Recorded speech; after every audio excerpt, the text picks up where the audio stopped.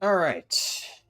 Took me a little bit of time to get this set up today, as usual. Doesn't help that I'm still dealing with the lingering effects of being sick. Having a fever for the past 2 days was not great because it meant I did not uh, really get a lot of work done. So it's been a rough week, but I think it'll be fun to at least do like a casual stream and just try to get through this. And I'm not gonna try to, prolong the intro or anything. I'm not doing a speed run. This is literally purely for testing purposes, and just because I figured I didn't stream last weekend, I might as well stream this weekend. So that's why we're doing it, but it's not going to be anything special. It's just going to be a chill 60 to 70 run. That gives me a good chance to test out Prot Warrior a bit, because I've done pretty much all of my testing so far with either like various specs, like I've been playing Evoker more than I've been playing Warrior, just because I wanted to test it. But Monk is what 90% of my time has gone into, which obviously I need to, because Monk is what I'm going to be playing the most. But I still plan on leveling a Warrior second, so it's good to get some practice with this. Hopefully this actually goes well. Oh, shit. I should start the timer, I guess. So one thing that I know a lot of people were asking beforehand, and it's something that I won't have a conclusive answer until the time my guide is published, which I've discussed at length that I want to have the guide done a week before Dragonflight comes out. And I can say for certain that will not happen for a few reasons. One, obviously this whole week has kind of set me back a little bit. That's how it goes, right? I've had a lot of shit going on this week on top of being sick. I've fallen a bit behind on what I initially planned on doing. So naturally, my schedule is going to get pushed back a little bit. So I think initially I was saying I was going to have the 60 to 70 guide out by the 18th. Well, it's past the 18th. Obviously, that's not happening. Now, I will still, of course, get it out before Dragonflight, right? But whereas before it would have been this, and then at worst I was hoping it might be Tuesday, I'm thinking it's probably going to fall more in the Wednesday, Thursday range when I'll have it finished. One of the biggest reasons is because if you haven't heard, on Monday the 21st, they're doing a launch day test. So they're going to be trying to see what, I should probably turn war mode on, actually. I have time to pop into Orgrimmar and enable war mode before the Zeppelin takes off, in theory. If I miss it, so be it. But I don't want to forget to turn on war mode again, because that would be bad. Alright, Orgrimmar, enable this. And then pop back out here. We can head on the Zeppelin. But yeah, so on Monday, if you haven't heard, they're doing a launch day test for... can I just walk on? And alright, yeah, you can just hop on. I don't know if it's still bugged, so I'm going to head up here and wait on the top area. But the launch day test basically, according to Blizzard, is going to simulate what it's going to be like when the Zeppelins arrive, and it's going to run for 1 hour, and basically they're trying to test how it works with traffic. So that is crucial for the guide for a few reasons. One, it will obviously help to test all this stuff out in a controlled environment. Hello, Mercy. Good to see you. So having a more controlled environment to test all these things out in, with, a lot of other people there competing, that's going to be really, really nice. But more importantly, if you have seen here, the run just started and we're already on the Zeppelin.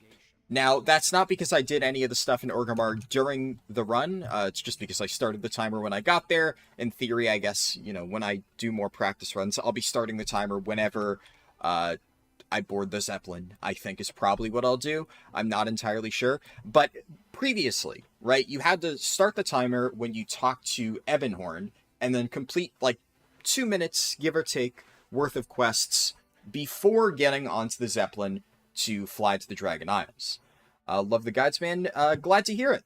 Thank you person whose name I won't read. But I'm glad to hear you like the guides. But yeah, so we can't, well, not can't, but we can now do all the stuff in Orgrimmar Stormwind beforehand, if you haven't seen that already. So you can do that in the pre-patch right now.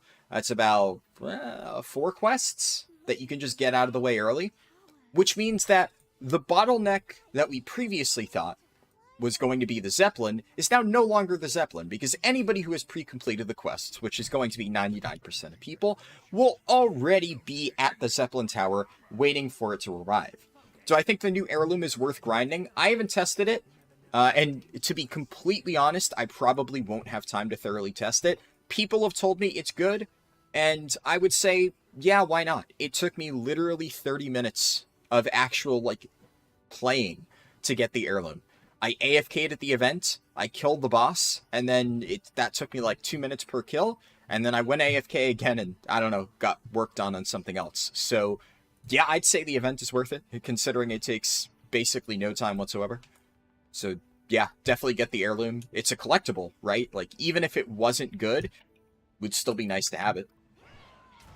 You also notice I don't have Falling Flame on this character. This is because this is the character I plan on leveling second. In theory, when this is actually on day 1, my Prot Warrior would have Dragon Riding there, and I would not need a Falling Flame because I could just Dragon Ride off the ship. Anyone else stuck on Dragonflight Beta update and can't play? Not sure. I did not run into that issue, thankfully, but sorry to hear that it's happening for you. I just realized all my keybinds are really fucked up. Yeah.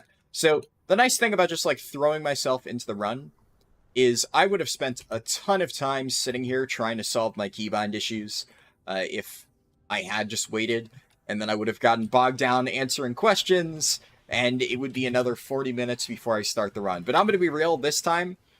I'm still somewhat sick, and while I did want to stream, I know that I don't have time to sit here for 8 hours today.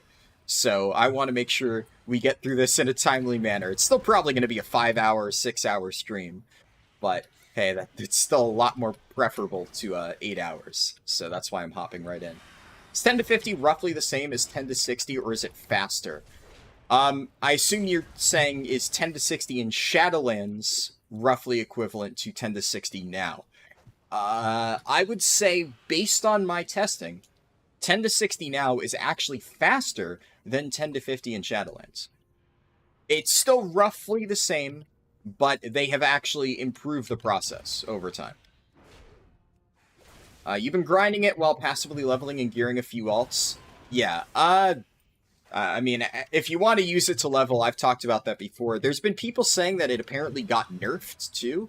I'm not sure. I haven't seen anybody provide actual information that the invasions got nerfed, but I've talked about this before. I tested the invasions.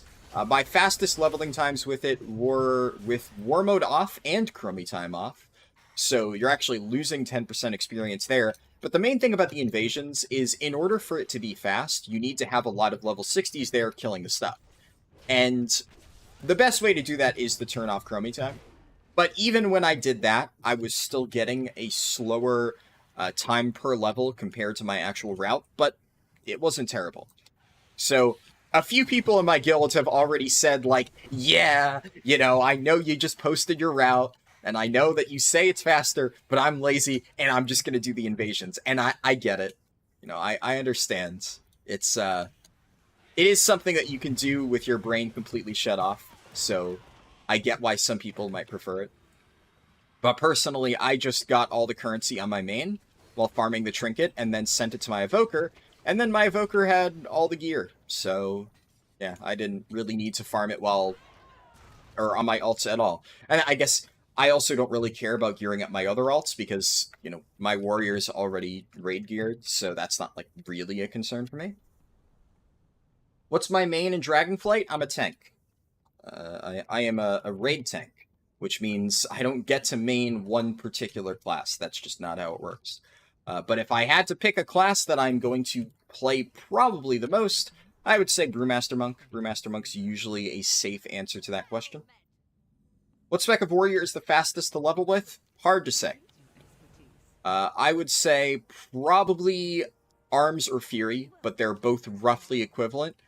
I'm leveling as Prot because Prot is what I have the most gear for, and Prot is what I am the most comfortable with, and Prot also just isn't bad, right? So, you're not going to get a bad leveling time with Prot. Like, if I had gear for Arms and Fury, I would probably get a comparable time with them.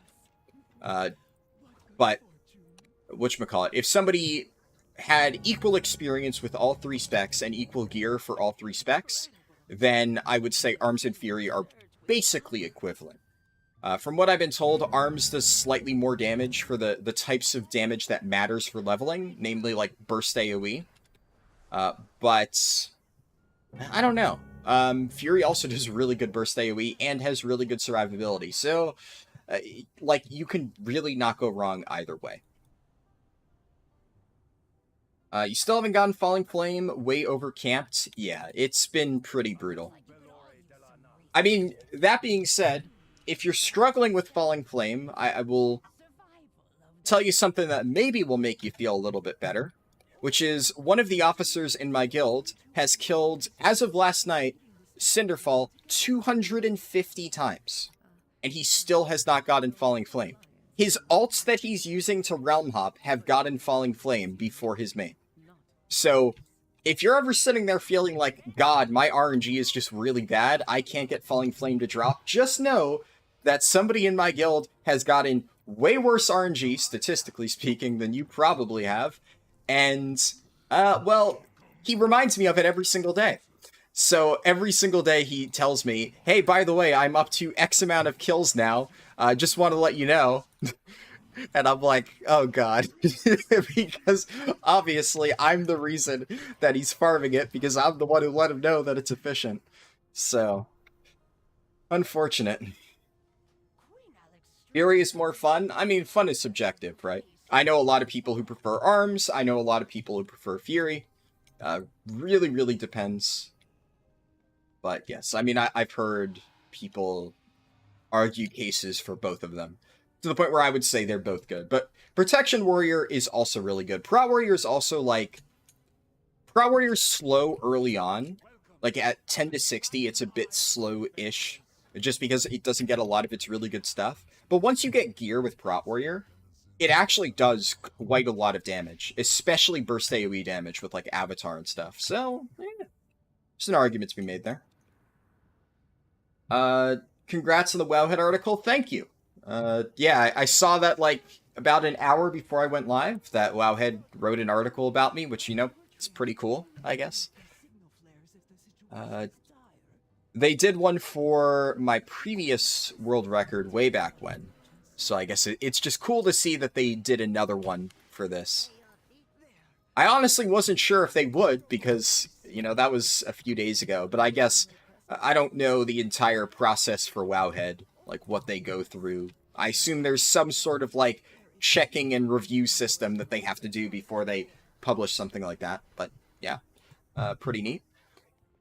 How's the leveling experience in Dragonflight? It's good. I mean, you could always just watch and draw your own opinion, because I will be showcasing the entire leveling experience during the stream. But I don't really have much to say. It's better than Shadowlands, is, I think, the best point of praise that I can give to it.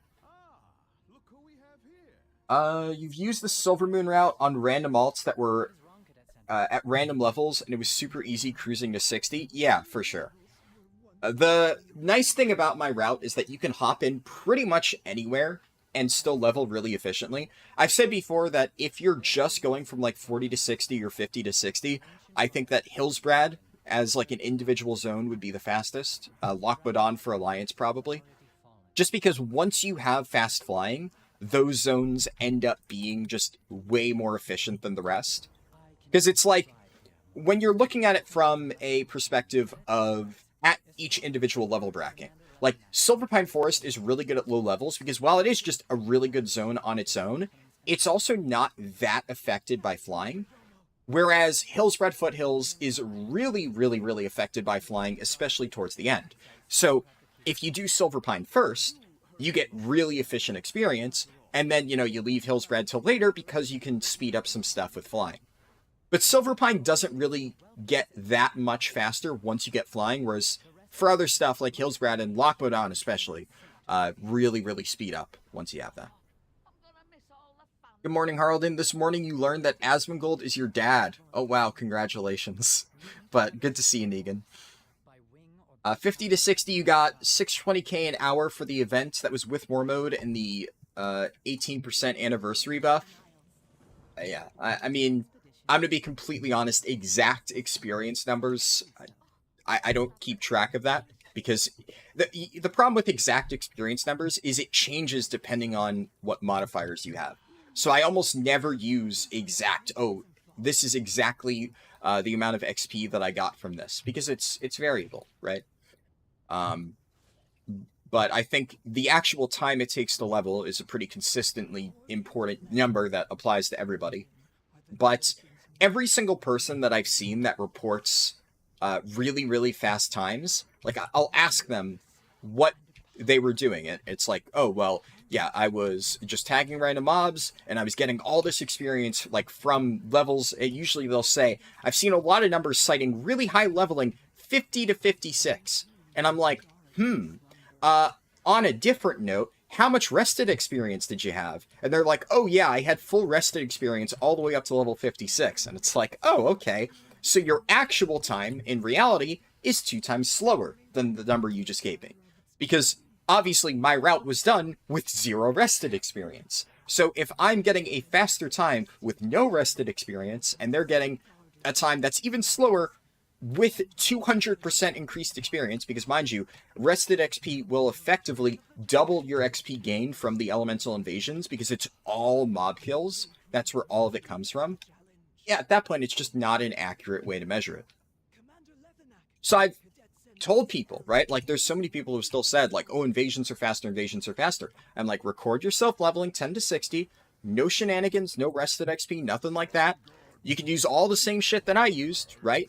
But controlled environment, right? And prove to me that it's faster. And so far, nobody has. It's not bad. Don't get me wrong. It is not bad, but it is not faster. +1 for Fury is fun. Definitely what you're going to main. Yeah. There's a bunch of warriors in my guild who've been messing around with Fury, and they seem to really enjoy it. So, definitely I've heard good things about it. The only reason I'm not playing Fury is just because personally, I have way more experience with Prot. I just find Prot to be fun to play. I like the playstyle. So it's nothing against Fury, nothing against Arms. I'm not saying they're bad. It's just, this is what I wanted to play. And this is, here's the thing, it's what I'm going to play on day 1, right? If only because I don't have a good two-hander. Like, if I check my bags, I guess I have, like, an old gavel, right? Like, I could go out and farm, like, cartel dinars and try to, like, buy myself a gavel and then upgrade my gavel. But, like, gavel gets disabled, right? So I would have to buy a different weapon. And the reality is, I'm not going to do all that. I'm not going to put in all that effort just to get gear for Arms and Fury. It's like, I have nothing against the specs, but I already have Prot gear. I'm more used to playing Prot, so that's what I'm going to level as. Just because I prefer it. Is Gavel disabled? I haven't confirmed it. We'll check. I've been told that Gavel gets disabled at level 61. So you can use it up until then, but at that point, yeah, you can't use Gavel. I mean, you could, but it would just be strictly worse than a regular weapon with secondary stats. Falling Flame is barely worth it. You can't even get 3 uses out of it. I mean, that's debatable. Not the 3 uses part, but the barely worth it. Like, if you think it's barely worth it, you know, I guess that's your call. I would highly disagree with that. I mean, you need only watch my actual run to see where it's used. But keep in mind that Falling Flame's importance has gone up significantly with the changes to allow people to complete the Orgrimmar and Stormwind quests in pre-patch. Because right now, the only thing separating a good time for somebody with and without Falling Flame is, the only good time separating somebody or casual leveler and a speedrunner, right, is whether they use Falling Flame or not. Otherwise, you're going to encounter a ton of people in the first area. You're going to get bottlenecked. It's going to be a nightmare. And it, a lot of people will say, "Oh, I don't care. It's not that big of a deal." And it's like, hey, that's fine. You don't have to complain to me.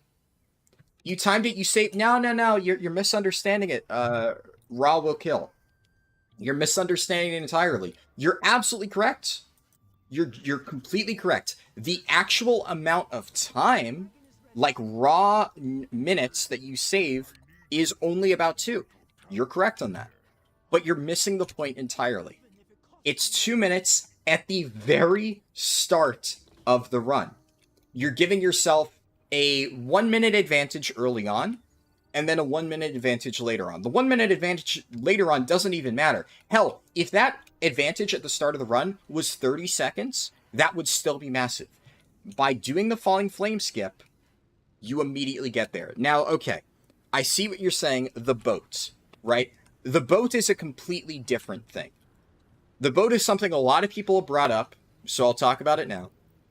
Currently, there is a boat, and this works for Horde too, so I know, you said it's much more efficient for Alliance. Actually, if it stays, it will be better for both Alliance and Horde, but that's a separate topic.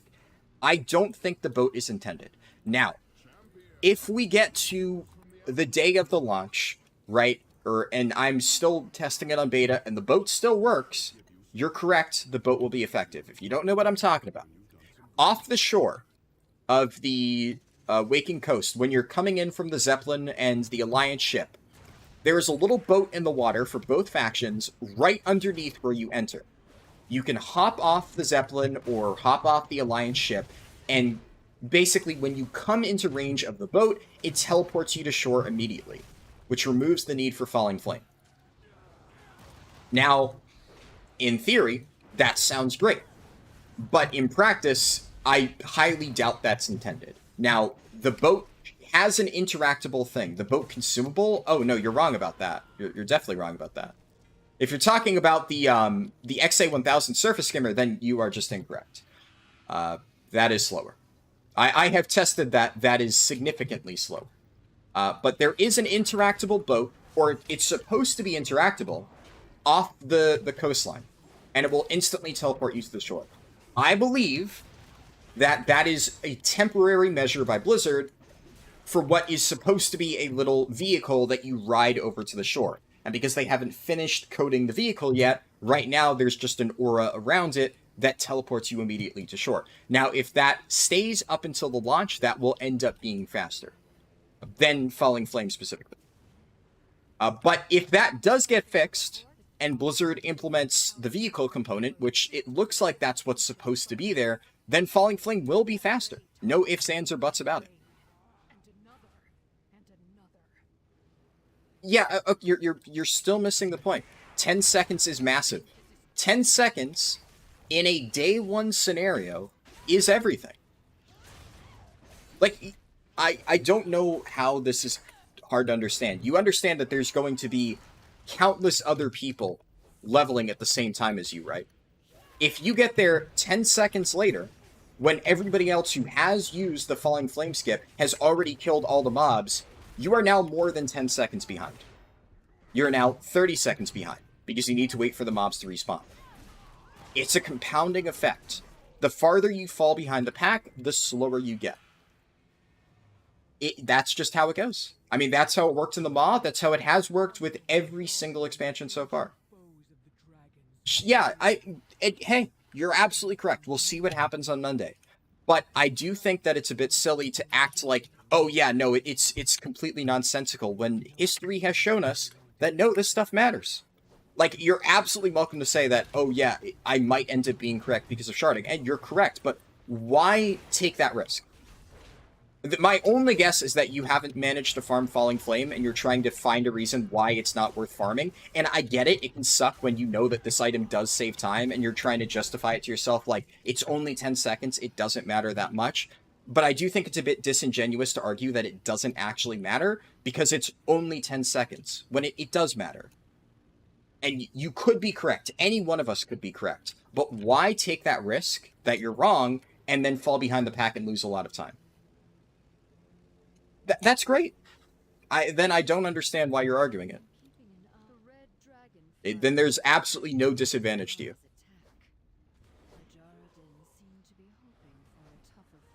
We had some good launches where we didn't lag like crazy, but it's more of an exception. Yeah, it's not even the lag so much as the competition. The competition is the real reason why Falling Flame would be useful.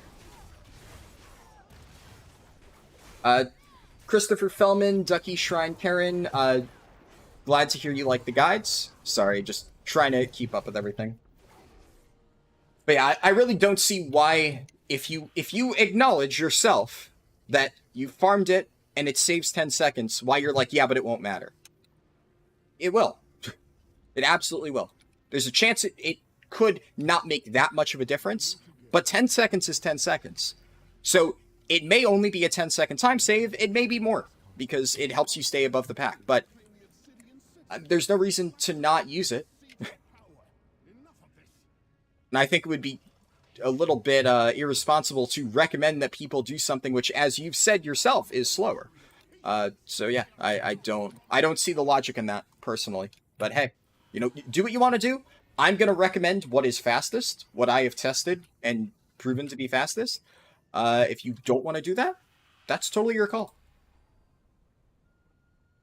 Yeah, I'm not saying that Falling Flame is going to get you like rank 1 world or whatever. Like, it's not going to magically make you, like, the fastest speedrunner, and I've never said it's going to save, like, hours of time. I've been pretty clear about where Falling Flame helps. But the reality is, it's like, if you can farm something to prepare right now, why not? You know, it can't hurt. So, there you go.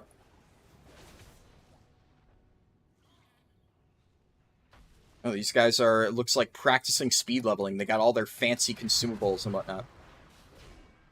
Hello, Toth. Sharding will help, but it won't be the saving grace you think it will. Yeah, exactly.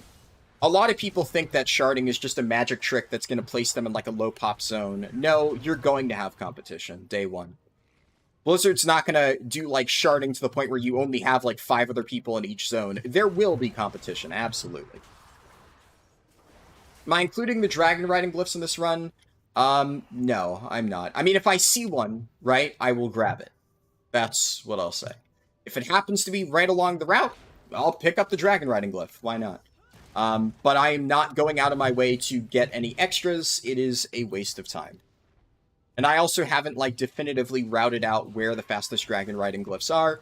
It's not something I've really had time to do. Thanks a lot for your guides. Helped a lot. No problem. Glad you liked them. What is the discussion? The point is speed. If we save 5 seconds, it's faster. Yeah, exactly. That's the point. That's exactly my point. I don't understand arguing why, like, oh, well, it's only a 5-second time save. It's like, well, yeah, if you don't value it that much, sure. But a 5-second time save is a 5-second time save, and especially in the case of Falling Flame, it's more than that, and it's also disingenuous to call it a 5-second time save when the entire point is getting ahead of the pack. But yeah, I've already beaten this topic to death. I'm not going to dwell on it. But yeah. Don't remind me, WoD launch, we had to wait days before they could fix the Garrison intro quest. Yeah, the Garrison intro stuff was... that was a mess. Somehow I actually wasn't terribly impacted by the WoD launch. I also overslept by 2 hours, so I missed the initial really bad stuff for WoD, but I still ran into some issues, and it was not the best. I should probably also use consumables, huh? On average, is tank spec better than DPS when applicable for leveling? No. No, you have to judge it on a case-by-case basis. For Druid, it might be. Druid might be faster as Guardian. I'm not 100% sure. It's not something I've really had a time to test, but historically, Guardian has been an extremely efficient leveling spec and probably remains that. Especially with the 50% aura buff. I would say you're making a safe bet playing Guardian Druid as leveling. For other DPS, it depends. I will say that universally, at low gear levels, tanks will outperform DPS while leveling. That is something I can guarantee you. Just because the main issue with leveling as a DPS, I should probably put my points somewhere. Let's go with shield charge. And I'm actually gonna take a minute to stop and fix my bars, because I've just been leveling with garbage everywhere. and I need to make sure that all of my stuff is in the correct spot. There we go. That there. Can just toss these extra mounts off my bars. But yeah, when you're under geared, absolutely, it is faster to play.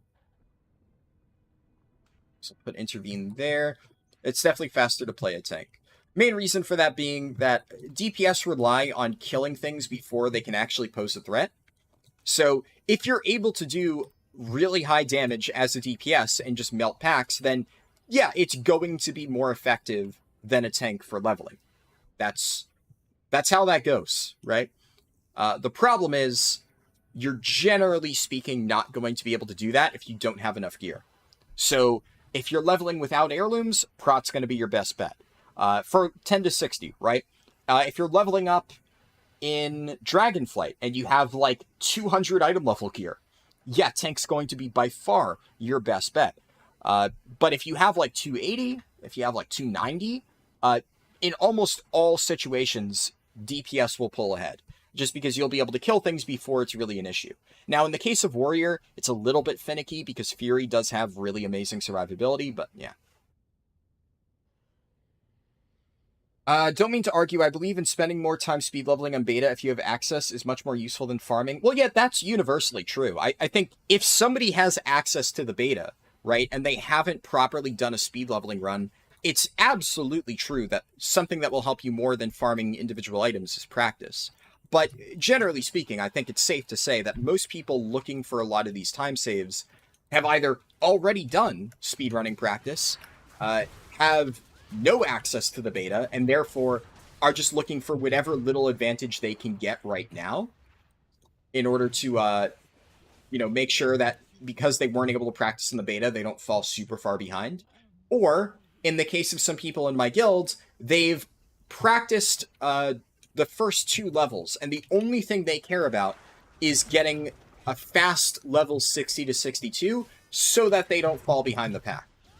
And then once they comfortably stay ahead, they don't really care too much about optimizing. At that point, they'll just have a smooth leveling experience. That's what a lot of people I know are trying to go for. 300 item level Guardian versus Feral. Guardian, like, almost guaranteed is going to be faster, I would say. Like, Feral isn't bad, but I mean, if you play Feral, right, you don't need me to tell you that your AoE damage is not the best, whereas Guardians have AoE damage that is better than many DPS in a large amount of cases. So not only is Guardian just insane for AoE DPS, but you're competing against the spec that historically is not the best for doing AoE damage, and Guardian is also literally just unkillable. So you will never need to worry about your pulls as a Guardian Druid because you can just do whatever the fuck you want and you will face no consequences from it. So, a little bit of an advantage. There's the rare mob. Should do shield charge. I guess I'll pop my cooldowns for this. Thank you, no problem. What consumables would I recommend? It really depends. I mean, if you're talking about like low-level consumables or low-impact consumables, right? Like, I'm not using it right now, but I would say speed food is good. I've literally just, for the record, on this run, I have copied over my warrior, and I'm just going with what I have in my inventory. I have done 0 prep for this particular run. This is like a casual run in every sense of the word. I guess with the exception that, I've already done the route a few times. But no, definitely the aim is to be much more casual. But I would say obviously get some flasks, shadow core oil. If sharpening stones are better for your class, obviously use sharpening stones instead of oils. Potions, augment runes, all that fun stuff. I need to kill a few more Primalist forces.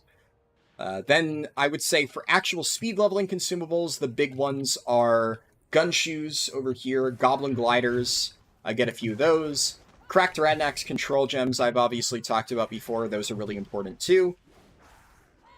But there's a lot of other things, like Falling Flame. I mean, we just got done discussing that. That is important, but it really depends on how serious you plan on being. Like, if you're just looking for some helpful consumables to speed up the process, and you're not trying to go, like, super fast, speedrun, stay ahead of the pack, then you don't need Falling Flame. But I would say Gun Shoes, Goblin Gliders, Radanax Gems will be beneficial no matter what you plan on doing. They're just helpful to have. Feels great not having to do all the Shadowlands shit anymore. You can't wait to play alts during Dragonflight. Yeah. Shadowlands... I hope time will prove me correct on that, but I said that Shadowlands had one of the most miserable leveling experiences at the time, and a lot of people said I was just, dooming or whatever at the time, and, I was just complaining for the sake of complaining, and no, Shadowlands was just really bad. And honestly, like, by comparison, I don't mind Dragonflight. I actually think the Dragonflight questing process is one of the better ones that they've done. Let me put this on my bars. Okay, Gun Shoes. Then pick up the egg. Alright, we're good.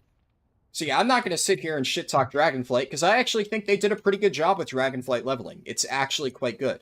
But Shadowlands, I complained non-stop at the time. I got a lot of shit for it, but I think I was justified in doing so. It was a terrible expansion. In every way, mind you, but especially when it came to leveling. Leveling was just a fucking dumpster fire. What's my issue with Shadowlands leveling? Where do I start, man? Shadowlands leveling was not fast. Shadowlands leveling was fast after they did the Threads of Fate rework in 9.1.5. It was not fast. That one, I'm not even going to... I'm not even going to try and debate that one, because if you try to argue that Shadowlands was anything but one of the slowest expansion leveling processes they've made in recent years, I do not know what to tell you. It was very, very bad. I mean, BFA wasn't great either, but, Shadowlands leveling was tedious, yeah. I think it was even worse in the fact that a lot of the time loss came from just the unskippable RP that was stuffed down your throat just all the time, and that made it just fucking miserable. But, a lot of people forget that for the first, year of Shadowlands, I think it genuinely was the first year of Shadowlands, you genuinely could not level in Threads. Like, you could, right? But it was slower than Campaign. That's how bad Shadowlands leveling was. They made an entire Threads of Fate system for alt leveling, and for over a year, it was like twice as slow as just recompleting the campaign. That is how bad Shadowlands leveling was. Like, you can look back on it and say, oh, well, they made it significantly better midway through the expansion. But just because they improved it later on doesn't excuse the fact that it was just complete shit for an entire year. And by comparison, Dragonflight leveling is releasing in an infinitely better state. I would argue that Dragonflight leveling is as good, if not better, than post-changed Threads of Fate. Just by default. It's significantly faster, dragon riding makes it feel a lot better. It's just good. Let's see. Castle Nathria was lit. Yeah, I liked Castle Nathria, but a lot of people, I think, overrate Castle Nathria. It was a good raid, but it was not the greatest raid ever. A lot of people think Sire Denathrius was an amazing boss. And yes, Sire Denathrius was a really, really, really good boss. But just because the end boss was really good doesn't change the fact that a lot of the bosses in Nathria were kind of shit. It had a few really amazing bosses, and then it had a lot of really mid bosses, or some just absolute dogshit ones. So, Nathria, in my opinion, is an above-average raid, but it is by no means an amazing raid. Purely because it just had some real stinkers in there. Best thing to come out of any of the Shadowlands raids was Sire. I slightly disagree, just because I think Halandris was the best boss. But I would say second best would be Sire. But Halandris, God, that boss is just so good. I fucking love Halandris. So I'm definitely biased in that regard, but yeah. I mean, Sire Denathrius was also a banger.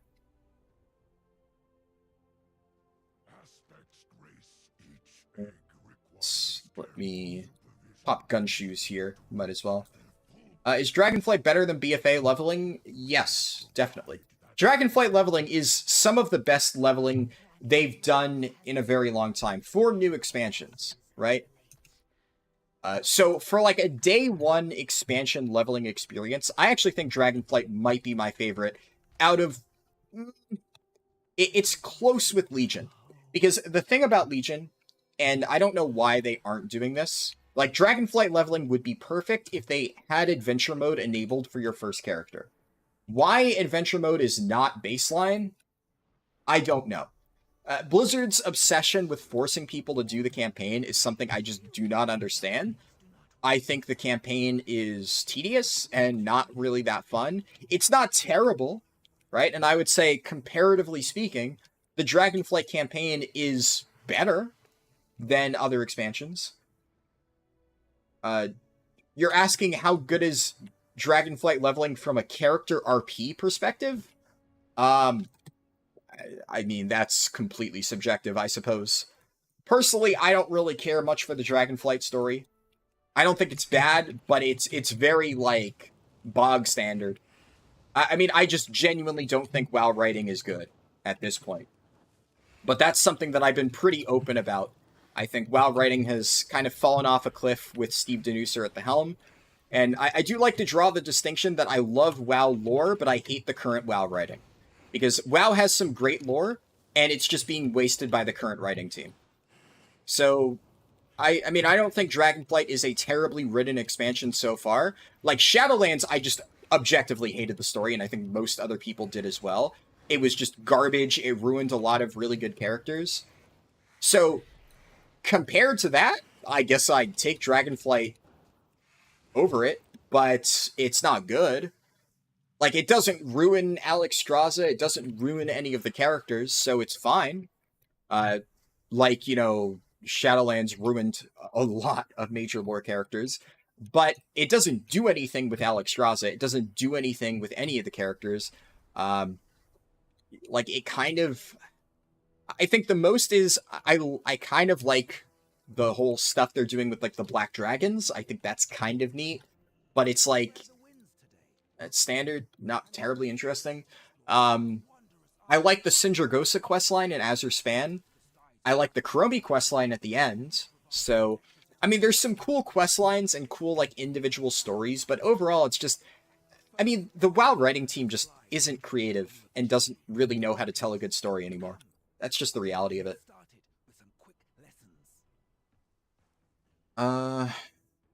Spamming 3 here is helpful. 3+2 to fly into mobs. Yeah, I'm aware. Like I said, I'm not trying to go super fast. I am... if I try to sit here and do, like, heavy speedrunning stuff, I'm going to burn myself out. In case you missed the start of the run, just so everybody knows, I still have a slight fever. I've been sick for the past week. It has not been a great week for me. I am streaming because I did not stream last weekend, and I knew this is something that people would probably want. I am not feeling amazing at the moment. I am not trying to do a speedrun. I am just doing testing on my warrior for fun, and more just so that I can stream. Because, you know, I know a lot of people are going to have questions and stuff, especially about, like, the 10 to 60 guide, which, you know, this is usually a good place to answer questions about that. But this is not a speedrun. I put the timer here just because people like to see it. If I don't have a timer, people ask me why I don't have a timer. And it's just like... So that's why we're doing that. Hope you get to feeling better. Yeah, it's better than it was the past few days, so it's definitely an improvement. But, yeah. But I'm not trying to do anything crazy right now. We're going to grab this dragon riding glyph because it's really close. And then I'm just going to head back here.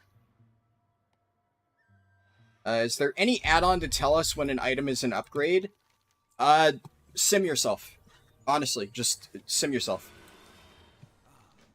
Like, there are add-ons that, technically speaking, will tell you when an item is an upgrade, but you should not rely on them. If you want to know what the best upgrade is, use tools like Raidbots to sim your character and compare your gear. That being said, while leveling up, just use the highest item level piece. That's it. I mean, it's really that straightforward. Like, if you're really trying to sit there and min-max, it's like, oh, well, this has whatever secondary stats. It's not going to matter. If something is a 0.1% upgrade while leveling, who cares? It genuinely does not matter. You're going to waste more time sitting there trying to do the math on whether or not it's an upgrade than it will ever save you over the course of your leveling experience. So, don't bother. It's not worth it. But if you're looking to sim yourself at endgame, yeah, that's how you would do it. Shit. Unlucky. What class do I think will be the fastest to level? Monk. I think Monk will be the fastest to level. I'll be doing a Monk run later this week. I was going to try to have my Monk run done by this weekend, but, you know, obviously that didn't work out for reasons I just got done explaining. But, can I... There we go. Yeah, I'll be doing a fast run with a Monk. Where do I... Oh, I didn't open the menu. Ah, fucking hell. Alright, so I have to open the customization tab. And then I get credit. Alright. I'm just gonna pop gun shoes here.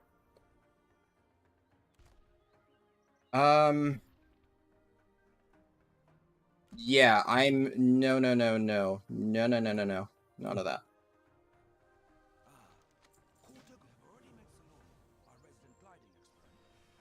They talked a lot about having endgame story stuff that they didn't put out in the beta. That gives me some hope. Yeah, there are some quests at the very end of the experience that were initially on... that were initially part of, like, the quest line, and they have kind of vanished, almost.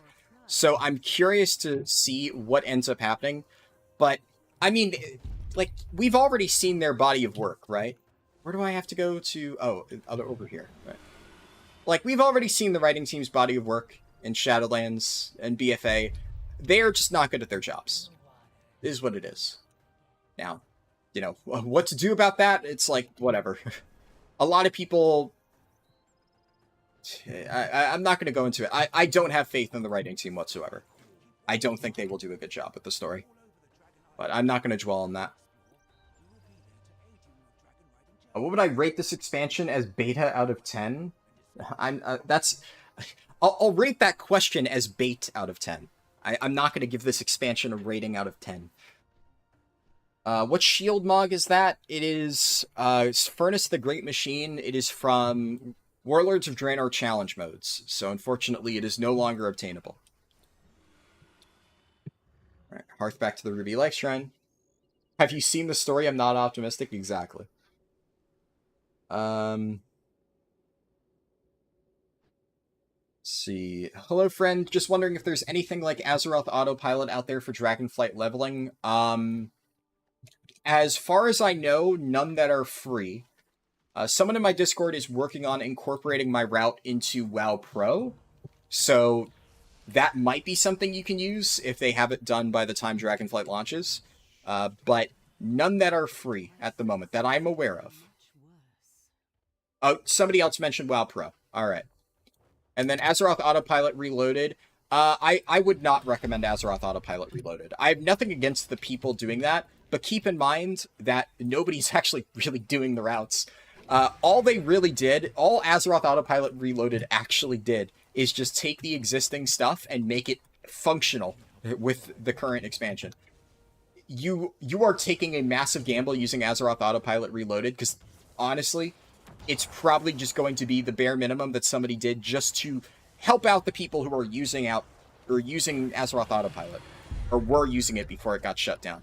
It's no longer actively really supported in a sense that there's no longer routes being developed for it. It's no longer being, like, actually maintained by the previous people.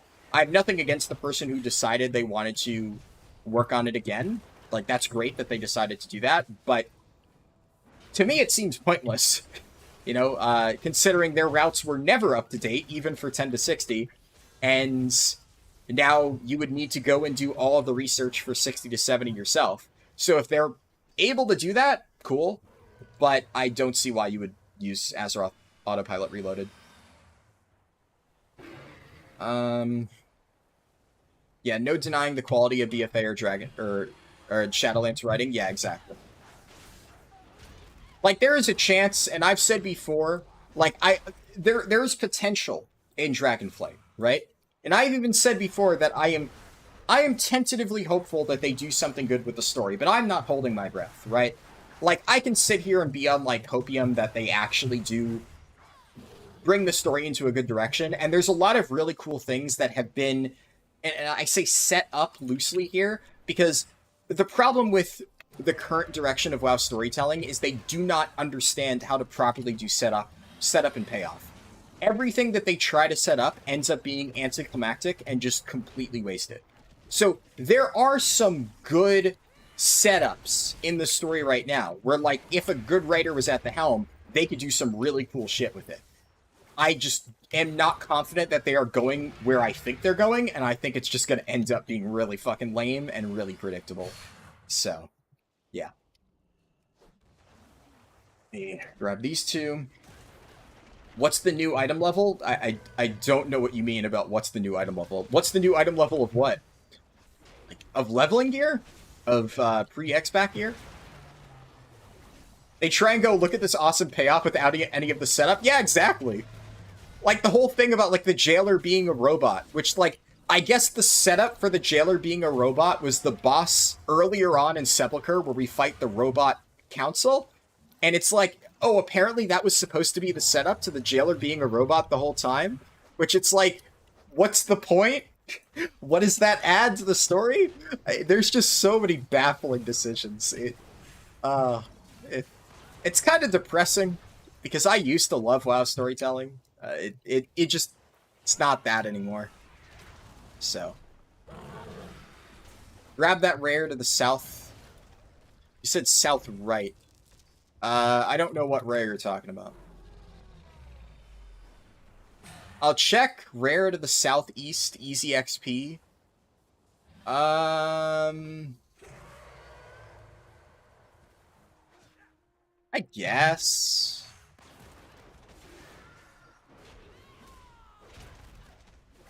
Yeah, it's not bad. I missed it. I'll look more into rares. The problem is, at a certain point, like, let's see how much XP we got. It was like half a bar. Like, is half a bar worth of experience bad? No. But this was a noticeable detour to go get that rare. So I think that might be worth it. But I don't know if stuff like that will always be worth doing.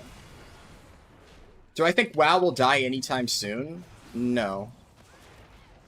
I mean, I think WoW would have died if Dragonflight was just objectively dogshit, which it's not. So, at the very least, it's gonna survive this expansion, because I can tell you right now, it's a good enough expansion to keep people playing, which is what's important. It's not a Shadowlands. But who knows? I mean, if they go back to making Shadowlands level expansions back-to-back, it will die. I guarantee you that. But Dragonflight is an improvement, so, you know.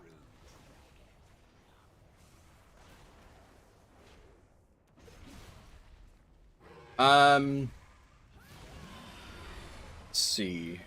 Am I going to have a run in Wrath of the Lich King? No. Why would I do that? Am I going to be playing Evoker? Yes, I've been playing a lot of Evoker. I guess I'll say it right now. Next weekend stream will be Evoker. So, Saturday the 26th, I'll be doing an Evoker 60 to 70 run. I technically already did an Evoker 60 to 70 run, was it like on the 30th? And it did not go well. But I've practiced Devastation a lot since that initial run. And I actually quite like it now. Now that I understand it. And there's some questions about what I think about various paid guides. I'll really quickly and easily make my answer clear on that. I think that if you're paying for a leveling guide, you're an idiot. And I don't think it's a good idea to give money to guides like that. Like, in the past, maybe, when there were absolutely no other good options, but I can guarantee you they are slower than my route, and my route is free. The reason I don't charge for my route is because I think it is absolutely fucked up to charge for information when you could just publicly share it. So I dislike the idea of monetizing information, I am never going to put my shit behind a paywall, and I dislike guides that do. That's hopefully should answer all those questions about what do I think about XYZ guide that charges money. That is my universal opinion of them. Let me scroll up. Oh shit. I didn't realize those guys were killing the rare mob already. Unlucky. I thought he just hadn't respawned. Did I say that WoW Pro Guides was a good add-on for the route? So, okay, what I said is WoW Pro is free, right? And so you can basically import your own guides. Somebody from my Discord is working on basically taking my 60 to 70 route and making a WoW Pro version of it. I don't know if they'll have it ready in time for Dragonflight. They've been telling me about it, but I haven't worked on it at all. It's purely their thing. I don't have time to work on anything like that at the immediate moment. But obviously, if they're able to finish that in time for Dragonflight, then I'll throw it in my Discord and anybody who wants to use it can use it. The WoW Pro Guide will be released tomorrow. Cool. That's good to hear. You level from 60 to 70 with only the campaign? Yes and no. Your first playthrough, you will have to do the campaign. On future playthroughs, you can use something called Adventure Mode. Adventure Mode basically lets you pick the zones that you want to level in. So you can do, like, Azure Span first. But the thing about Adventure Mode is it's not like Threads of Fate. Adventure Mode is basically, the best way to describe it is it's like Threads of Fate and Campaign combined into one leveling experience, and there's no opt-out. So you will automatically be placed in Adventure Mode on every single one of your subsequent alts. And you could, if you wanted to, just do the campaign again, but there will be some, like, bonus world quests and stuff alongside. You could also go and do, like, Azure Span and then Thaldraszus and whatnot, and yeah, I'm gonna be completely real. I haven't looked into it a ton. There's a lot to look into for Adventure Mode in terms of, like, the different combinations of routing that you could do, and to be completely honest, it's not something that I'm going to be heavily optimizing before Dragonflight launches, just because it would be impossible for me to test everything. And the Dragonflight leveling experience on its own is just so fast that the Adventure Mode optimizations would maybe save like 20 to 30 minutes at most compared to my regular route. So you don't really need like a special route for it. It's something that I'll work on eventually, and I'll probably put out a guide with the best Adventure Mode route when I have more free time. But for now, it's like, it's still going to be extremely efficient. Doesn't matter. Take this. You can just go on ahead. I'm just going to pop Gunshoes here. Save my Dragon Riding Vigor. You're able to get to 70 now? Yeah. I mean, on the beta, right? In Dragonflight. This is obviously on the beta, right? Where I'm streaming this. But yeah. You paid for a WoW Gold Guide and never use it? Yeah. It's like, I personally don't understand why. But yeah, I guess that is one of the risks inherently. What about intellectual property and patents? What about it? I don't see how that applies to the current conversation. You can't patent a WoW leveling route, if that's what you're asking. Like, in theory, somebody could just copy my route, and there'd be fuck all I could do about it. In fact, people have copied my route, and there's fuck all I can do about it. But it's fine, because I am confident in the quality of my guides, and, I mean, hey, my routes have been getting copied for years now, and yet my guides still perform well, because the presentation is better.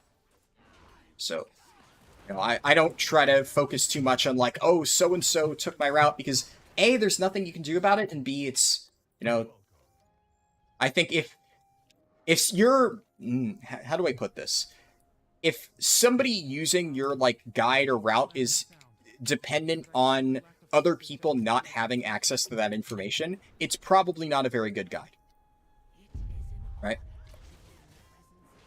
But I'm not going to go into that too much. How much better is Dragonflight than Shadowlands? I would say Dragonflight is roughly like 223% better than Shadowlands. Like, how am I supposed to answer that? How much better is it? Fuck if I know, man. It's better. It's a better expansion. Like, there's no tangible measurement for how good an expansion is. But, I mean, it's better. That's also my personal opinion. I'm sure there's going to be someone out there who's like, oh, I love Shadowlands and I hate Dragonflight. And, you know, sure. Like, everybody has their own opinion. But personally, I think it's better. Where does Blizzard post the adjustment they make to quests? They don't always. That's the problem. Sometimes they just won't post it. Sometimes they'll just make changes and people have to figure it out on their own.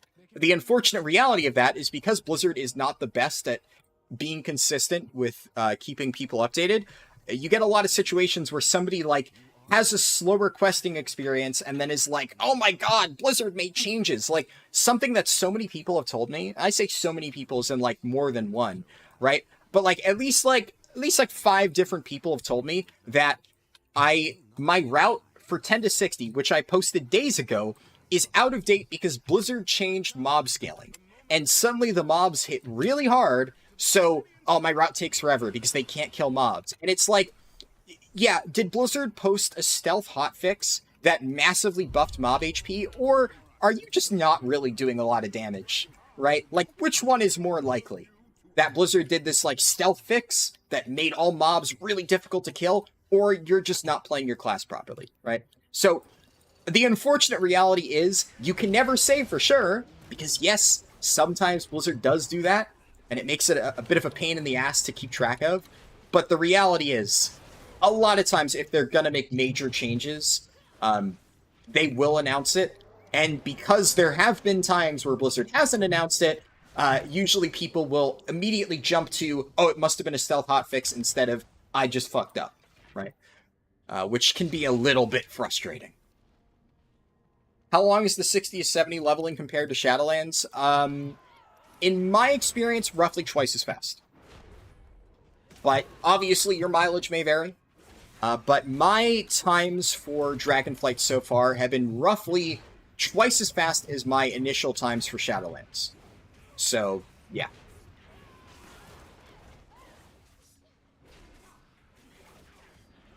Let's see. Do I have any tips for leveling late, as in not on launch day? No.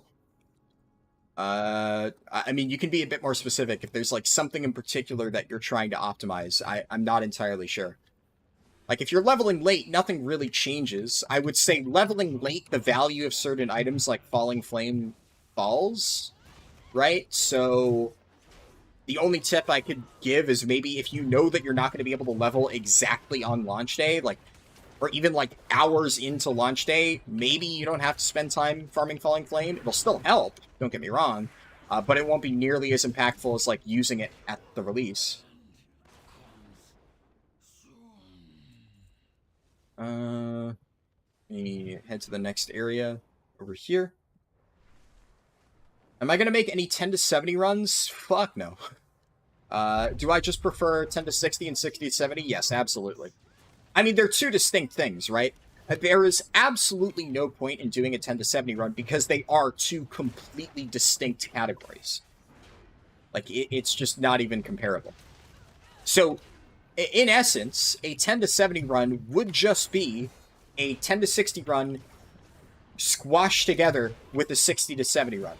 So it's not like it changes the process whatsoever. Like, if it was actually significantly different, then I would. But it doesn't provide any new information. It would take me a really, really long time, which, like, obviously doing a 10-hour speedrun or longer would not be the easiest thing. Would probably make me very, very tired by the end. So, like, if there was a benefit, I'd gladly do something like that, but there just isn't. At that point, you might as well do 1 to 70. At that point, I might as well just not. I cannot be fucking asked to do something like that. It's like fun to think about in theory, but yeah, it is literally just the 2 runs combined. Not to mention, for practical purposes, it honestly isn't even the 2 runs combined, because realistically speaking, upon hitting level 60, for most people, they're going to stop, they're going to send some extra stuff over to their character, or if it's the case of like day 1 60 to 70 leveling, they're going to have existing gear that they can use, right? So it's not even really applicable. A lot of people, even in practice, will separate their 10 to 60 and 60 to 70 process, because it does change the stuff that you need. Thinking of Prot Warrior, how's it feeling? Prot Warrior feels great. I like Prot Warrior. It's one of the tanks that I'm planning on playing. So yeah, I have nothing bad to say about Prot Warrior. It's a good tank. Honestly, all tanks at the moment are pretty good. I would say Bear is still...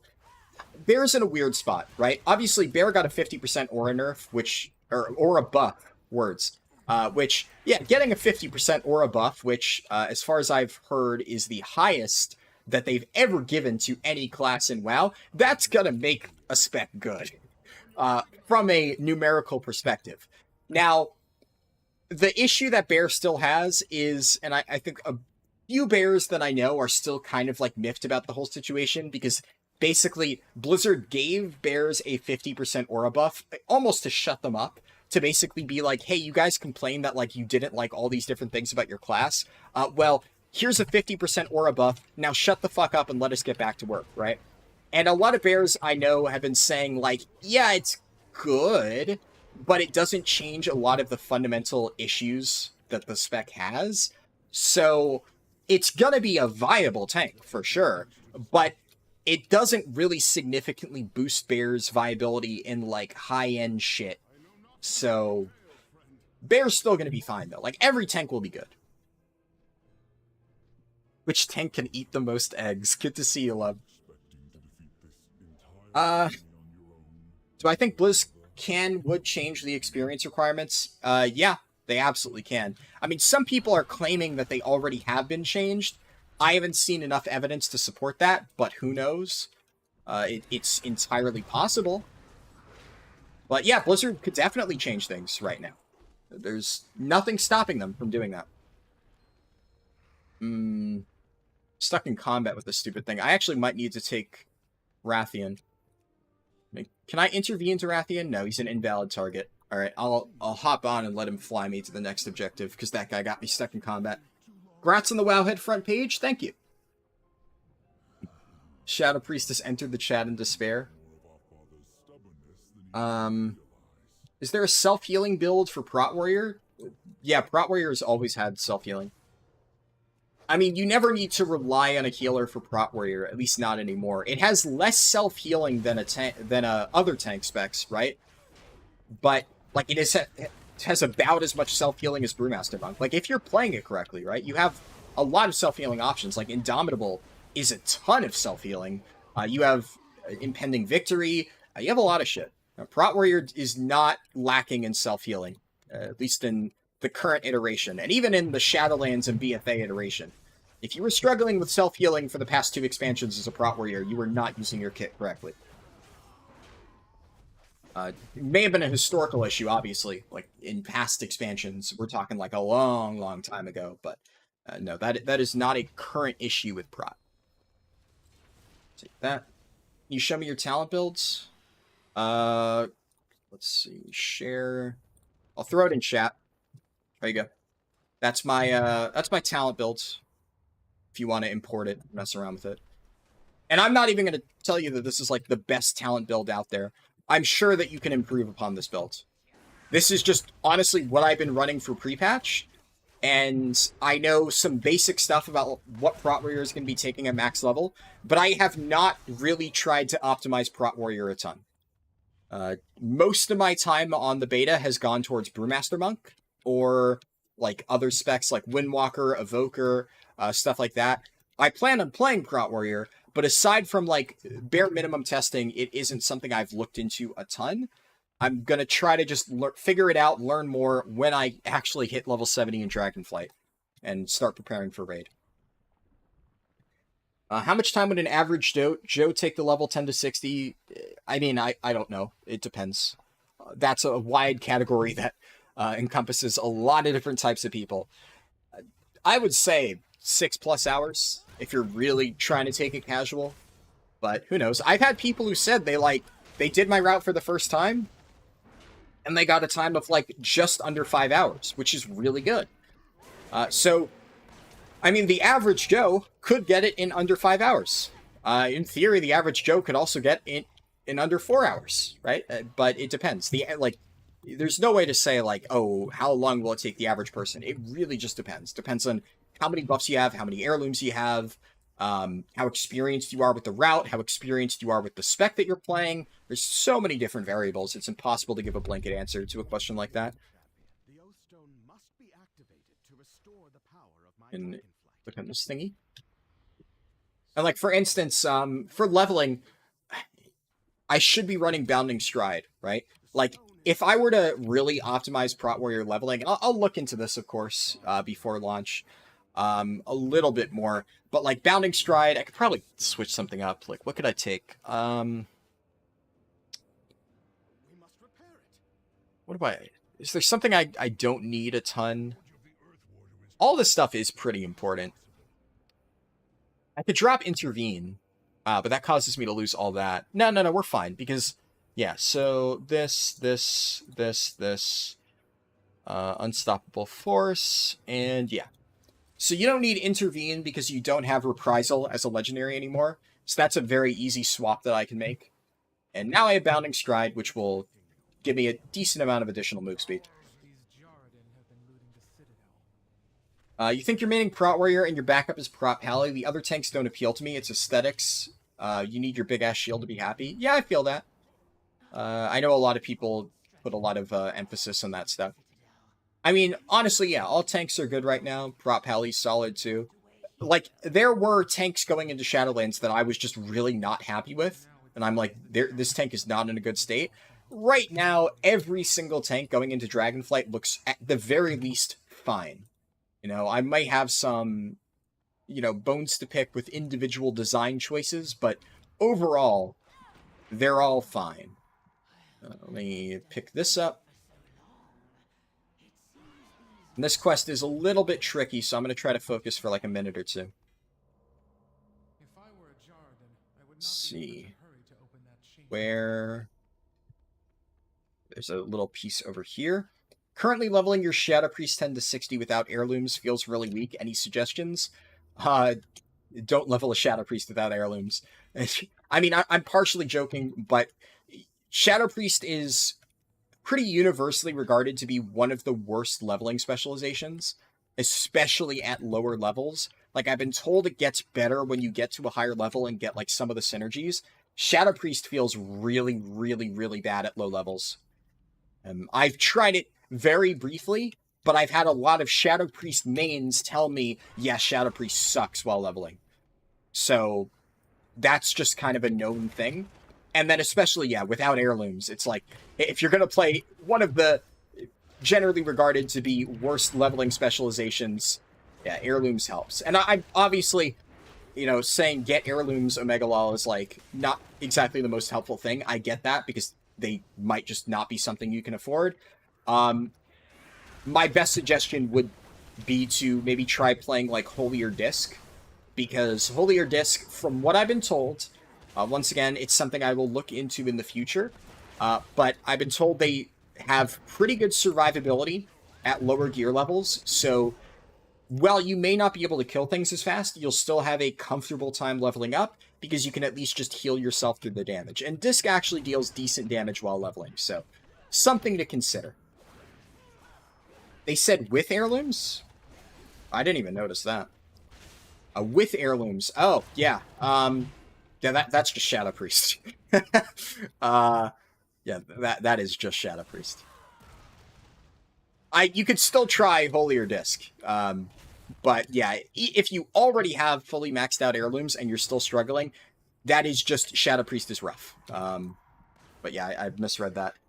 Did I see Echo's leveling guide? No. I did not. I'm not... I might look at it, but Like, if I looked at every single other leveling guide out there, I wouldn't get shit done, right? There's so many of them. I saw that, like, now and somebody else put out just, like, a discussion about leveling, which, I mean, looking at it, it didn't seem like a guide so much as, like, general tips. But I did see something about that. But, I don't know. Yeah, I mean, there's a lot of different guides for 60 to 70, right? I believe that's what they're talking about. Yeah. So in that case, I saw it like recommended, I think on YouTube or whatever, but I did not actually look into it. You've got into 7,000 fish without getting the turtle? God damn. Yeah, now I feel bad. I think Prot would be fine if Blizzard addressed the Holy Power thing, even if they put Holy Power generation in the talent tree. I mean, I agree that it does kind of suck to not have Avengers Shield generate Holy Power, but I don't think Prot feels terrible. Like, I've seen Prot Paladins still perform completely fine. So, yeah, I can understand that being, like, a concern. Like, you know, if you're used to that, you want that fixed. Like, I get that. There's a lot of little nitpicky things that I have, but I think Prot is still in a perfectly fine state, even with the Holy Power generation being what it is. Rogue is by far the worst for leveling. Yeah, I've been told that as well. Ever since that update on the 15th, I'm starting to get gear drops at mid-level, which actually out-level your maxed heirlooms. If anything, that would only apply for like 1 to 2 levels, which, I mean, you might be correct, but keep in mind that while leveling through, what's it called? Like, the Kata revamp zones, no matter what the item level is, it's almost never going to be better because the itemization on that gear is really bad. So you're almost never going to use it. Generally speaking, like, you could, if you have an heirloom that has no enchants on it, and you have a piece of gear that is slightly more itemized for 1 level before the heirloom continues scaling, like, I guess you could equip something over your heirloom, but that would maybe only happen for, like, 1 level, and also if you have an enchant, then it immediately is no longer worth it. I don't know. It's debatable, but it is definitely a very minor thing. You'd rather level a Shadow Priest than fish that much, yeah. Shadow used to be fairly decent back in Wrath. Yeah, but Wrath was a long time ago. So we're not talking about Wrath. Pigeon Me Fish making me a lot of money, though, so it's not like it's a bad farm. Jesus, yeah, that's good. Let's see. You got your turtle from a catapool in Tobarad, damn. Saw that with, oh yeah, I see that. The berry you talked about last time you leveled 60 to 70 was the Shadow Berry from a rare called Mother Umbra. Yeah, I picked that up, but I never used it. I don't think there was a single time during the leveling process where I actually was like, yeah, I really want to use this berry. I don't remember what you said about it before, though, so... I don't remember the context of when we initially discussed it. But yeah, no, I heard about that berry. I got it. Right? I had 20 on my monk. I still have 20 on my monk. And I'll keep it, because it's one of those things where, like, even if the berry doesn't help at all, can't hurt to be prepared, right? So I've been holding on to it, but I do not see the advantage to it. Because if you have gear, it's almost never a concern. Like, there's maybe 1 or 2 difficult pulls later on where the berry can come in handy, but even then, a lot of times, whenever I've struggled... Yeah, 2% HP per 5 seconds. That, like, that's the thing. It can't hurt. It's just a flat gain. I just don't think it's necessary. But, I mean, I have it on my monk. If I ever do need to use it, I will at least have it available, right? So that's good, at the very least. You've seen so many Tarn rogues lately? Yeah. I've seen a lot of people in my guild discussing good Tarn rogue names. It's like the main topic, outside of good Drakthir names. You're kind of a glutton for punishment. You got salty on retail and you're doing it again. Yeah. Ah, good old Lub. Some of you weren't even born when we were in Wrath. How long ago was Wrath? Yeah, Wrath was like... It was a fucking long time ago. Yeah. I mean, I was 10 when Wrath came out, give or take. So, I guess, yeah, about 15 years ago. Yeah. Shadow has been in the depths since Legion. Yeah. Shadow has... I mean, the problem with Shadow is just... It doesn't have really great burst damage or AoE. And that is the main thing that you need for, whatchamacallit, leveling up. Like, it has really good, like, rot damage. You can dot up a lot of different targets and just melt them. But its burst just isn't there, and its survivability especially is one of the major things that it's just lacking.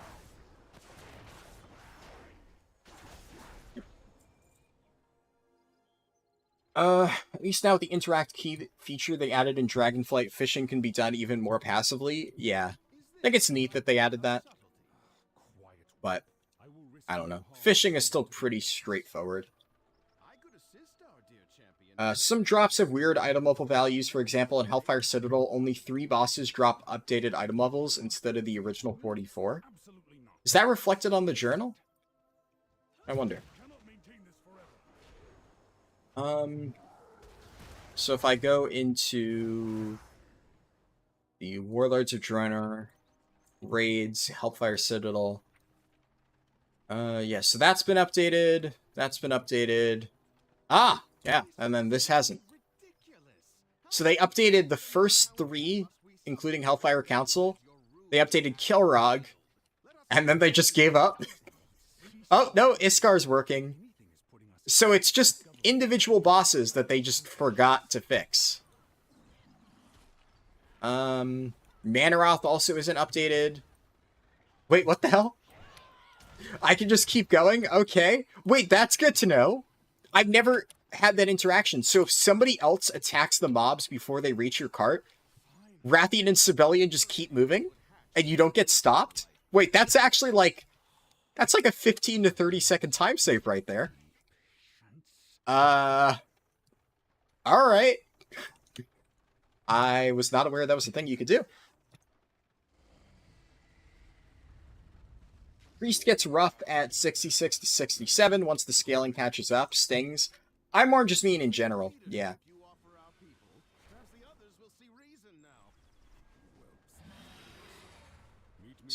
Almost there. And then go talk to this lady. I wonder if you can use that. It's so... that's iffy. Obviously, you can't use that day 1, right? Because if you're speed leveling, then it's kind of pointless. Because if you're speed leveling, then you're going to be at the front of the pack anyways, and you're probably not going to run into somebody who can actually do that for you. Now, for future runs, I guess that's something nice to know. In case you see somebody, like, slightly ahead of you, you can, like, make sure that they get delayed enough to pick up your mobs as well.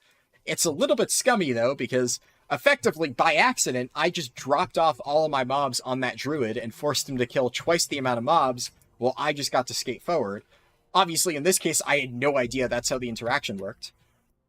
I guess I'll go with Booming Voice. How long does leveling take for an average player on an average spec? Fuck knows. Let's say 6 hours, 10 to 60. How much for 60 to 70? Oh my god. Okay, Alexstrasza. Thank you, Alexstrasza, for ignoring my dialogue volume settings. Yeah, maybe like 6 hours, 10 to 60-ish. For 60 to 70, hard to say. Maybe like another 6 hours? I don't know. Alright, we got a few dragon riding glyphs there. I can pop this open, and I'm going to take dynamic stretching. Oh. Come on. Come on. There we go. Almost missed that one because I wasn't paying attention. But we got it. Can the NPCs target... Oh. I don't think they'll target a dummy. you would need something that aggroes onto them, but Troy, I think you're onto something. Because if I were to use Black Ox Statue and something that generates threat, if I had a threat generation tool sitting there pulsing when they spawned, that might work. But it also might be tied to me getting into combat. Oh, that's a cool animation. They must have added that recently. I've never seen that happen.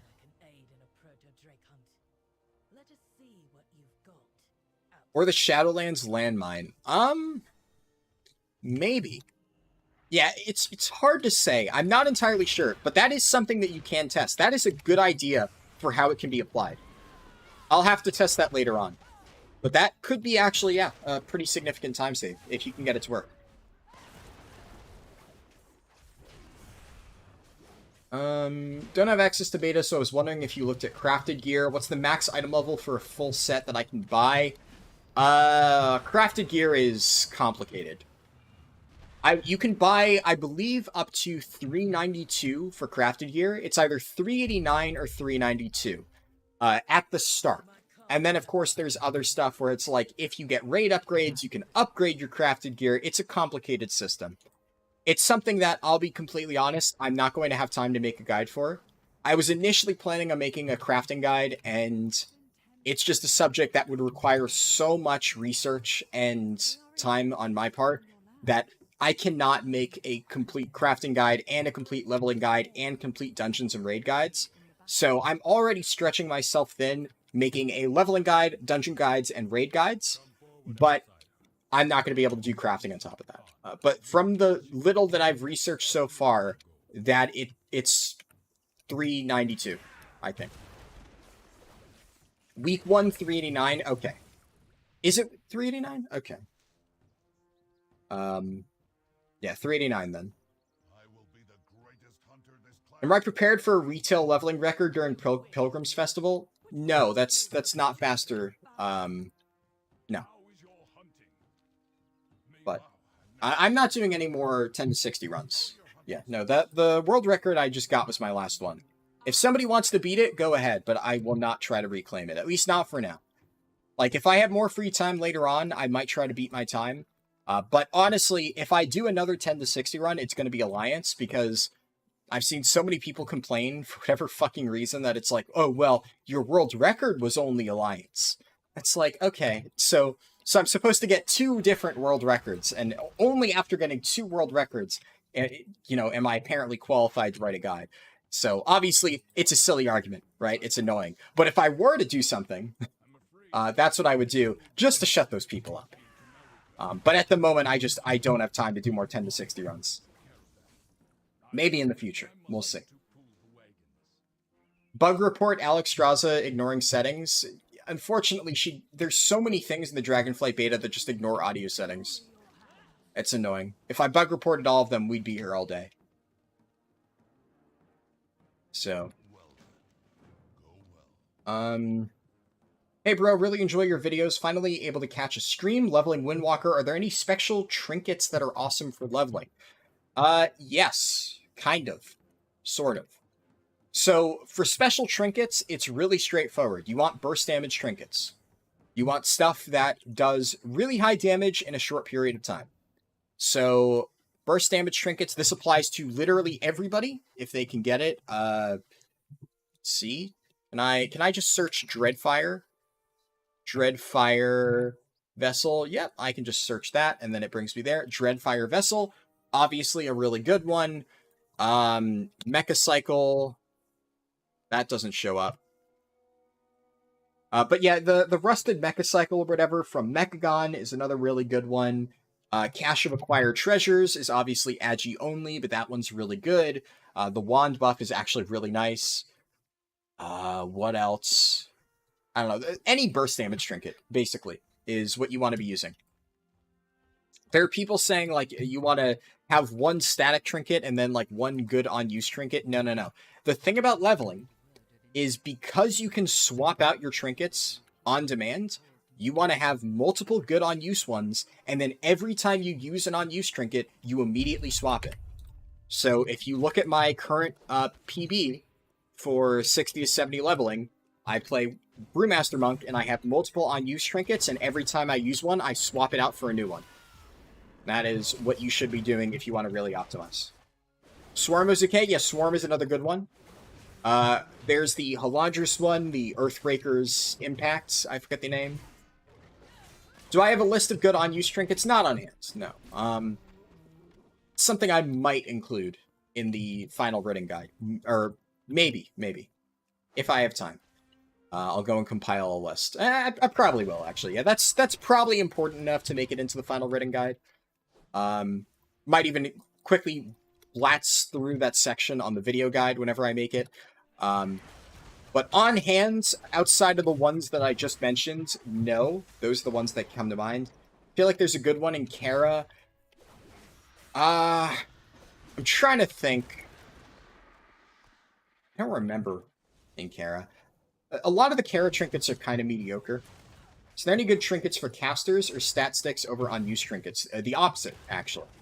Unused trinkets are still going to be best for casters compared to stat sticks.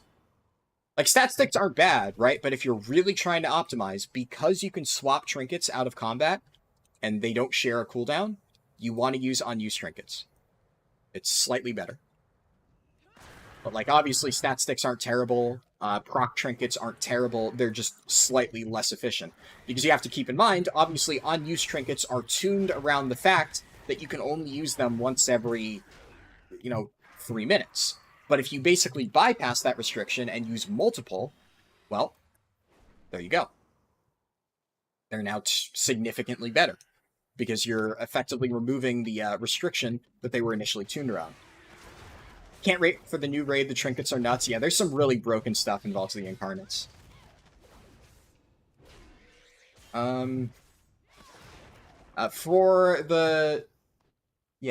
So the materials that you need for crafting, just to quickly answer that question from a little bit earlier ago, there is a currency from Dungeons and Raids. It's guaranteed, kind of, but the amount that you get varies, and you get more depending on the difficulty. So you can kind of farm it, but you won't really be able to reliably farm it until Mythic Plus week. So you're going to be slightly gated by the amount that you have early on, because obviously you won't be able to do raids, you won't be able to do M+. You'll only get it from, I believe, Mythic 0 dungeons. I don't know if Heroics drop it.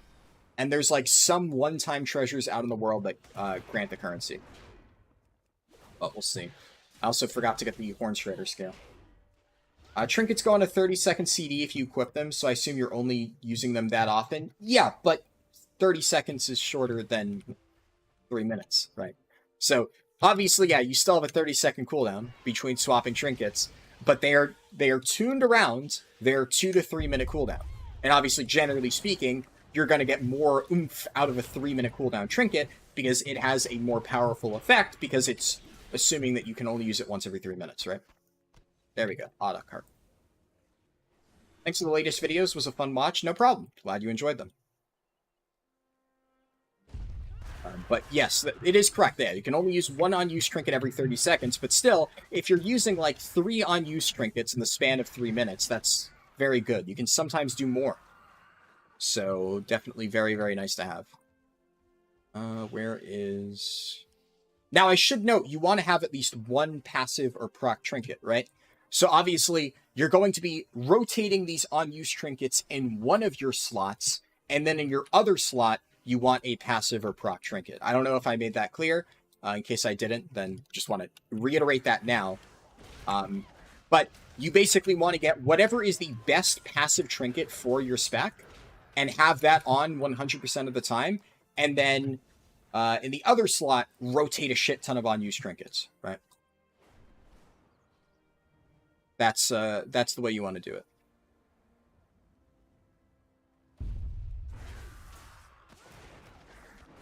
Do I think we can make the same start with the Falling Flame on Alliance? You can definitely do the Falling Flame thing. Jesus Christ, this quest don't drop. I'm taking this quest out of the route officially. It's too inefficient. I've had times where I just never fucking get the drop, and I'm not gonna risk that on launch day. So I'm not doing that side quest. That's bad. Excellent use of oomph. Thank you. I am going to do this side quest, though, because this one has always been efficient. Let's, what do I have to do for this one? I have to kill a bunch of Gorlocks, right? Oh, no! Bear's already fighting. This bear's already killed most of them. Alright, unfortunate. Glyph of Assimilation is also good. Tons of mastery guaranteed. Yeah. I guess, like, it relies on you killing stuff, so... I guess if you're a caster, Glyph of Assimilation is probably a good option. I could see that. I think you're probably still better off going with, like, a mastery stat stick and then rotating, like, Dreadfire Vessel and some other stuff in your other slot. But, like, if you can reliably get the proc, it depends on how good mastery is for you, though. Like, for, I guess, Devastation Evoker, like, I could see that being good, because obviously mastery is really nice for them. But not everybody gets enough use out of mastery for that trinket to really be impactful. Would definitely depend. Dreadfire Vessel is stupid good, yep. Heroic drops you the one you need a lot of. Okay, that's good to know. Yeah, if you can just spam heroics, that will... Well, I guess you can't spam heroics, but they're on a daily lockout instead of a weekly lockout, right? So it's significantly easier to farm heroics. Ah. There we go.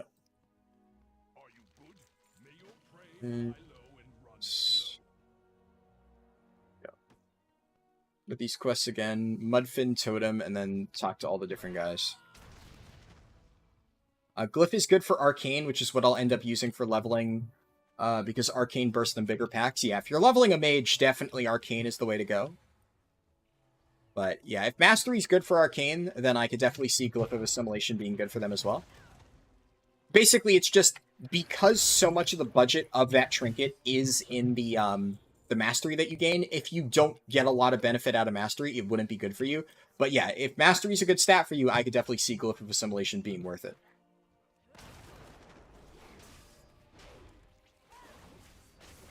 5-minute 1k verse trinket. Stats are not that great, though. That's the thing. On-use trinkets, I should have specified. On-use trinkets that give you damage. Instant damage. Because the problem with stat trinkets, right, is a lot of times they will, like, if you're doing a gigantic pull, you could still have them. They're nice, but they are not going to give that much of a benefit in the end. Because the thing about... Did I not get credit for that? Okay. And then, I never freed Kassar. That would probably be important.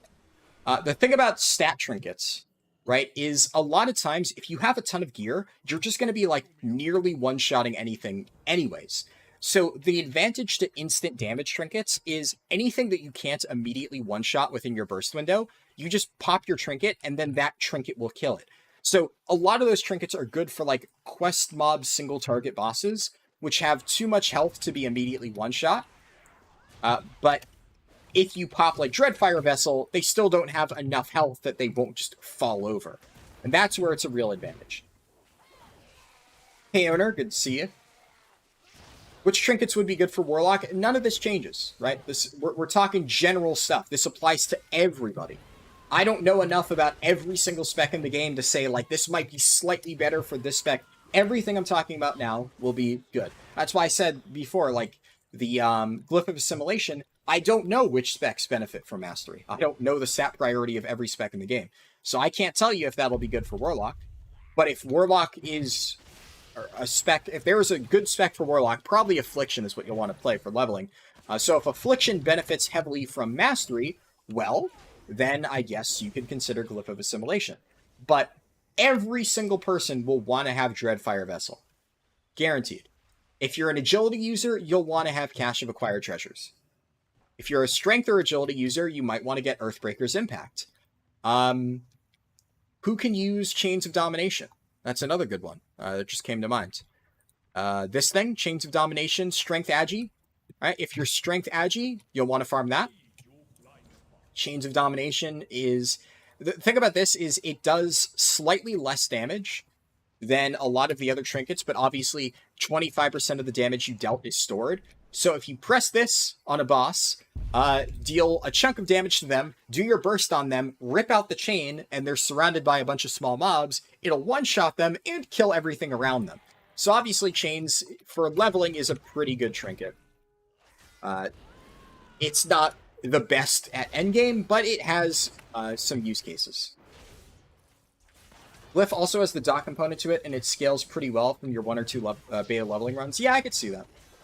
It's something I'll look into. Admittedly, I haven't played around with Glyph a ton because I'm not a caster, right? So it isn't something that I've actually gotten a chance to really play around with. But as I've said before, I'm going to be doing an Evoker run next weekend.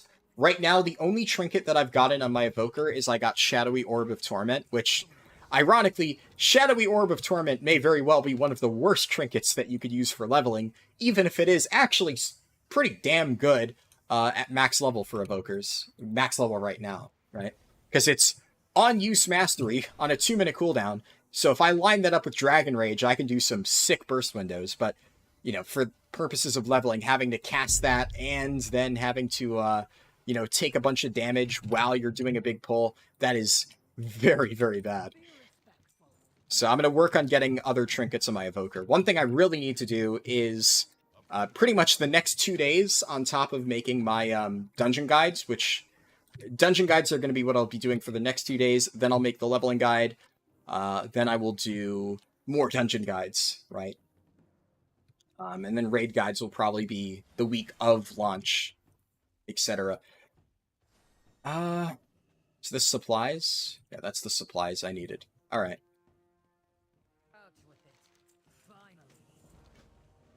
And there we go. The caravan will be waiting at the gate.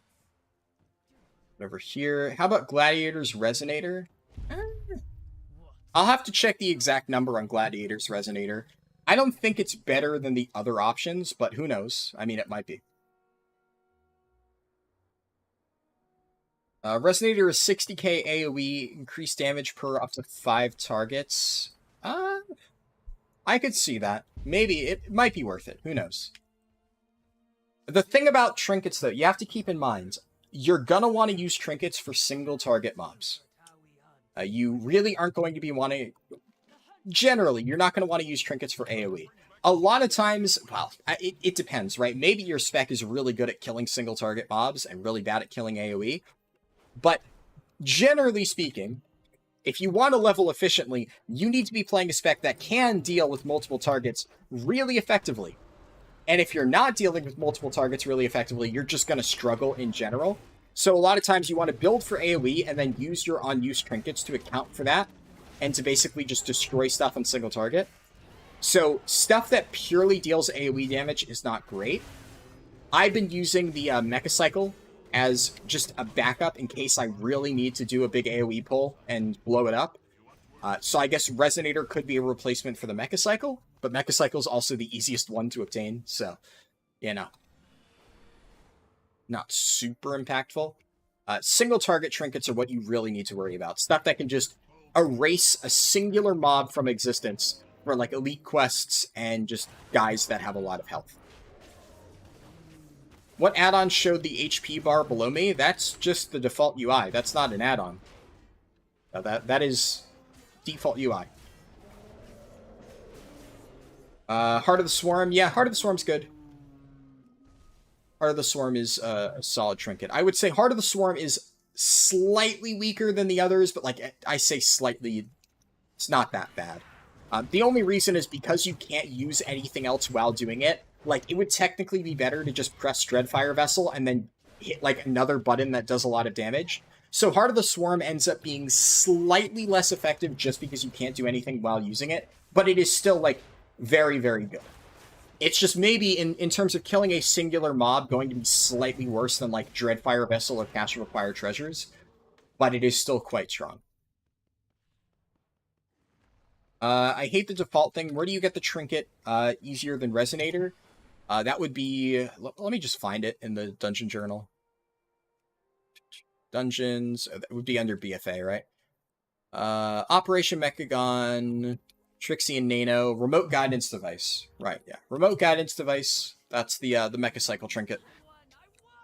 My inventory's full. Shit. Yeah, I'm just gonna vendor a bunch of shit. Oh, let's check Gavel. Okay, well, it says Gavel's still working. So, just to confirm, I guess they changed it so Gavel does work now. Somebody was telling me that Gavel got disabled. Either way, I'm just gonna vendor all this shit because I need bag space. And this is on the beta anyway, so it doesn't matter. So just toss that, and can toss all of this, all of that, and voila. I have a lot of junk in my bags, huh? Yeah, I probably should have cleaned this up before starting, but then, you know, it would have been another 40 minutes or so before I actually got a chance to begin the run, and nobody likes that. Alright, yeah, that should be good enough. I got the quest already. Alright. Soul Igniter? I don't think Soul Igniter will be that great. Soul Igniter also deals damage to you, right? So, like, it's very risky. Anything that actually deals damage to you, unless you're a tank, but obviously if you're a caster, inherently you're not a tank, very, very risky to use while leveling. Just because a lot of times I've noticed casters on large pulls will struggle. Sun King Salvation, all classes, Soul Igniter. Yeah, sacrificing health. And also, I don't think the damage is good enough to really warrant it.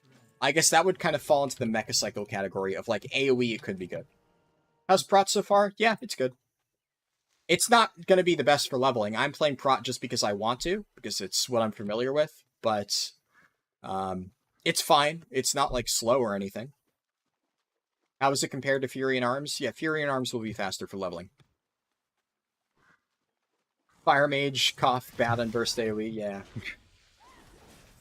60k is fine, considering Dreadfire does, like, 150k, it's pretty bad in comparison. Yeah, I think Dreadfire is the gold standard that you need to compare yourself against. Like, cash required treasures, the wand will, in many cases, almost match Dreadfire Vessel. So it's, you know, roughly comparable. Same with, what was the other one that I was using? I forget. But those two are really good. And then there's, like, a few others. Chains of Domination also... I feel like Chains of Domination is almost just, like, better than all of the trinkets we've just discussed for that exact purpose, like mass AoE. But it really depends. Also, holy shit, how many pings have I gotten? I'm already up to 9+ Discord pings. Yeah.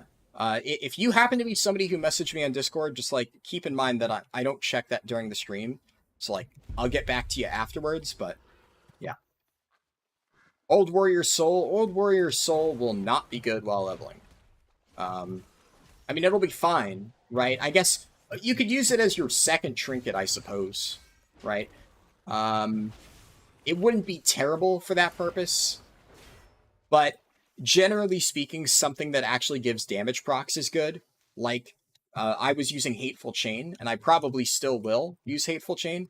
Something that, like, procs instances of damage is generally going to be better for leveling purposes, because it's not about setting up, like, an insane burst. A lot of times, mobs will die before you finish your burst.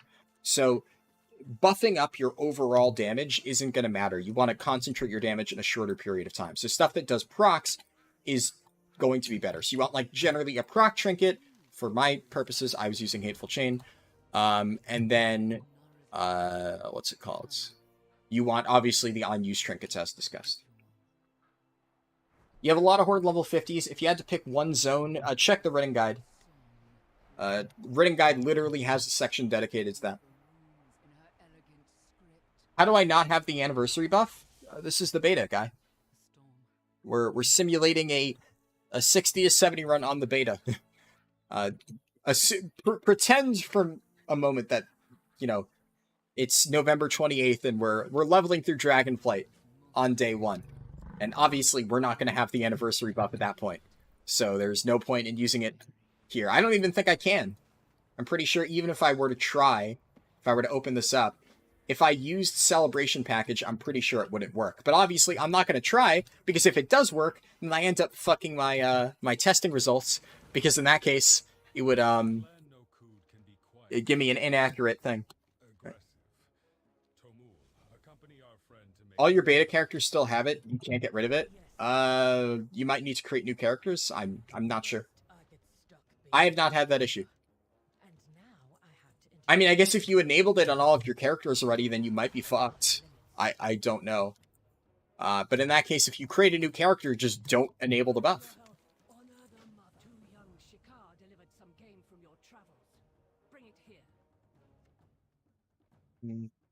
Gavel works. Yeah, it looks like Gavel works. I mean, I didn't actually wait to see and test the proc, but it wasn't grayed out, which if it's not grayed out, I can't imagine that it's not working.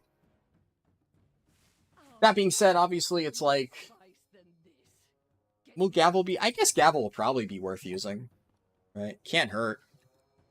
But you'll probably want to swap around between Gavel. I think you would want to treat Gavel as like a trinket. So like, for instance, if you're leveling as a Death Knight, you would want to have both Jythus and Gavel. And then you would pop Gavel, you would get the buff, you would unequip it the moment you finish the pull, and then you would use Jythus until Gavel comes off CD, is probably the most optimal way to do that. Ratson getting noticed by Wowhead, thank you. Yep. Let's see. Do I think it will be worth it going out of my way to get all the dragon riding glyphs? No. No. Actively detrimental. Do not worry about dragon riding glyphs. I've picked up a handful. At most, you'll want to get 6 extra to get this dynamic stretching and thrill chaser. And I have not gone out of my way at all to pick up the dragon riding glyphs. I've just grabbed whatever happens to be in my path. Don't worry about dragon riding glyphs. They are not worth it.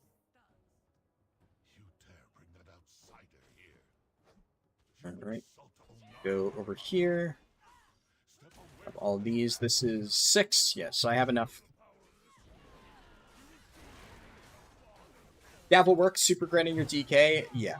People have told me it was disabled, but I haven't checked until now. It might have been disabled at one point in time. Asked, is this video going to be rewatchable later? The only run that I've ever disabled afterwards is the Evoker run. Which, honestly, the Evoker stream was just fucked in general because YouTube was having severe connection issues. But yes. Unless I explicitly state otherwise, every single one of my streams will be turned into a video after the fact. And the only reason I didn't keep that one is because it just ended up being a bad stream due to connection issues on YouTube's end. And admittedly, I got super tilted, mostly because of the connection issues on YouTube's end. So, you know, there's just no advantage to keeping that stream around. Not only would the quality end up being really bad, but I was just not having a good time, and I don't want to keep that up. But every other stream, yeah, no, it'll remain up. Thanks, have a good stream, no problem. Glad I could help. Let's go ahead and grab this thing over here. You had to do a test run with a 180 item level druid to test XP. Oh, that does not sound fun. I do not envy you there. I'll grab this. Where is... There we go. Alright. How much longer do you think this run will take on live with all the other players online? I have no idea. Any answer I give to that question is pure speculation. I have no fucking idea. It'll take longer. That's all I can say. Obviously, yeah, other people are going to slow it down. But, you know, can't... Without busting out my crystal ball and saying, ah, yes, I'm going to be slowed down on these 2 quests because some person will snipe my kills. No idea. But yes, it will obviously be slower. Alright, I think for this one, this is the quiz, right? I'm ready. It's 1, 4, yeah, 2, 3. Alright, there we go. That was faster than last time. Okay, now I just wait for the green dragonflight, guys. Have I ever considered an add-on? I mean, I've considered it, but there isn't much I can do about it, right? Like, I can't just snap my fingers and get an add-on to host my guides. Like, at the most I can do about it is I can make my own add-on, which, like, at this point, I might end up making my own add-on if I... Obviously, I can't do that right now, But when I get more free time, I'll look into creating an add-on and seeing if I can figure out how to do that and make my own, right? But in the meantime, yeah, it's not as simple as just getting somebody else to host my guide. Like, you have to understand that a lot of these people, there's like tribalism, right? Everybody has their own guide that they want to use their guide on their add-on, which, you know, can you blame them, right? If they make the add-on, they have every right to decide what guide gets hosted on there. So, like, so many people will say, have you considered putting your guide on Azeroth Autopilot? And it's like, it doesn't work like that. Azeroth Autopilot is not one of those things that hosts individual guides. The best thing that you could do is like WoW Pro.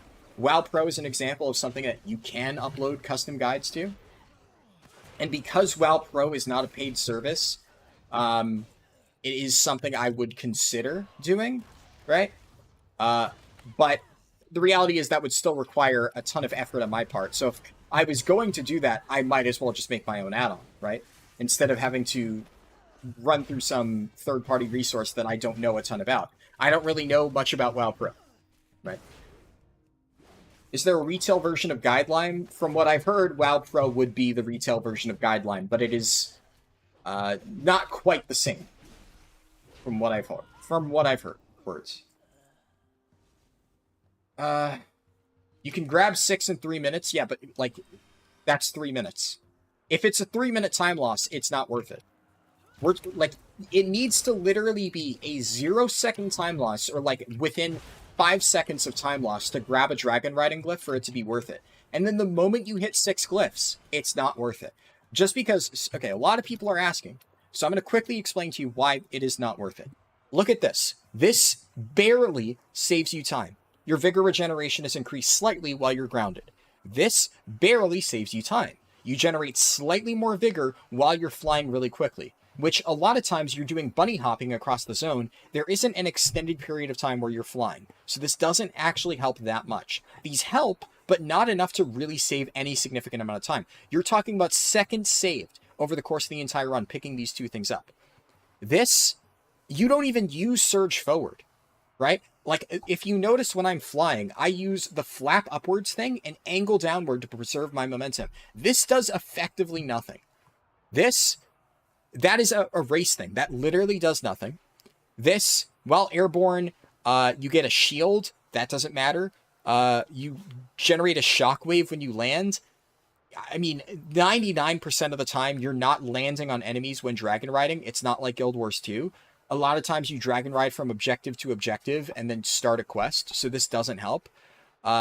This one is slightly better, but at this point, right? So we've already said these are fine to pick up. This is 3 vigor, or 3 points, 6, 9, and 13. You would need 13 additional dragon riding glyphs to get the first significant upgrade, which is still super minor. This, once again, would save seconds across the entire run. And then once again, this is racing only.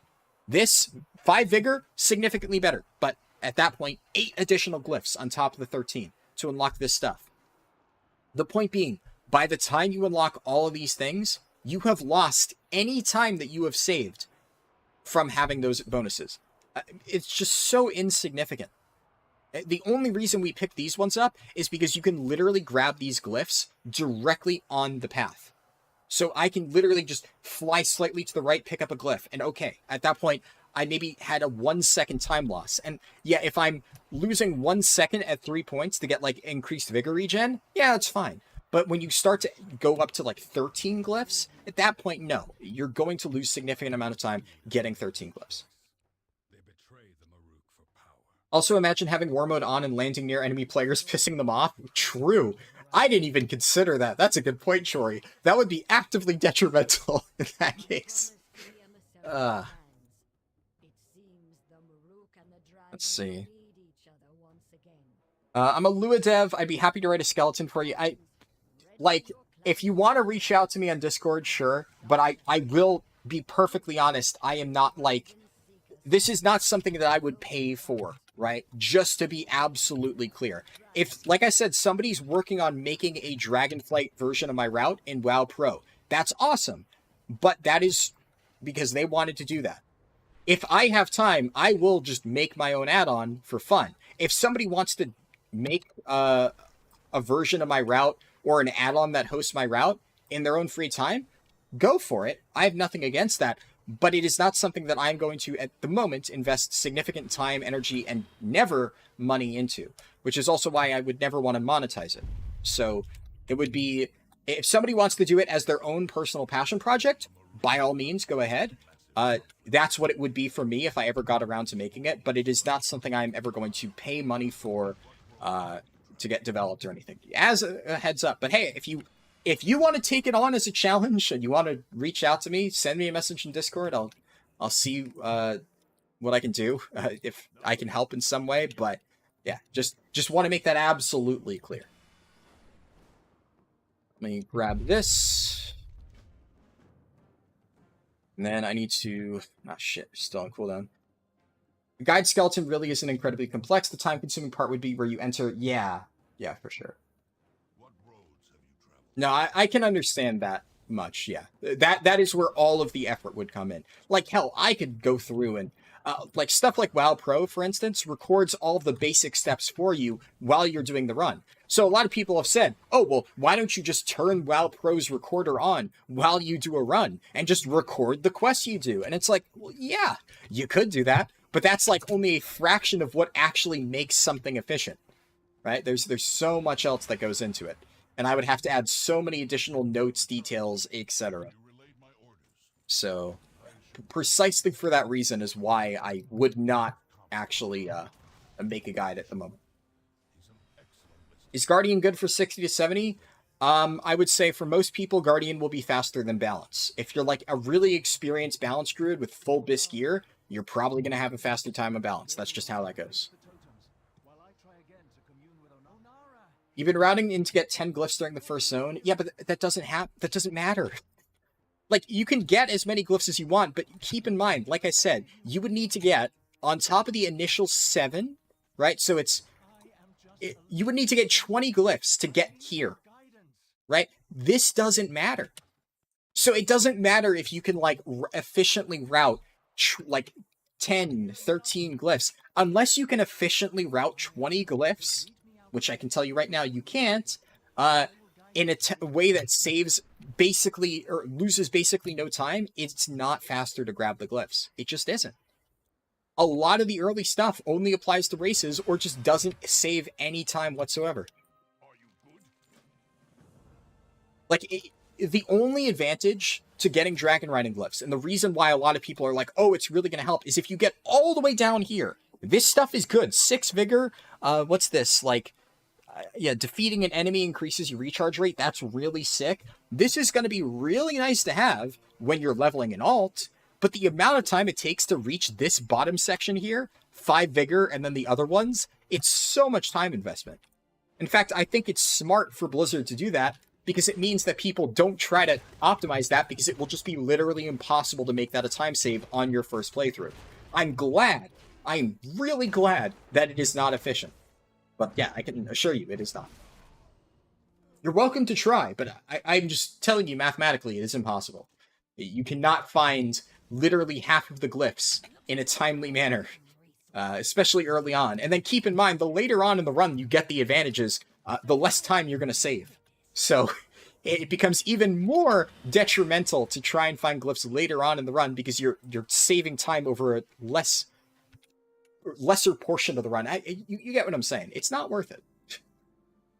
I don't understand people's fixation on trying to route the dragon riding glyphs in. I can understand initially wondering, oh, is it going to be there? But then some people have gone out of their way to try and make it optimal. You're not going to make fetch happen. It's not going to happen. Don't bother. Your Google Doc is awesome. Thank you. Glad to hear it. Do I think Prot Paladin or Retribution Paladin will be faster? Ooh, that is a tough call. I would say Prot Pally. Prot Pally is nuts, right? Prot Pally does big dick damage. Not to mention, especially for AoE. Shit, what is this? I tried out an add-on the other day. Let's see. Abandon Zone Waking Shores? Ah, shit. I guess it doesn't work for Dragonflight. But yeah, I need to Oh, I can just... Oh, that's sick. Okay, so I can just go through here and abandon all quests in all of these zones. Yeah, like, so one thing I can absolutely guarantee you, for AoE damage, Prot Paladin will smoke Retribution. Prot Paladin's AoE is disgusting. Not to mention it literally just cannot die. Prot Paladin is unkillable. So Retribution will never win in that type of competition. The only argument to be made is Prot Paladin still, for the record, nutty single target. But you could argue that Retribution might beat out Prot Paladin in terms of pure single target damage. Possibly. Which does matter at the end of the day. So something to consider. But I would say overall, with, you know, all things being the same, Prot Paladin will just be a better bet for leveling. It's one of those rare cases where the tank is actually faster. Also, Red is just not in a great spot. Red has, at max level, some really, really good damage, but it requires a decent amount to get it going. And it's also like, it's finicky. You're not going to do terrible if you play as Ret, but I would say Prot is just so much more reliable. And sit at the Primal event and get 50 to 60 in 1 hour. You could, or hear me out, you could follow my route and get 50 to 60 in less than an hour. Right? Like, personal preference, right? But it's not fast.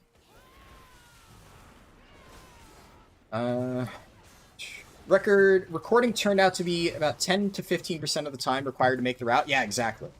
It doesn't really save that much time. Why not join Rested XP? Because I don't want to charge to sell my guide, right? That should be pretty easy to understand.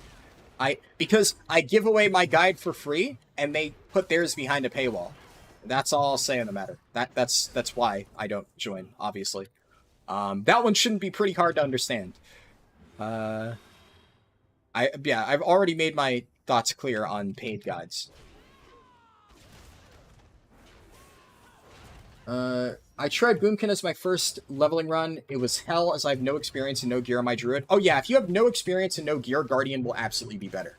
And the reason I say Boomkin does really good damage, but Boomkin is definitely one of those things where if you want to get the most out of it, you need to really understand it. So if you're like an experienced Boomkin player, yeah, don't let me convince you to play Guardian. You'll probably get better results as Boomkin. But a new player playing Guardian versus playing Boomkin, you're absolutely going to have an easier time playing Guardian. No, that's just, I think every single person would agree with that. You suffered a lot in Azure Archives with the big elementals? Yeah, for sure. What's this? 279? Oh, it's still significantly lower than what I have. When does Prot Pally get good? You tried 10 to 50 and it was miserable. Prot Pally gets good at level 10. I don't know what to tell you. I don't want to be rude. But if you were struggling at level 10 with Prot Paladin, you were not doing something right. Prot Paladin is fucking busted from the get-go. It is a very, very, very strong leveling spec. One of the best in the game, I would argue. I've gotten some insane results with it. So, I would say maybe you were running the wrong build, but if you were already struggling at level 10, I think at that point maybe you misunderstood how some of the abilities work, I guess. The thing about Prot Paladin, though, is it's not a spec that you can just, I guess, roll your face in the keyboard and just never die. Like Guardian Druid, it's like you press Frenzied Regen and you just don't die. You press Thrash and Swipe and you just don't die. Actually, right now, Moonfire is a better filler in many cases than Swipe. Do I think that's in part due to heirlooms? No, it's really not. Prot Paladin is very good. Prot Paladin, and this is the thing, we're talking about specs that are just good without heirlooms. Prot Paladin is one of those specs that just does way more without gear than any other spec in the game. Its baseline damage is just nutty. It is probably a case of, understanding the spec more. There are some things, you need to kind of understand about Prot Paladin. It's not quite as button mashy as other stuff. You need to manage your holy power and stuff. But definitely, I mean, if you're struggling at level 10, no spec should struggle at level 10. So I assume you just mean during the 10 to 60 process. In which case, You would have to pinpoint the exact area within the 10 to 60 process that you began struggling, and at that point it's probably because you went wrong somewhere on the tree, picked up the wrong things, and weren't running key components to Prot Paladin. That's my best guess, because Prot Paladin is very, very, very good. Like, an example of a spec that is very good with heirlooms, but a bit weaker without it, is Windwalker Monk. Like, Windwalker Monk is insane, as I have shown, with all the proper gear, right? But I have played Windwalker without heirlooms and stuff, and it really struggles to kill stuff before it just gets destroyed. Because Windwalker is very much a spec that either kills everything within its cooldowns, or just gets flattened because it doesn't have very strong defensives. And if you can kill stuff within Fists of Fury where you're taking no damage, then yeah, it's basically just unstoppable. Because it will just shred everything, and it will take 0 damage. And that is significantly easier with heirlooms. But Protection Paladin just cannot die, no matter what you have for gear. Just because of its core kit. Same with Guardian Druid, same with Prot Warrior. Most tank specs. Brewmaster is probably the only tank spec that actually is kind of squishy, especially at low levels. Yeah, I would say it's probably just Brewmaster. Brewmaster does not do super well while leveling. I've showcased my builds that in my Monk video that actually I managed to do surprisingly well with Brewmaster, but that's also because I have a shit ton of experience with the spec, and it's also using specific war mode stuff, so it's like, I don't know, Brewmaster is still safer than Windwalker in many cases. That's another thing to consider. Like, if Windwalker was not also a glass cannon, slightly difficult to place leveling spec, Brewmaster would not be the highest up in my recommendation. But I would say, comparatively speaking, Brewmaster is actually easier to play. But if you're comparing it to other tanks, yeah, most other tanks are very, very, very easy. I still can't get over how many people paid out $75 a pop for that Wrath guide. Yeah, it's ridiculous. I mean, yeah, if you... Like, I know a lot of people pirate Rested XP and other guides, and, like, that's, I guess, up to you, right? I'm not going to encourage that or not, but... I mean, I'll be completely honest, I think it's better to pirate a guide than to pay for it, right? Like, hey, everybody has permission to pirate my guide, right? You know, if you want to pirate my leveling guide, go ahead, right? I have no issue with it, because I'm not an asshole, and I give it away for free. So I just really dislike the idea of making stuff like that paid in the first place. So... I'm really gonna shed 0 tears over somebody's leveling guide getting pirated when it's like, you're the fucking person who put it behind a paywall in the first place, right? So, yeah. WoW Pro was rather good for Wrath. Yeah, I mean, I can't speak to Wrath leveling guides. I did not use a leveling guide for Wrath. My experience leveling in Wrath was, I'm just gonna wander the fuck around and figure out what I'm doing. Because... here's the thing, if I'm playing Classic, like, I know some people take Classic way more seriously, and I'm not judging you for using a leveling guide for it, but from my perspective, I play Wrath purely from a casual perspective. I did all the raids, you know, I had fun, I did the dungeons, I like doing the endgame content, but in terms of, like, how much I'm gonna optimize it, I did all the endgame content, I leveled without an add-on, I just took my sweet-ass time and did whatever the fuck I wanted, and then once I finished all the stuff, and I got bored, I stopped playing, right? So... it would just be honestly silly for me to try and optimize the leveling process when that's just not the reason I was playing the game. Which is why, like, you get a lot of comments, or, I mean, I get a lot of comments, right, about, like, oh, I don't know why people do this, just to have fun and play the game without guides. And it's like, yeah, that you can do that. Nobody's stopping you. It's like, that's exactly what I did for Classic. But then I have a different way that I play retail. For retail... I am not playing it casually. I'm not playing it just for fun to experience the story and the journey or whatever. In retail, I'm purely playing for the endgame content. So to me, the entire fun of leveling is trying to optimize it so I can reach endgame faster and get that stuff done. So it's like everybody plays for a different reason. But like I said, I don't judge people for wanting to, you know, be a bit more serious with Wrath leveling. That's totally their prerogative. But for me, just wasn't it. All that to say, I just don't have any real comments to give about the, I guess, how should I phrase it? About how efficient, like, Wrath Classic guides are. I just don't know. I haven't tested any of them. So, absolutely no idea. Do I do any first-time crafts for XP? No. I don't really think that's going to be worth it. I would not recommend doing that. Unless, like, on alts, maybe, if you already plan on leveling alts, but I am a bit disappointed that people are, like, recommending that, because it's a gargantuan waste of money to invest in crafting professions just for the experience gain. When that is going to be such a loss of gold. Thank you. It's going to be such a loss of gold early on to do that. Like, for your 20th alt, maybe. But it's, yeah, no. I dislike that. It's also, for the record, I can say right now, I guess I'll at least mention that, if the crafting stuff doesn't get changed, I will never, ever do a serious post-launch speedrun of Dragonflight 60 to 70. Like, if that is still a thing, where you get the crafted XP, why the fuck would I bother? Like, that would literally just be a pay-to-win speedrun. It would be, I collect all of the required materials to craft every single item in the game, which would probably cost millions of gold, and then I just copy my character over to the beta, or PTR, or whatever, and just craft all the shit. That is so silly, and something I would never, ever, ever want to run. So if they don't change the experience gain from crafting, after launch, I am completely done with Dragonflight leveling. And I will never try to optimize it again. But, I mean, it's just such a degenerate playstyle that I have to imagine Blizzard will change it. We'll see, though. I might still do 10 to 60 stuff, right? Just because 10 to 60 is still, you know, just crummy time, right? But at that point, I would just completely ignore any sort of speedrunning stuff for higher levels. Because it's just not fun. Like, if it's not fun, why bother? It's that simple. Will we have a written guide for Dragonflight launch? You'll have a written guide and a video guide for Dragonflight launch.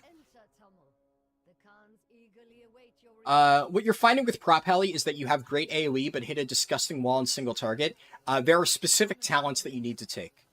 I can't remember the exact builds that Prot want to run, but that's the thing. The thing about Prot right, is Prot has so much insane AoE just built into their kit with like a handful of talents that basically you are doing yourself a disservice by building heavily into AoE as a protection paladin. So as a Prot you grab like 3 to 4 talents that just make you delete everything in AoE.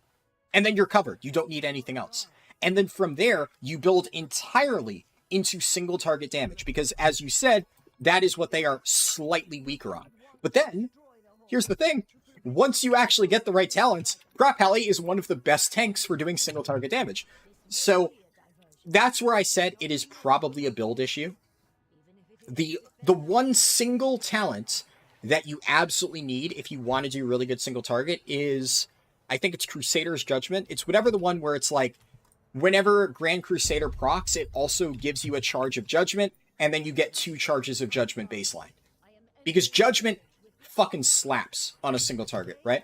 So, doing high single target damage as a protection paladin, you need to have Crusader's Judgment, because that's just going to give you so many casts of Judgment on a single target, and it's going to do Mongo damage. So that's really, really, really important. I just round up a shit ton of mobs here. Just tag you.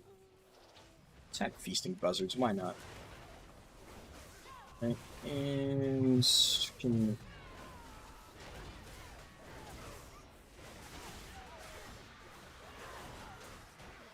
yeah, so like this is one of the reasons why Prot Warrior is good. Because like, here's the thing, Arms and Fury could have killed that faster, but notice how, like, my health bar literally did not move that entire time. So, like, obviously I am extremely overgeared, right? But you can imagine that if I'm able to do that pull with my health bar literally just not moving at all at 299 item level, you can easily survive that pull even at lower gear levels. Whereas even as a geared Arms and Fury, you would take a bit of damage doing that. But even an under-geared Prot Warrior would still just not be able to die because they would just do so much damage. So, you know, there you go. Let's see. What's my favorite DPS spec? Windwalker Monk. Windwalker Monk, no ifs, ands, or buts about it. Though I will say, Devastation has been growing on me. I wouldn't say Devastation is anywhere near my favorite DPS spec, but as for something I've been playing recently, I quite like Devastation now that I understand it. And I'll talk a bit more about Devastation and why I initially did not like it when I played it in the stream a few weekends ago. Fury with Ravager plus Odin's Fury. Yeah, no, that's the thing. A geared Fury Warrior will not die, right? We're talking about, like, at lower gear levels. Lower gear Fury will still be able to handle that pull just fine, right? But they will at least need to slightly manage their survivability if they don't have very good gear, whereas Prot will just not die ever. So that's why Prot is just a very safe pick. But obviously a geared Fury Warrior, like you said, Ravager, Odin's Fury, it dies, right? So I have already said, I think Arms Fury for, for a geared player going through Dragonflight, it's going to be a better pick than Prot.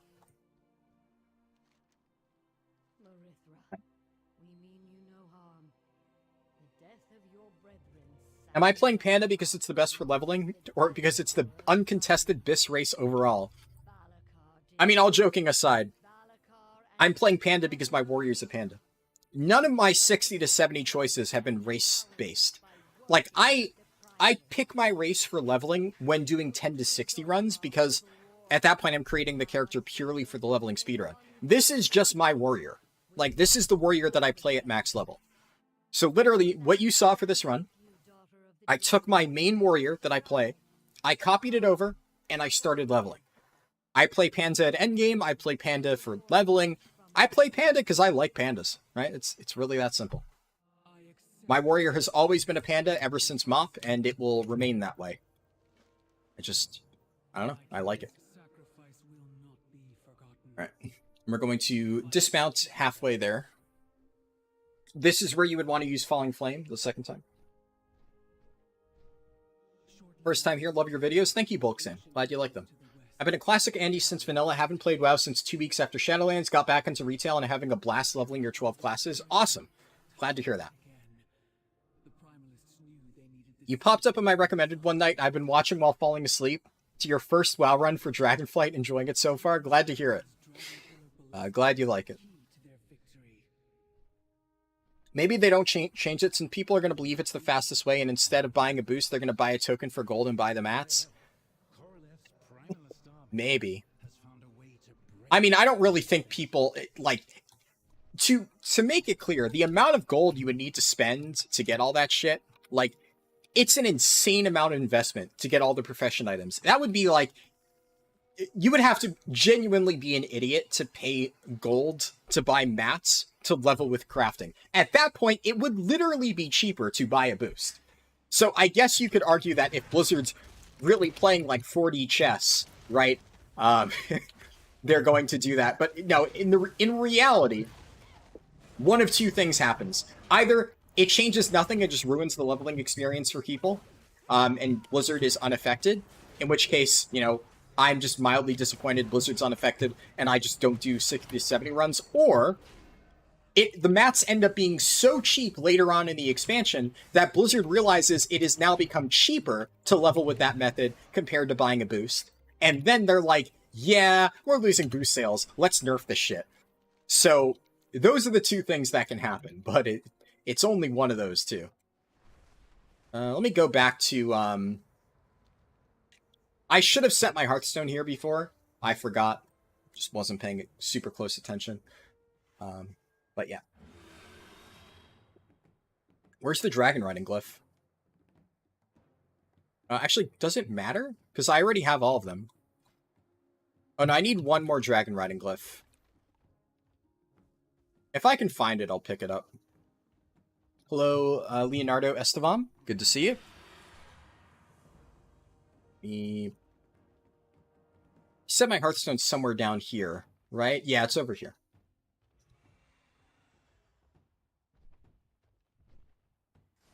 There we go. Windwalker is very fun and pretty simple. I don't know if I would call Windwalker simple. It's not super difficult, but Windwalker definitely has a skill cap. It's not like Brain Dead easy. But Windwalker is like simple to understand at a basic level, but definitely a bit more difficult to master than other specs comparatively. Not saying it's the hardest spec in the game, by no means, but I definitely wouldn't recommend Windwalker to like a brand new beginning player. Would Arms or Fury die in that encounter? At lower gear levels, possibly. At lower gear levels, they would have died on that pull. Now, at that point, it's like, well, what exact gear level? And I don't know. It depends. But an inexperienced Arms and Fury warrior absolutely could. So, who knows? Just something to keep in mind. I'm going to have to skip a few messages because chat's moving a little bit too fast for me to keep up with everything. Way pandas hold weapons is nice. I agree with that. Yeah. Do I know if edit mode on beta has the ability to move the XP bar? No, Blizzard has not made that a thing, unfortunately. Go. I need to pick up... I got all of them from those 2 kills. That was actually pretty efficient. Jump down here. Oh, shit. I'm supposed to... I have to talk to the NPC first. Yeah, fuck it. I'll do it. Do it down here. Minor time loss just reminds me. Happy to hear I'm not the only panda enjoyer then. My monk has been panda since MOP, and that's still my main to this day. Yeah. This is my only panda, right? Like, I don't have all my characters panda, but I've always had my warrior as a panda, and I like it. So, no plans to change it. But, like, my monk, for instance, is actually a blood elf. A lot of my characters are blood elves. When Dragonflight gets launched, there'll be more talent points. Yeah, you get talent points up to 70. Let me grab this dragon riding glyph that's right up here. Can barely get it. And then, yeah. Where? Oh, I got baited. The stupid quest marker said it was over there, and it was actually on the other side. That's annoying. Not the end of the world, though. Then we get the quest for the ducks. What would you ask of me? When you take the Zeppelin, do you use the Timeless Isle Meteor to launch the first questing area? Yes, I show that in my current PB for, whatchamacallit, 60 to 70 leveling. I did not do that in this run, because I'm working on my warrior, and my warrior does not have the Falling Flame. I'll be doing another run that's, like, significantly faster, though. I'll be doing multiple 60 to 70 test runs over the next few days. So, basically, the things that I will be doing over the next few days. Obviously, I'm not streaming tomorrow. I think I've already said that, but just in case somebody missed it. So what I will be doing is testing 10 to 6 or 60 to 70 pretty heavily, doing multiple different runs. I will be gearing up my evoker, because before Dragonflight launches, I will do next weekend on a Saturday stream. I will be doing an evoker 60 to 70 run. For real this time, with actual gear and preparation. And I want to actually make sure that's good, so it's like a good example of what to expect if you're leveling up an evoker. I've spent a lot of time practicing Devastation to the point where I'd like to think I'm actually pretty good at it at this point. And I want to make sure I have enough gear, enough practice with it. And, what else? I guess just working on guides. So expect a lot of dungeon guides tomorrow if I have time. I'm going to at least try to get out Oldemon. I've already made a video about Oldemon, but I will try to get out a more polished dungeon guide for it. And then I'll get dungeon guides out for the other 8 dungeons, or if you include Oldemon, the other 7 dungeons that you'll be seeing at launch. So that's what to expect, at least for the immediate moment. And then sometime later next week, probably Thursday, anywhere Wednesday to Friday of next week, I will have the written and leveling guide for 60 to 70 published. So you'll have like a good half a week to study that or practice it on your own in preparation for Dragonflight. What's my favorite race? I forgot to mute my phone again. My phone is really pinging off the hook. Holy hell. My god. I guess my phone just randomly decided it was going to send me all the pings back to back that it had stored up for hours. Thank you, phone. Really appreciate it. Let's go with... what do I want to do for this? Shift R, T, sure. Let's swap those around. What's my favorite race? I don't know, Blood Elf, I guess. If you put a gun to my head and forced me to pick, I guess I would say Blood Elf. I don't particularly care too much. It's not something where I'm like, Blood Elf ride or die, or whatever, but yeah, probably Blood Elf.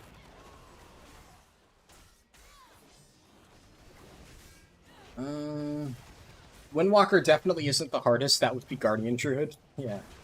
Yeah, Guardian Druid is definitely the hardest spec to play in the game. For sure. You got a Void Elf Priest at 31, and you only did Lock Mode on and some other quests. Check the written guide. I have some more details in the written guide about like exact recommendations for where you should go, depending on what zones you've done. That's the thing. It's like if I sat here and diagnosed everybody's individual like leveling situation, we wouldn't get anything done, right? So that's why on the written guide there is a ranking of all the different zones in the route, along with some non-route suggestions in case you've already done all of them. So just look through that, go through the ranking. Whatever you haven't done, just do it in the order that the rankings show. Or just pick and choose. If you don't feel like doing the number one ranked, do a different zone. I give a lot of different options, just so that nobody can say, oh, well, I've already done every single one of the zones you recommended. No. You could level like 3 characters by the time you finished every single zone in my recommended zones on there. So, yeah. Blood Elves do look nice. Yep. I definitely have no issues with them. There's a glyph right on top of Mira. Well, I just picked up the last one that I need, right? So, at this point, 0 more glyphs. I will not be grabbing a single additional dragon riding glyph during the process because I don't need them. I will gain absolutely nothing from any more. So that was the last glyph we were grabbing earlier. There's an add-on that lets you move that, edit mode expanded. That's good to know. Personally, it doesn't bother me enough to want to move it that much. But I guess since a lot of people have been asking about it, that's definitely a good recommendation. So thank you for mentioning it. I'll grab the Mud Snappers just in case. That turtle isn't bothering anyone, so I won't. I don't know if this little subzone is worth routing in. I feel like this subzone, if I get some more stuff or some more practice with it, it could be fast. Yeah, we'll see, though. We shall see. But obviously my kill speed is going to be fairly low, but like on Windwalker, I would just be deleting these mobs, and I would also have like Ring of Peace, which I could play around with to bump some of these guys away from the items that I need to pick up, so it wouldn't really be that much of an issue. Get a bunch of these Sour Bloom. There's also 2 rare mobs in the subzone, which is nice. Dragonflight rares give a decent chunk of experience, so it can be worth doing if they're directly in your path. Now, I've said before, I don't think it's worth going out of your way to get rares, especially for Dragonflight, but because these 2 happen to be right next to a fairly efficient side quest chain, I could totally see it being worth it, but who knows. Belfs are the anti-panda, not enough meat on them, I suppose. Stumbled upon your guide today, else I would have followed it, no problem.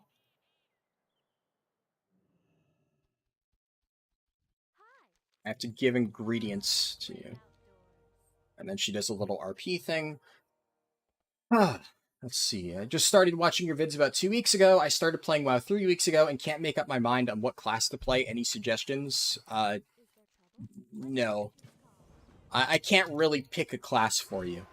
If you give me some, like, you can say, I like this, I like that, and, you know, another thing. Are there any classes that do these things really well? Like, do you want a tank? Do you want a DPS? I have no idea, right? It's going to differ from person to person. So asking, like saying, pick my class for me, I will never do that. But if you will say, I want a class that can do X, Y, Z, do you have a good suggestion for a class that can do this? I can try to think of something that I think matches your criteria, right? But yeah, it's impossible for me to give an accurate representation. If you have genuinely no idea what you might enjoy, well then my recommendation would be nothing, because the best thing you could do is just go start leveling different characters and figure it out for yourself. Just level a character and then say, hey, I really enjoyed playing that. Maybe I'll get this up to max level and see if I enjoy it in dungeons and raids and stuff like that. But you will never know until you try.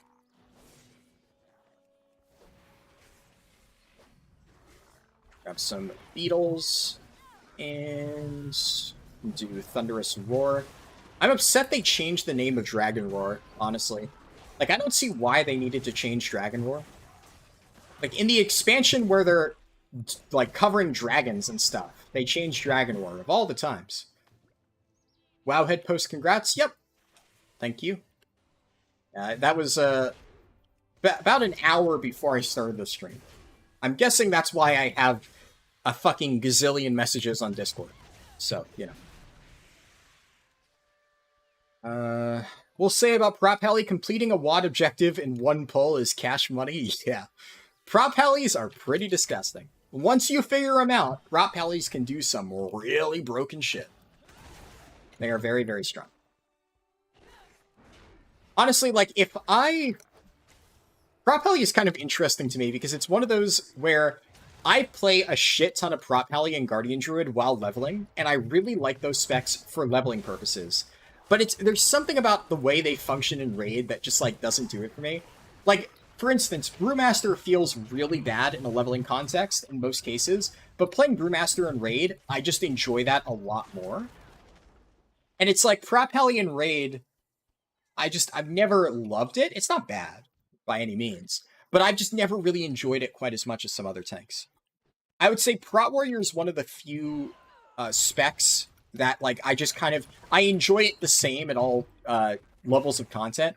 I enjoy Prot Warrior while leveling. I enjoy Prot Warrior while doing endgame content. It's just a fun spec, and it's pretty straightforward. But I guess maybe it has to do with, like, you know, the way that Brewmaster's mitigation style works. It benefits harder content like Raids and Mythic Plus more. Wait, so Echo's guide... I mean, to be fair, there have been people on the Cinderfall Bridge for a while. I don't know if that's just because of Echo. Like, there were a lot of people there before even I made my guide, but it is possible. What do I need to do? Oh yeah, this quest. Okay. At the start of the stream, did I do the extra side quest of the first zone? It took me 1.5 hours to get to Anar in Plains. The reason it's taking me a while is because I'm not speed leveling. This is not a speed run. This is very much a casual leveling run, where I'm relaxing and not trying to take things super seriously. But no, I did not really do any quests in Waking Shores, so yeah. By doing the rare frog at the beginning of the zone in the back of the dragons thing, I'm not sure what you're talking about, Theta. You'll have to elaborate on the rare frog. I must have missed that one. Oh. Let's see. Read about the glyph before you took it. As usual, chat to Harlan latency is like 5 minutes. I mean, I'm doing better this stream because I'm not scrolling up at the very least. You know, this stream, it's literally, I will look to the top of my chat window, and whatever happens to be at the top of my chat window, that's what I answer. And then I go down. But I'm not trying to, like, scroll up and just find extra stuff. If it ends up scrolling past the chat window, it gets lost the time. And if I miss your message, as always, just resend it. But did I ever use the Luxthos XP aura? I don't even know what that is. Never heard of that before. Any add-ons I recommend? Leatrix Plus, that's about it. I am a very minimalistic add-on user. A lot of people have like a bunch of different add-ons that they'll swear by. I will recommend that you use as few add-ons as possible. I think there are some good add-ons, like obviously, if you're brand new to WoW, so like if you're asking about leveling, Leatrix Plus. If you're absolutely brand new to WoW, then I would say really important ones are like, obviously Deadly Boss Mods or Bigwigs, one of the two. What's it called? GTFO is one that I personally like, but it's technically optional. Let's see. What else? Weak auras? Yeah, weak auras helps. That's really it. There aren't too many that you absolutely need. Like, I have a few other add-ons that I use. Like, personally on my main, I use an add-on called Sexy Map, which just allows for more map customization. But I don't even do too much with it. It's just there for, like, I think it looks cool, right?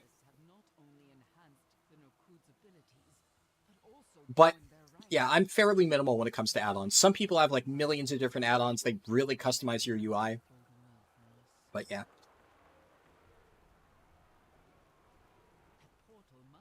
I know the frog, what's the puzzle's answer?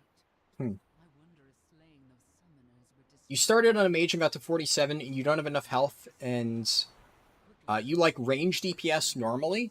Yeah, mage is very squishy. So that's the main issue with mage. Mage is good. It does a lot of damage, but it definitely is a squishy DPS.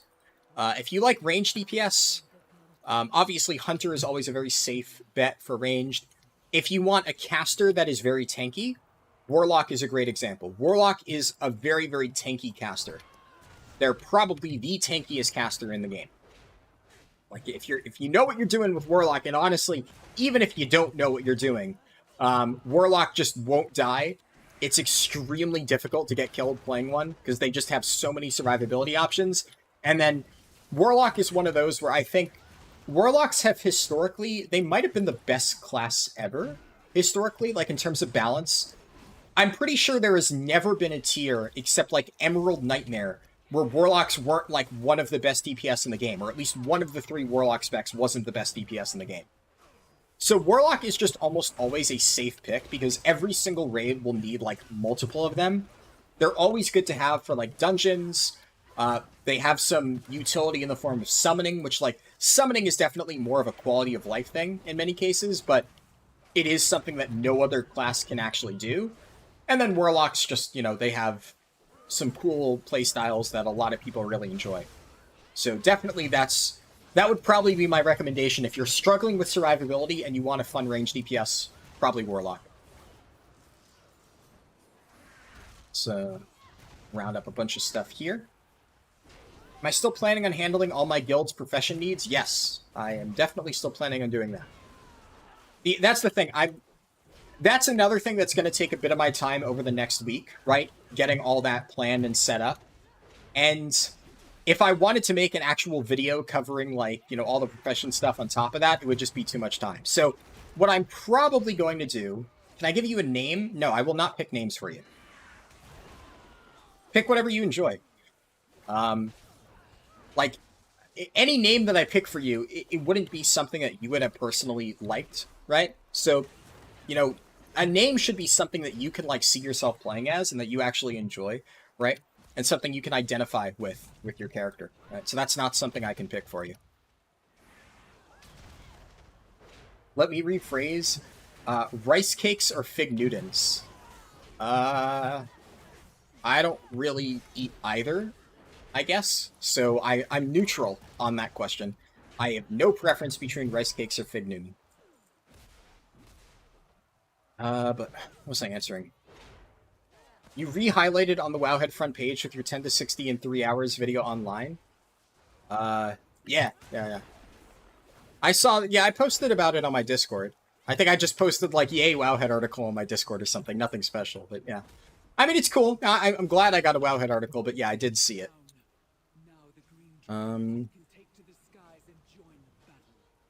It is funny, though. I will say, I feel bad for Icy Veins, because Icy Veins has a lower viewership than Wowhead, when it's like, I got an article on Icy Veins. It took somebody in my guild like 6 hours to actually notice that I had gotten an Icy Veins article until they posted about it. Within like 3 minutes of the Wowhead article getting published, somebody was like, hey, you got a Wowhead article published in my guild. So it was like, the difference in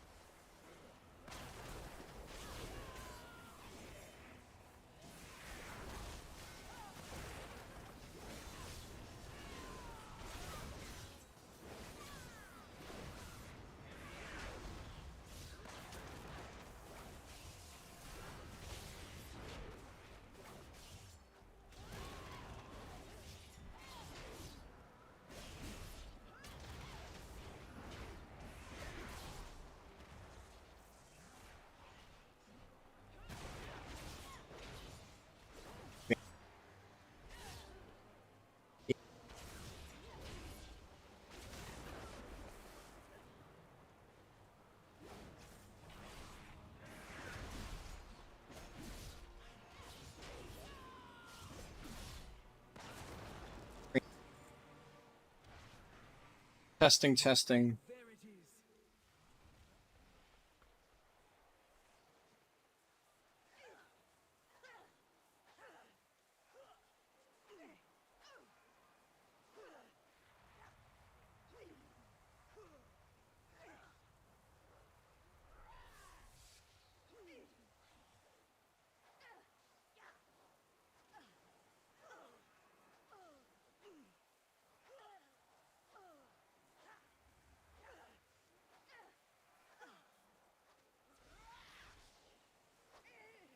All right, can you hear me now? Testing, testing. Testing, testing, testing, testing, testing, testing. All right, yep, there we go. Yeah. You're gonna hear keyboard clicks, just as a heads up. I have just uninstalled NVIDIA Broadcast. I'm not even gonna try to fix that anymore. Every single time I think it's fixed, it's something about it is broken. And I've given up trying to listen to people saying, try this, try that. I'll reinstall it in a few months if whatever new patch they have has fixed something. As it stands, I'm convinced... What? The testing. Yeah, okay, thank you. I already... I'm just done trying to fix it. Something is clearly broken with that program, and no matter how many times people say, try this, try that, it doesn't work. So... Forgot to pay the microphone bill again. Yeah. Fucking NPC keeps running away from me. There we go. Okay, I'm gonna get the rare mod back here. What am I using again? NVIDIA Broadcast. I mean, that's the noise suppression thing, but unfortunately it keeps fucking up my mic. I'm so tired of it. So now you're gonna have to listen to keyboard sounds, because I have no other way to filter it out. Wouldn't be an elite WoW gamer stream without giga keyboards slapping sounds. Yeah, the unfortunate reality is it's not even like... I'm not even slapping my keyboard. Like, I'm lightly tapping my keyboard. Literally as light as humanly possible. But it's... I mean, it's a mechanical keyboard. The microphone is extremely sensitive, and it picks up the lightest taps as, like, fucking booming slams. So, you know, I always hear, like, oh, you press your keyboard so hard, and it's like...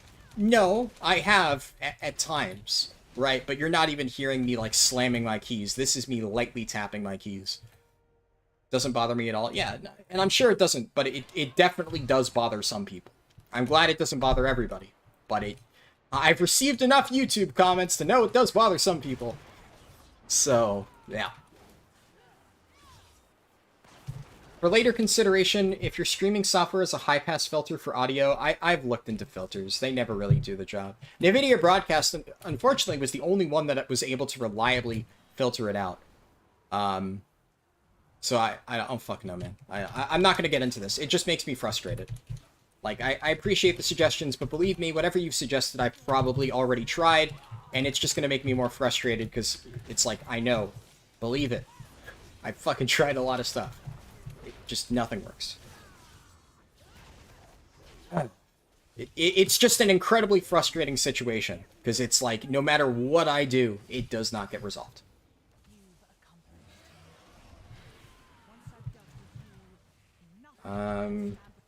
Probably getting actual vibrations from the desk. Yeah, no, you're correct about that. It is absolutely the vibration to the desk. Unfortunately, there's no better place that I can put my microphone.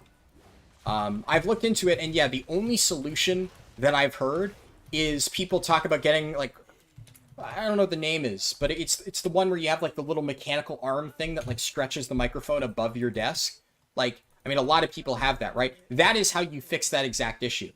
Unfortunately, that's not something I can just get, right? You don't just, like, casually get, like, one of those mechanical arm things. To stop, like, desk vibrations. I have no viable solution at the immediate moment. When I'm able to afford something like that, great, I'll do that, and hopefully it'll fix the problem, but, you know, that is unfortunately not an option immediately available to me. Once again, one of the reasons why I don't stream a lot. When I can improve my streaming setup, I'll probably stream more often. But at the immediate moment, the reality is there's just too many issues that I run into with stuff like this that Like, every single time one of these things happens, it just ruins my day. And it just makes me not want to stream. It's the reason I've cut down to only 1 day a week. It's the reason I didn't stream last weekend. And it's the reason I probably won't stream consistently until I'm able to fix these issues. I like streaming. I hate dealing with the bullshit that happens during streams. Especially the YouTube connection issues. Right? It's just frustrating. It's just tedious. And I can't sit here and focus on, like, actually doing a good stream when there's just a million other things going wrong, right? So it makes it really difficult for me, at least. Let me hand this in, and then I can hearth and continue. It's like hearing poker chips in a card room. It's just part of the environment. Yeah, that's fair.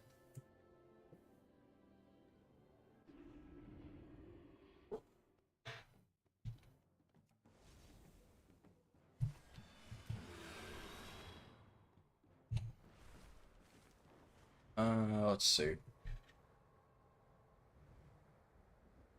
Most of those boom arms mounted to the desk anyway. I mean, what do they latch onto? I mean, there's definitely something else I could latch it onto. Yeah, it's a moot point. Never had good luck with cheap arms. They always start failing. Yeah, exactly. I'm not gonna go buy like a $10 microphone arm or whatever. Like, at that point, yeah.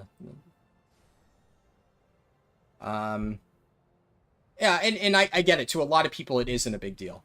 But understand that this does still bother me, because I know that to some people it is a big deal.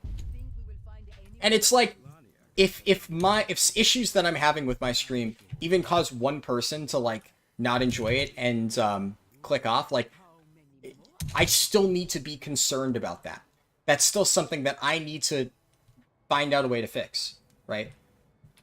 Sometimes I'm not, in the immediate moment, able to fix all issues, but it is still something that naturally, it's like, that is something I need to be concerned about. There's ones you put into your wall too, but they're probably too expensive. Yeah, I would imagine. Alright, let me complete these quests. There's one more over here. Noob to the expansion, is the dragon riding mount going to be much faster than regular mount? Yeah. The dragon riding mount, to give you an idea, is faster than a flying mount. So it's faster than flying mounts, and you don't even have access to flying mounts right now. So it's definitely going to be faster than regular mounts. But obviously they're only usable within the Dragon Isles, right? So keep that in mind.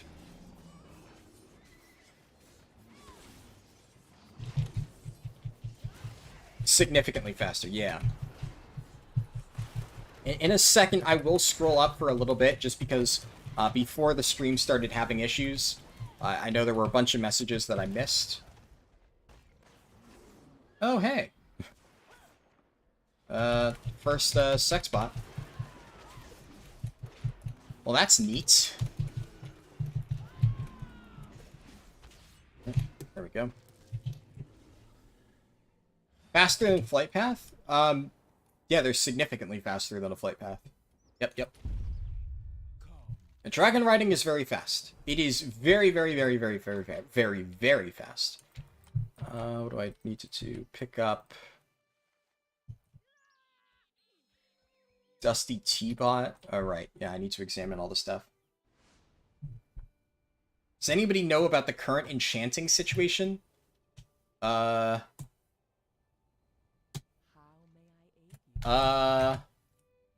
Game? Hello? The fuck? Why am I in the water? What the fuck? Man, I'm at my wit's end right now. What? Okay, it's working now. What the fuck? Fucking kidding me, man. Just... Hey, Dusty... Or no, that's Scroll of Blinding Speed. That's not the Dusty T-Bot. No, it's because I clicked an item called Scroll of Blinding Speed, which apparently turned my screen black and made me move really fast. So apparently that's intentional behavior. I thought that was the teapot, and I clicked on not the teapot. So, I guess that's actually not a bug. Apparently. I don't know why this exists. An item that you can click on, and then it just... Yeah, blinding speed. So it blinds you for 30 seconds and makes you move really... What the fuck is this? Alright. I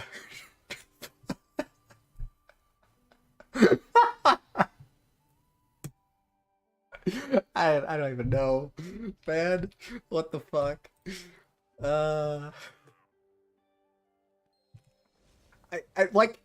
I actually wonder if this has some use case. Probably not. I don't see this being actually faster to move with compared to just dragon riding around. But that's actually pretty funny. Oh, God.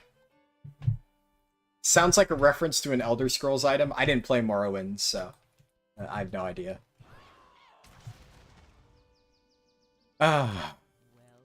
Anyways. God.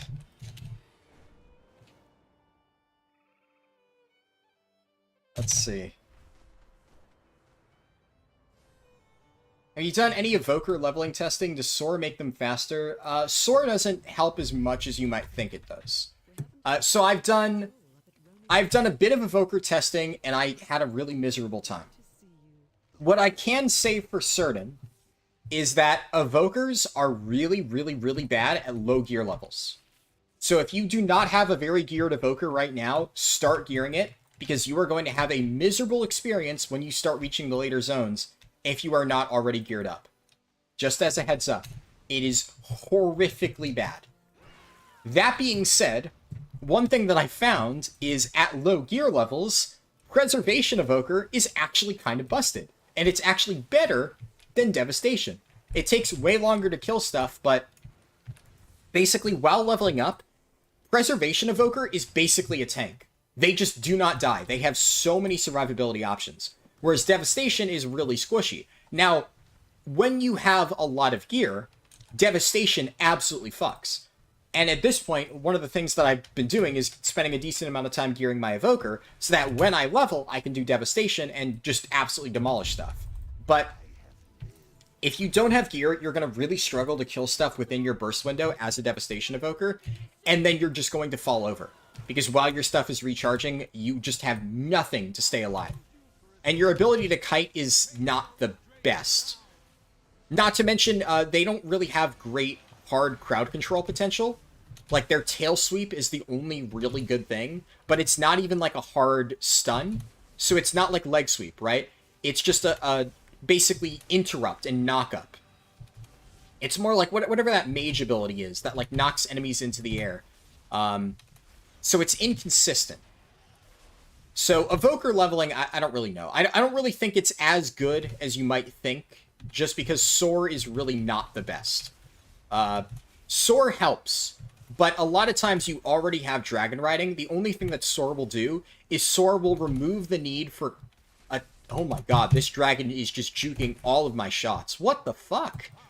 That is annoying. He just kept turning the moment it would, like, nearly hit him.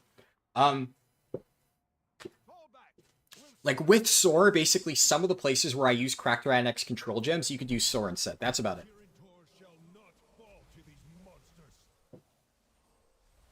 Oh, love, you got another sex bot. Thank you. While I was scrolled up.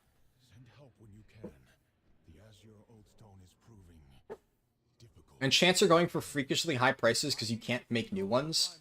Yeah, that one I don't know about. If you speed level but start in an arbitrary number, do you still follow the same route or do you skip ahead? Check the written guide. Written guide is a section exactly about that. Just individual zones ranked. Alright. Which quests do I want to do again? The Wanted quest I want to do. And if Hemet is nearby, I want to do his quest, but he's not. Alright.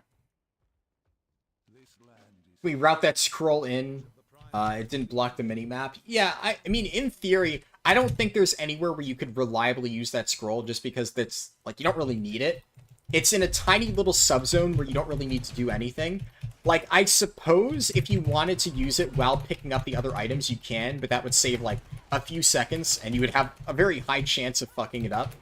But now that I know what the scroll does, that's actually pretty funny. Here it is in item level? Yeah, as in item level. Yeah. If you have a decently geared evoker, like high item level and stuff, then yes. 252 does not qualify as being geared. 252 is under geared. My evoker that I had a miserable time leveling was roughly 252. I would say if you want to have a good experience leveling, you need bare minimum 280. Around that point, right? Like, if you're 275, yeah, close enough. Obviously, get as much gear as you can, right? But no, 252, you are going to have not the best leveling experience, which is why I've said before, the pre-patch event gear sucks ass, and Blizzard should have buffed the item level. But, here's what you can do. Ultimon. Ultimon drops 278. 278 is really good.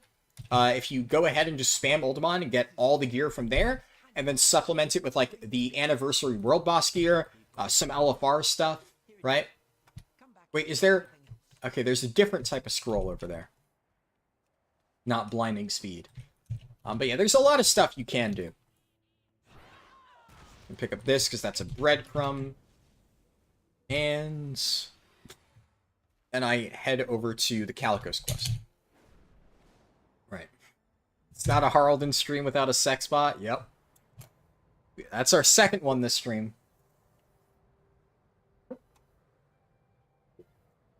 It's like the Tortolan speed scroll that makes you move faster than a turtle, so about 80% speed. Yeah, I like that one. That's good.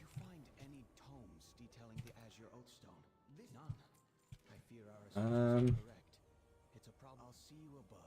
yeah, I think I answered another question about Evoker level. Yeah. To give you a reference, right?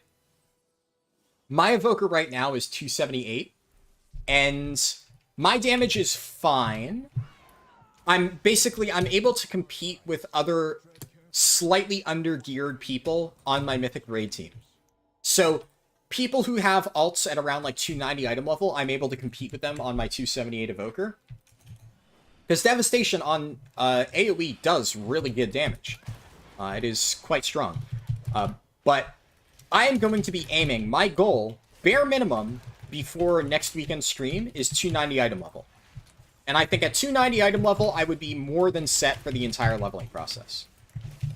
But 280 is like a more reasonable level that I think everybody can obtain. Around 280 just by spamming Oldemon and similar stuff like that. That you can very easily get, and it will make your experience a lot easier.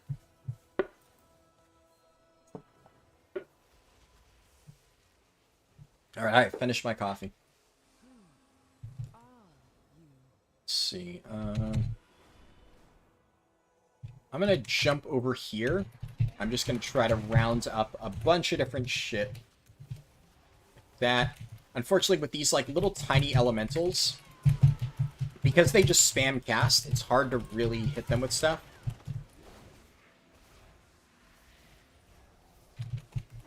Lub, 1 second.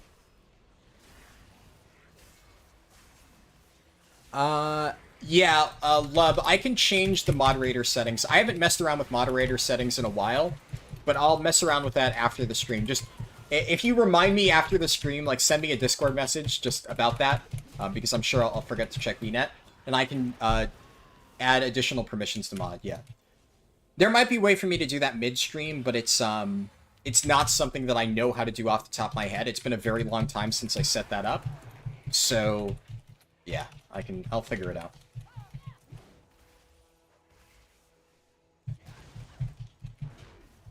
Let's see. So can I still level from 10 to 60 in under 4 hours with all the extra items?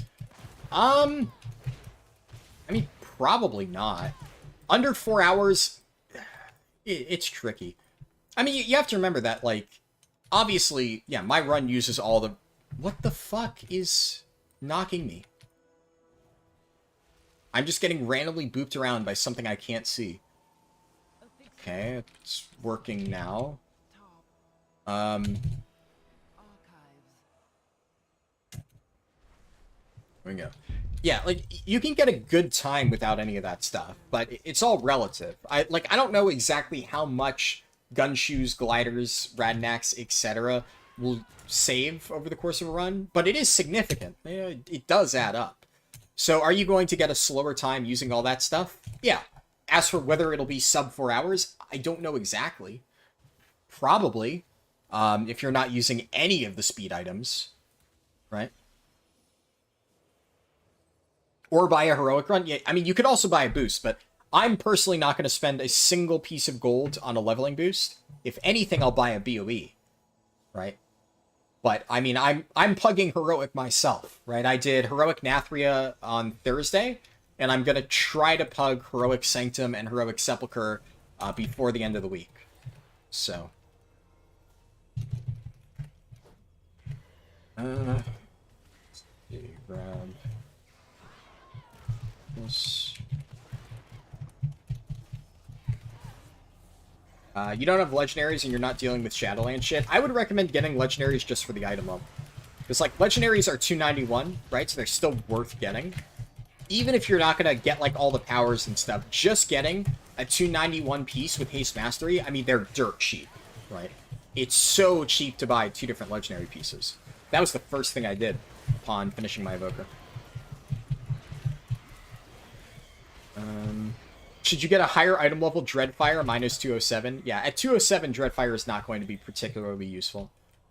Like, the thing about, like, specific trinkets and stuff, like, you can really easily get a higher item level Dreadfire vessel just by using your Cartel Dinars.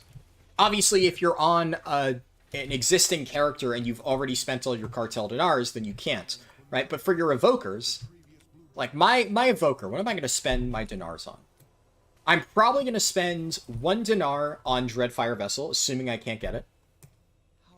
I will probably spend 1 Dinar on Maledict Opus, because I believe that's the best staff I can get. I'm not entirely sure how good the Ragolon Dagger would be for Evokers. I think they can use daggers. I'm not sure. But I think Maledict Opus would probably be the best weapon Evokers can get. And then, for other trinkets, I haven't even decided what my 3rd Dinar will go towards on Evokers. And I will say, every person leveling Evokers, like, if you really want to have a good experience leveling Evokers, get your 3 Dinars. Because you can do all of that before the expansion launches, and all you got to do is do LFR. That's it. Now, does it kind of suck having to go through and do all of LFR? Sure. But, I mean, you might get some nice little side pieces from LFR, like little things that you can upgrade. And you get 3 pieces of 278 gear. Pretty good. Of your choice, mind you, including a Dreadfire Vessel and some other stuff. Oh, somebody... That's actually... I did not expect somebody else to mention Dinars. But yeah, somebody has already apparently mentioned Dinars. I mean, good fucking job. And the time it takes me to catch up, somebody already fucking brings it up. Good shit. But yeah, definitely agree with that. It's been a while since I played. I thought you could only specifically queue or enter a dungeon 1 time a day. Heroics and normals, or Heroics and Mythics. Oldemon is a normal dungeon, and because it's normal, you can spam it an infinite number of times. So that's the reason why you can spam Oldemon. Currently have a 270 item level speed set and a 300 item level max set, but I say the speed set is too low item level. Yeah, speed sets are bait. Don't get a speed set. If you want to get a speed set, get like farm Mythic Plus or something, or buy BOEs, and get like 298 items with plus speed. If you're sacrificing more than 10 item levels for plus speed, it's a waste of time. Do not do that. I've seen people make some absolutely, like, dented recommendations about, like, get, like, full 233 gear with plus speed. Like, are you fucking off your rocker? Like, speed is good, but it's not that good. Like, all it helps with is raw movement speed around the world. It's not that worth it. If you have an item with speed that's like a 5 to 10 item level loss, absolutely use it. But past that, do not fucking bother with it. And if you have gold, buy BOEs, right? Like, for instance, and, you know, judge me if you want, I spent 200k on a crit verse ring with speed. I spent 100k on a cape with speed. And I will probably spend somewhere in a similar range for bracers, boots, and wrists. Or I already said wrists. Bracers, boots, and legs with speed. Because even though I have like 304 items already in all those slots, it's going to be better for me in most cases to take a, 5 item level loss to get speed in that slot. Just because it helps moving and I'm going to be killing things anyway. But anything past that, I won't bother. In fact, for the slots that I have 311 item level in, I might just not even use a speed piece in that slot. So, the exception kind of is, there's the 262 piece you can get from Dragonflight, or from Shadowlands Crafting, that gives, you can guarantee that it has speed on it. And it has a socket, right? A jewelry piece, specifically. Because jewelry doesn't have primary stat. So if you have, like, a ring or something that's, like, 290-something item level and doesn't have amazing stats on it, in that case, it might be worth it to get a 262 crafted item that has your BIS stats, a socket, and speed. Because at that point, if it's only secondaries that you're giving up, you end up basically, it ends up being faster because of the gain of speed and the more optimized secondaries and the socket. But then, I mean, if you're like me and all of your rings are 304 and have a socket, and in one case actually has speed, then it's not worth it. Unless you're buying a 304 BOE ring that has speed. So, You need to complete the campaign to do anything in endgame? Yes, campaign is mandatory.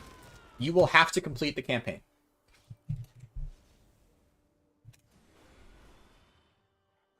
Let's see. I wonder if people in Wowhead are going to say something about the fact that you use the anniversary buff. I mean, they can if they want. Like, I don't care. If, like, see, here's the thing, right? I have done plenty of runs without the anniversary buff. I've done plenty of runs without, like, any buffs, including Draft of the 10 Lands, right? So if people want to bitch and moan that I use the anniversary buff, whatever. No, I do not care. I did it for one particular run just because, as I put a poll up on my Discord, people voted for get the fast time using all the buffs. They just wanted to see the fastest possible time. That's what I did. That was the run. And here's the thing, right? As much as I hate to admit it, right? What did I do for all of Shadowlands? For all of Shadowlands, I said, I'm only ever going to do runs that comply with, like, the speedrun.com rule set. And what did other people do? They used underhanded tactics to get really fast times to beat me, and then said, oh, well, I got the fastest time. And even back in, whatchamacallit, back in Shadowlands, I did an anniversary run, but because I didn't do it until after somebody else already got an anniversary run and beat my official, quote-unquote, world record, right? Nobody really noticed. And the reality is, for a lot of those news websites, getting the fastest time in terms of pure numbers, no matter what your method is the only thing that matters. So I've done countless realistic runs following, like, a defined rule set so that people can get an accurate idea on what leveling would be like in those cases. But then, I also got a really fast run so that news articles can clickbait me if they want to. And guess what? They did. That's how you get fucking noticed. I don't like it, but it is what it is. Because I put a lot of effort into my guide, right? But doing basic-ass runs with no buffs and stuff, unfortunately, isn't the kind of thing that gets Wowhead to write a clickbait article about you. I wish that wasn't how it worked. But there's a reason why, like I said, within that run itself, it's not something that I want to do often. I did it once to get a really fast time to prove this is the time that you can get if you use all this crazy shit. And for all future runs, I'm just going to use the normal stuff. Because that's what I prefer doing, and I think that gives a more realistic look at what you'll get for leveling. You don't have legendaries and you're not dealing with Shadowlands shit? Yeah, that's fine. Especially if you don't have the currency already, I can understand farming that would be a pain. Like, I already have all this stuff on my main, so I just mailed it over to my alt. So in that case, yeah, I get it. If you had to farm Torghast, yeah, that would be a pain. I would not bother with that. Unless it has changed, Rygolon Dagger stops functioning at 61. Ah, thank you. That's good to know. In that case, definitely I would not invest a dinar in that. It's interesting to see the different perspectives of WoW player. In my guild, we're trying to get raid items to replace legendaries with for Dragonflight leveling, because legendaries are too low item level for us. I mean, yeah, same, to be fair. Like, I'm talking, my entire discussion was evokers, right? Like, my guild has been doing that for a while. That's what I'm doing for my monk. I have been getting items to replace my legendaries on my monk. But keep in mind, Billy Mays, my evoker is a character I have for 2 weeks. I mean, my guild has stopped actually raiding for the final 2 weeks. We did 1 jailer kill yesterday, or on Tuesday, I mean. I don't know why I said yesterday. But we did 1 jailer kill on Tuesday, and that was it. And they're not raiding next week. And even if they, did raid more, do you think that I, the tank, would be able to say, hey, can you bring my evoker to Mythic Raid? Fuck no. So I'm speaking purely from the perspective of how to get optimized gear for evokers with the amount of time that, you have. And even for me, who, trust me, my monk is like full 311. I'm replacing my my legendaries with either 311 pieces or 298 pieces if I don't manage to get a drop in time. But that is not an option I have for evokers, so that's a completely separate discussion. You're aiming for Realm First level 70 Blood Elf Paladin. Do you think Prot is a good spec for leveling? Yeah, I think it is. I mean, if you want to get a Realm First, play like a more obscure race, though. It's like, if you're going for Realm First Blood Elf Paladin, I mean, there's a lot of those. But if you go for, like, Zandalari Troll Paladin, I'd imagine there's less people playing that. So, it might improve your odds. I have no idea. Can I suggest a Vengeance Demon Hunter leveling talent build? A Vengeance Demon Hunter build is pretty straightforward. I would say there really isn't much variety in terms of what you can take. If you, go to my best tank builds during pre-patch, it's basically the exact same thing. Not a whole lot changes. Like, you go down, you pick up Spirit Bomb, you pick up all of the stuff that makes Frailty really overpowered. It's about it. Like, there's no... It's not like Brewmaster, where there's, a specific build that only works. Vengeance Demon Hunter, you're just going to go with Frailty Synergy. And that's exactly what you do at max level. So, it's pretty straightforward in that regard. And also, their survivability is already kind of bonkers, so it's not like you need to take anything special there. You just do the same shit you do at max level. Can you use your normal mounts while leveling? You can, there's just no reason to. I guess if you're out of dragon riding vigor, you could. But generally speaking, for speedrunning, and this is why I recommend farming it now, if you have time, go ahead and prep Cracked Radnax control gems, because generally speaking, that's just going to be more efficient to use in downtime compared to your regular mount. But you can still use your regular mounts. Shit. Charge back. Yeah, you can't use flying mounts, just to be clear. Let's see, what else? What's my opinion on the increased drops on the MOP World Boss mounts? I think it's universally a good thing, and I think that anybody complaining about the increased drop rate of the MOP World Boss mounts is an idiot. Luckily, I haven't seen anybody actually complaining about that. But I can imagine that somewhere out there, there's somebody who is, upset about, oh no, they buffed the drop rate from something completely unreasonable to something actually reasonable so people can finally get these mounts. And, yeah, I think it is universally a good thing. I've said before, actually, did I talk about this on stream? I don't know if I did. I am torn on the Feldrake scenario. I think, on one hand, I think it's good that exclusive mounts and stuff are being made more accessible, because I know a lot of people who really like collecting stuff and were happy about it. And to give, insight into somebody who actually does collect this stuff, somebody in my guild, Cleo Boltra, almost butchered his name, he is, one of the top collectors in the world. He has I think almost every single achievement, except like Gladiator, is like one of the only ones he's missing. He has almost every single mount in the game, including the Feldrake, and all of the mop rewards. He has like basically almost every single collectible in the entire game. Dude's a fucking madman. And when the Feldrake was announced that it was available to everybody, he was like, good. Yeah, I'm happy.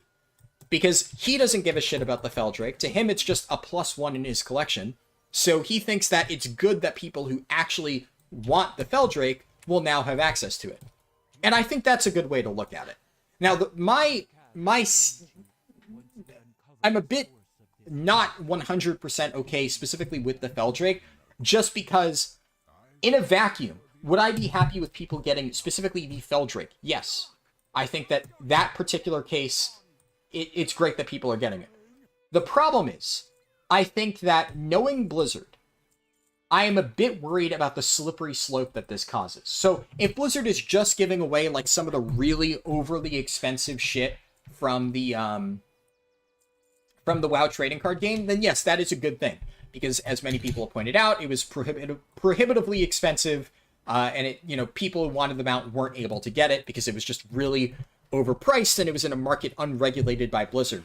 My concern is that, let's be real here, this is Blizzard we're talking about. I am worried that they are going to see how well Feldrake does.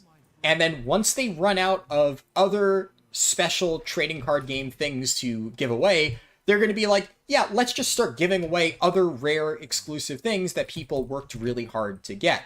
And they're going to basically, in their greed, devalue a lot of other genuinely hard-earned collectibles. Like, I don't know, mythic mounts or something. I don't know if they'll go that far. But my problem is, with a company like Blizzard, that is a slippery slope. So that's why something like that, I am concerned about. I'm not upset about the Feldrake specifically, but I have to look at that and go, oh god, how far is Blizzard going to go with this? Because knowing them, they can do some really fucking dumb shit. But I do think the mop mount stuff is universally good. Those drop rates were not okay. It's good that they got changed. Yeah, my level's right up here, guys. Right up there. You can see it on screen. Let's see.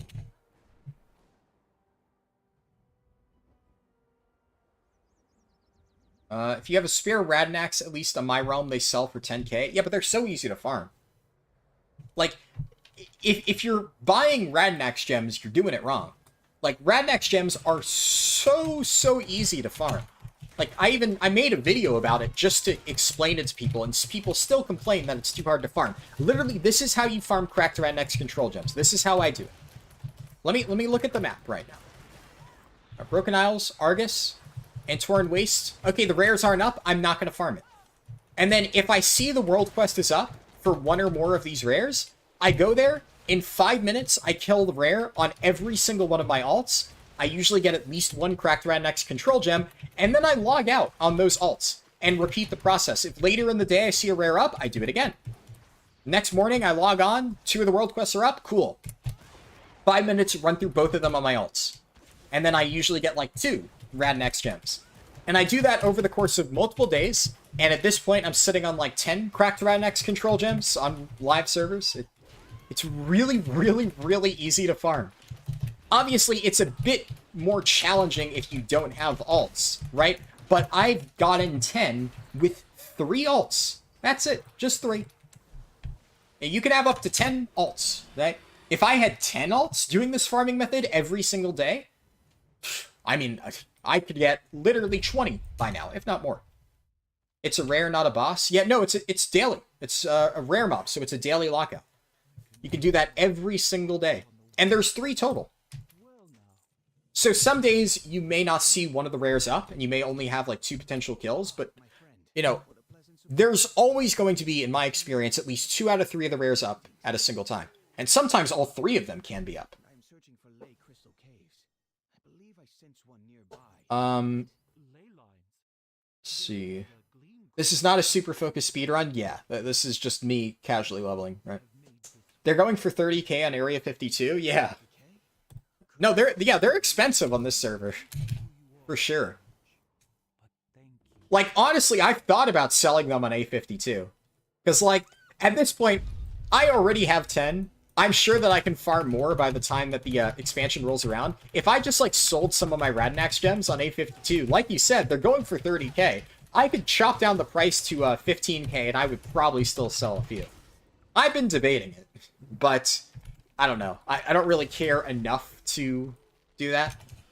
I'm not, like, big on gold farming, but, like, hey, if you want to farm golds, right? Like, I've said it before, if you want to get gold tips from this channel, just, like, look at all the items that I recommend farming and just, like, start selling those. Because the reality is, the price goes up whenever leveling rolls around. You want to make money off gumshoes? I mean, people are going to be buying them in droves come Dragonflight.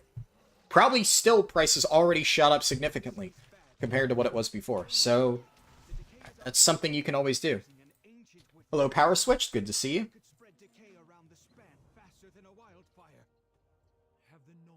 Talking about Hulan. Yeah, Hulan is a rare, not a world boss as well, I think.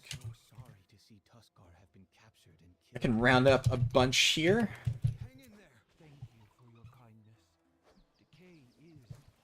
Round up a bunch, and...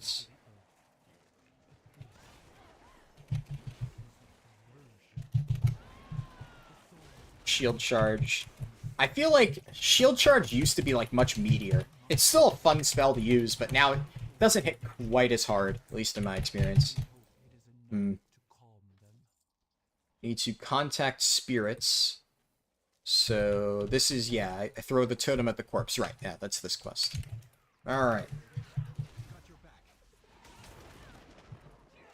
Let me tag, and a Ravager.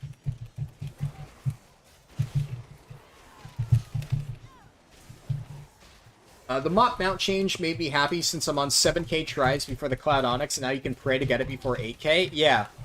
It's definitely a significant change. In case people don't know the exact number, by the way, somebody from my guild said the estimated number is roughly 1 in 50 now for the mount, which, like, considering it used to be something in the realm of, like, 1 in 20,000, 1 in 50 is a massive step up. So they didn't just boost the drop rate. They, like, boosted the drop rate by a fucking metric ton. It's insane. So it's really easy to get now. Already within the past few days, I think 2 people in my guild have gotten the Heavenly Onyx Cloud Serpent. 1 person got Solar Spirehawk. I think actually, no, didn't 2 people get the Solar Spirehawk? 1 person got Son of Galleon. I haven't seen anybody get the Nalek mount yet. But who knows? And this is with casual farming. I've only killed them all on my Evoker. Just because, like, when everybody in my guild was freaking out about it, I'm like, you know, I was doing shit on my Evoker, and I'm like, yeah, I might as well just go over and, like, kill it, see what happens. And I did not get any of them on my Evoker, but I'll probably do a loop later this weekend when I have time and see what I can get. A new thing to throw the alt army at? Yeah. I mean, imagine how many mounts I could farm if I actually cared. Like, I have so many fucking alts, but I just do not care enough to farm anything. It's like, when I want to farm cracked Radnax gems, I get, like, an infinite number. But I do not care about farming, like, mounts and stuff. Never really have. But if I wanted to, I could easily get Son of Galleon, or at least, like, multiple of those mounts by the end of today. Just by going through on every single one of my alts and getting a kill. Ah! We got a sex bot. There we go. I got him. Let's see. What you did is what SOE did with Star Wars Galaxies. To be a Jedi was hard to become, then a year later they made it so anybody could get it with a push of a button. It was the game's undoing. I mean, I don't know enough about Star Wars Galaxies, but I did hear about the Jedi thing, and I do think to a certain extent, something like that was probably the right call. I think there's probably a lot of other things from what I've heard that led to the demise of Star Wars Galaxies. I think locking a playable class behind something like that is just inherently not a good design choice. So I think that was probably a good call, to be completely real. But from what I've heard, there was a lot of other stuff that went poorly with Star Wars Galaxies. Will Prot Warrior be faster for leveling? No. I'm playing Prot Warrior because I have more gear for it, because this is my shield right now, which, like, this shield isn't amazing, but it's actually not bad. So these are my Prot Warrior weapons.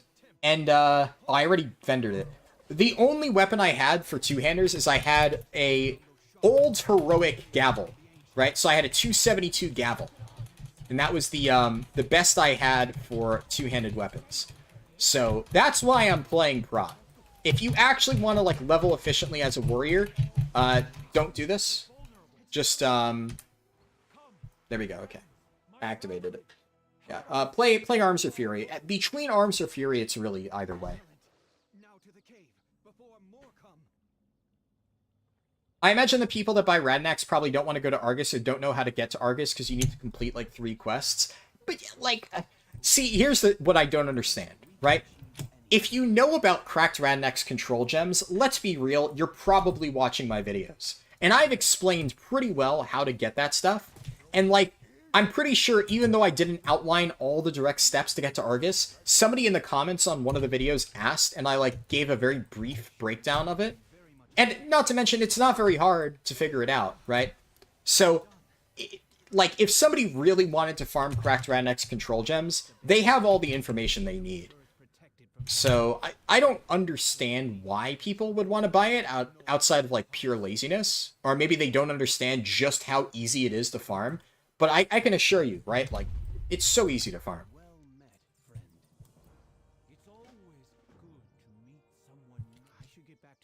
Let's see. Couldn't figure out how to get to Argus even in that expansion. Do I need to make a short guide on that? I probably wouldn't make a video guide covering Argus, because it's like, it's one of those things that would apply to such a small amount of people.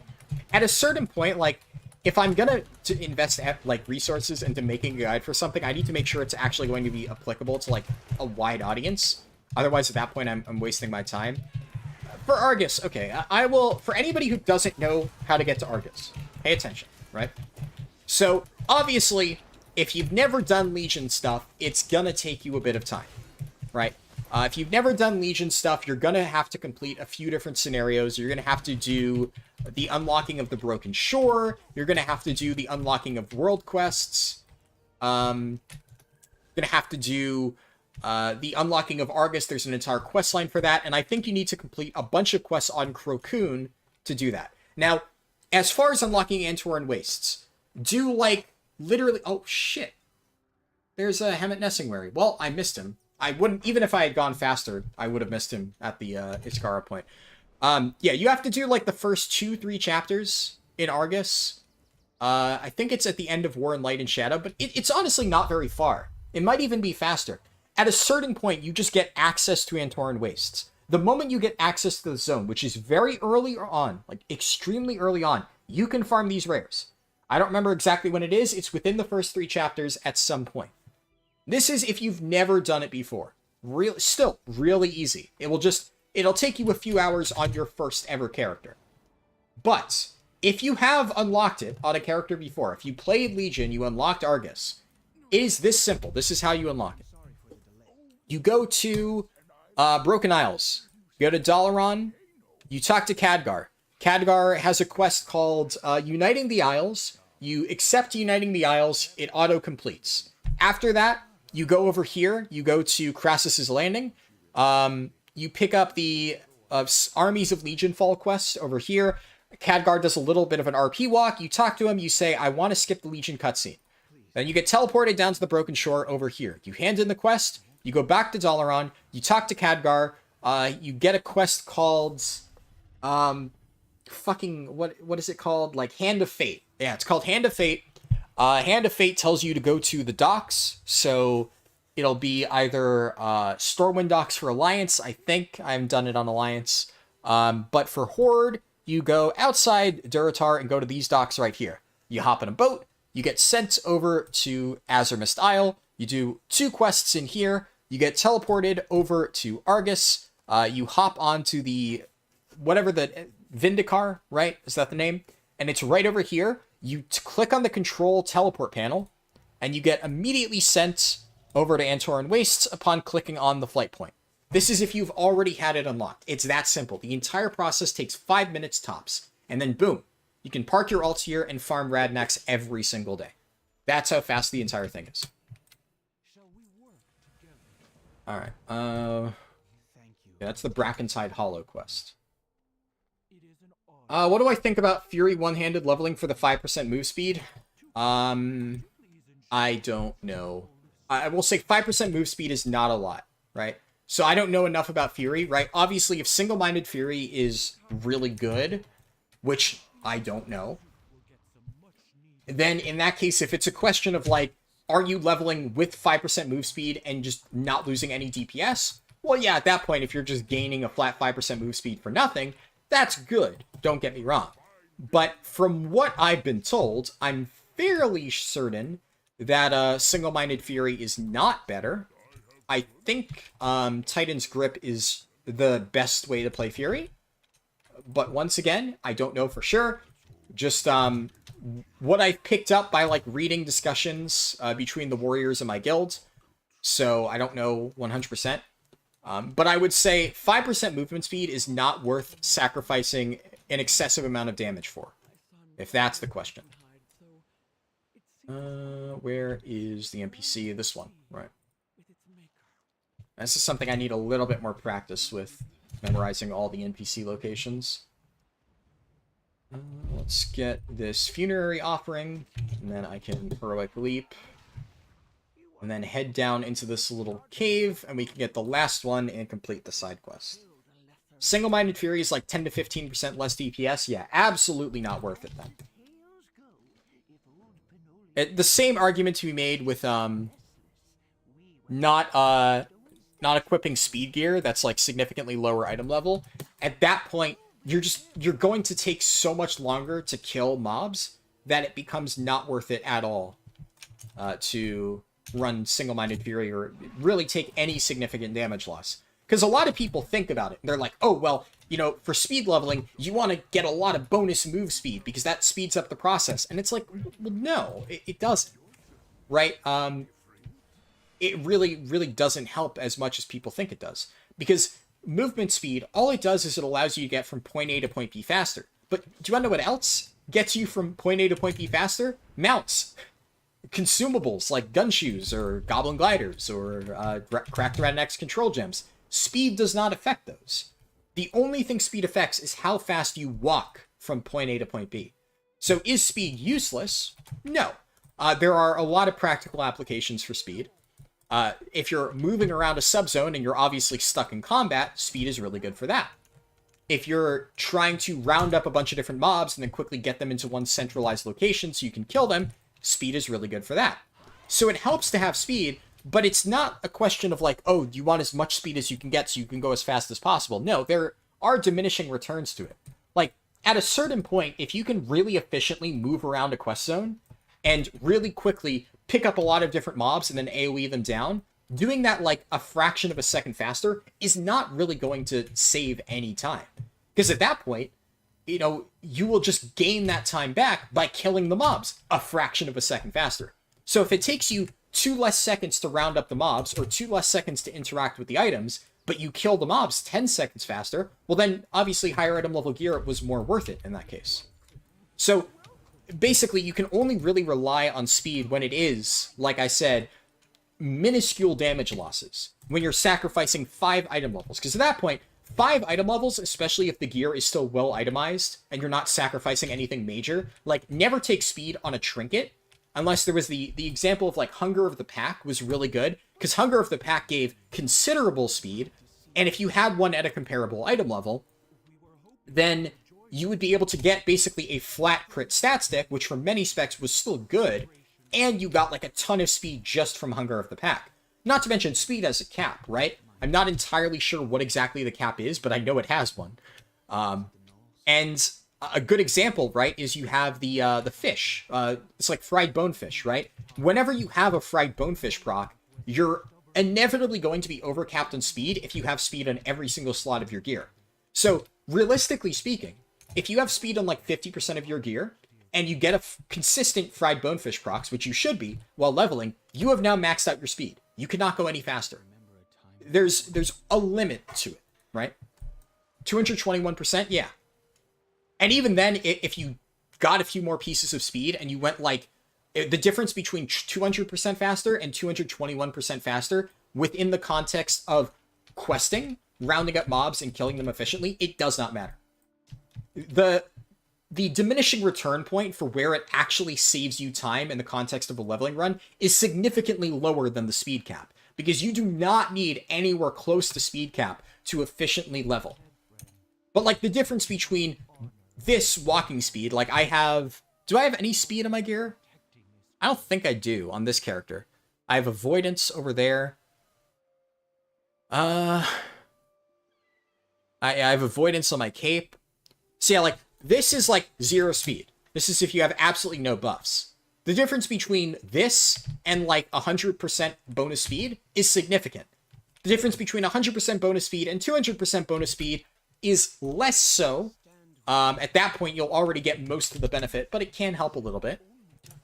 But then anything past that, it's just doesn't matter at all, right? Hopefully that all makes sense.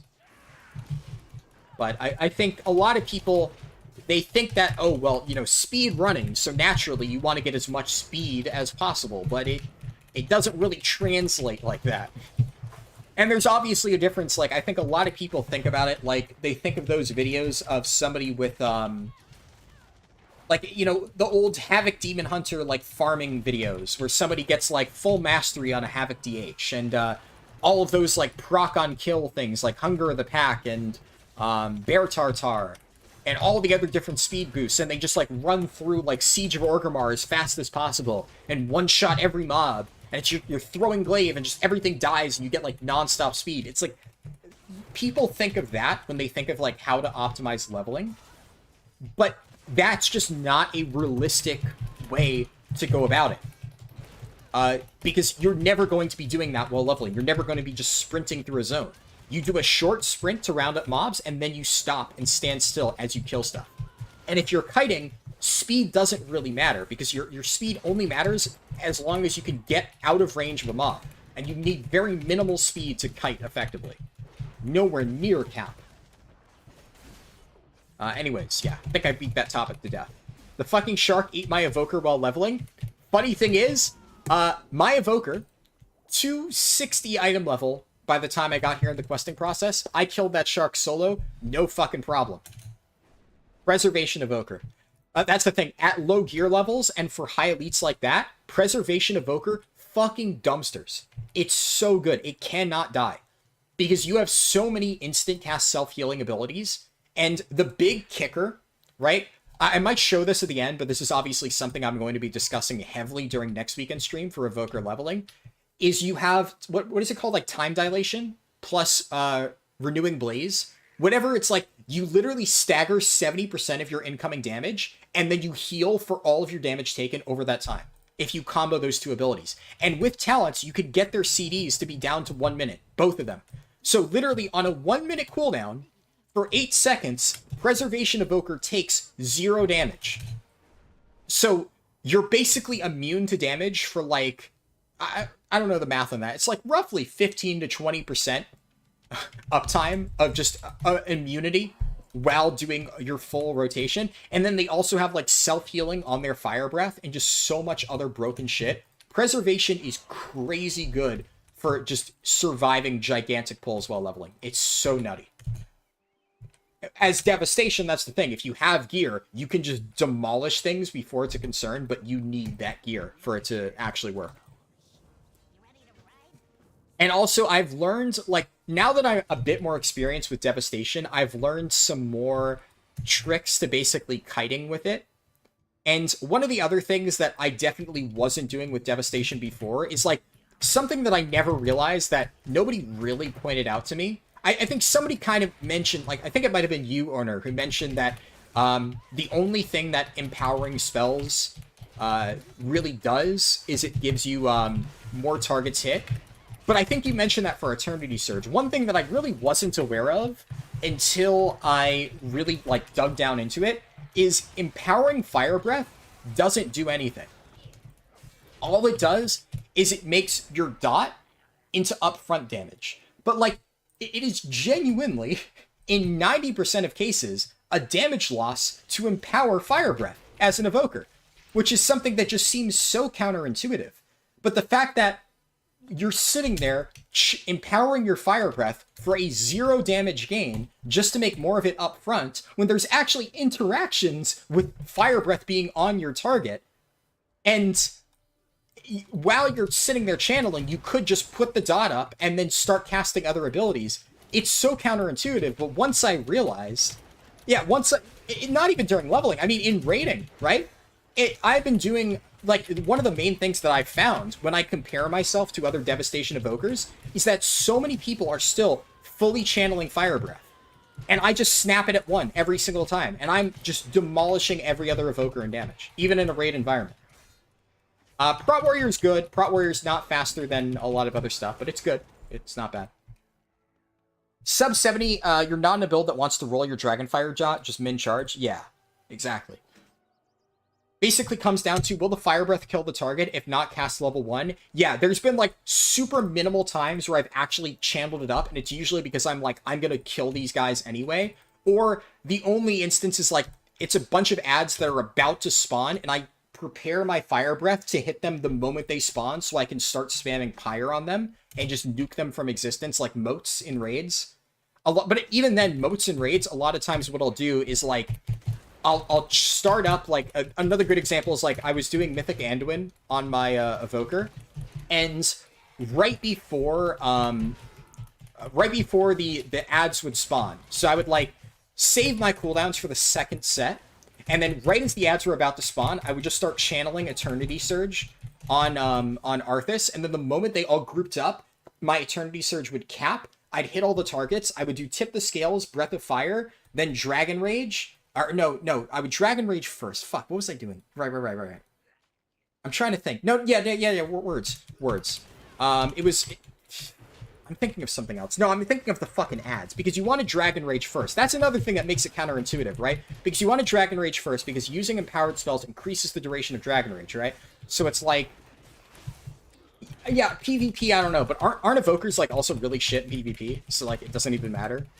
But yeah, you want to, like, Dragon Rage the moment they stack up, then Fire Breath to apply the dot, then Tip the Scales, Eternity Surge, blasts all of them, then I would do Azure Strike, and then do double Pyre, Azure Strike, double Pyre, and just repeat the process. But then there's also something where it's like, I think at a high level, when you have enough haste, you also want to save your Tip the Scales for Eternity Surge, so that the moment Eternity Surge comes off cooldown, you can snipe it in right as your Dragon Rage is about to end to get, like, a few extra seconds. There's, like, so many different things I was reading about it. And I'm going to be honest, I underestimated Devastation. I thought it was going to be, like, kind of a brain-dead spec. There's so many, like, little interactions like that. I'm like, this is fucking complicated. But I've been enjoying learning about it. And I feel like the more I learn about it, the more I understand and kind of improve at it. And I think now that I know that, right? Because, like, during that leveling stream, one of my biggest concerns is I had to just sit there and empower my spells. But now that I know that it's like, no, you Tip the Scales Eternity Surge and you always apply rank 1 Dragon's Breath to mobs while leveling. So you just tag them with Dragon's Breath, kite with Azure Strike, throw out Pyre, and then when you get Eternity Surge, charge it up like 1 or 2 times until it hits the maximum number of targets, and then fire it. You don't need to channel it. So you can basically kite pretty heavily with Eternity Surge, and it's really not an issue. And now that I know that, Devastation does admittedly seem significantly better. But it still struggles, I found, at lower gear levels to kill, like, a large group of mobs. Because if you aren't able to kill stuff within your Dragon Rage and, like, Tip the Scales Eternity Surge window, you kind of get fucked. But Preservation can literally face tank mobs and it will not die. It's actually cracked. So, something to keep in mind. I'll be covering all this when I do, well, next weekend stream and my Evoker leveling video. But yeah, it's really fucking good. 3.5 hours for 67 is Prot, gonna be a breeze. Yeah, believe it or not, this is slow, right? This is not a good time.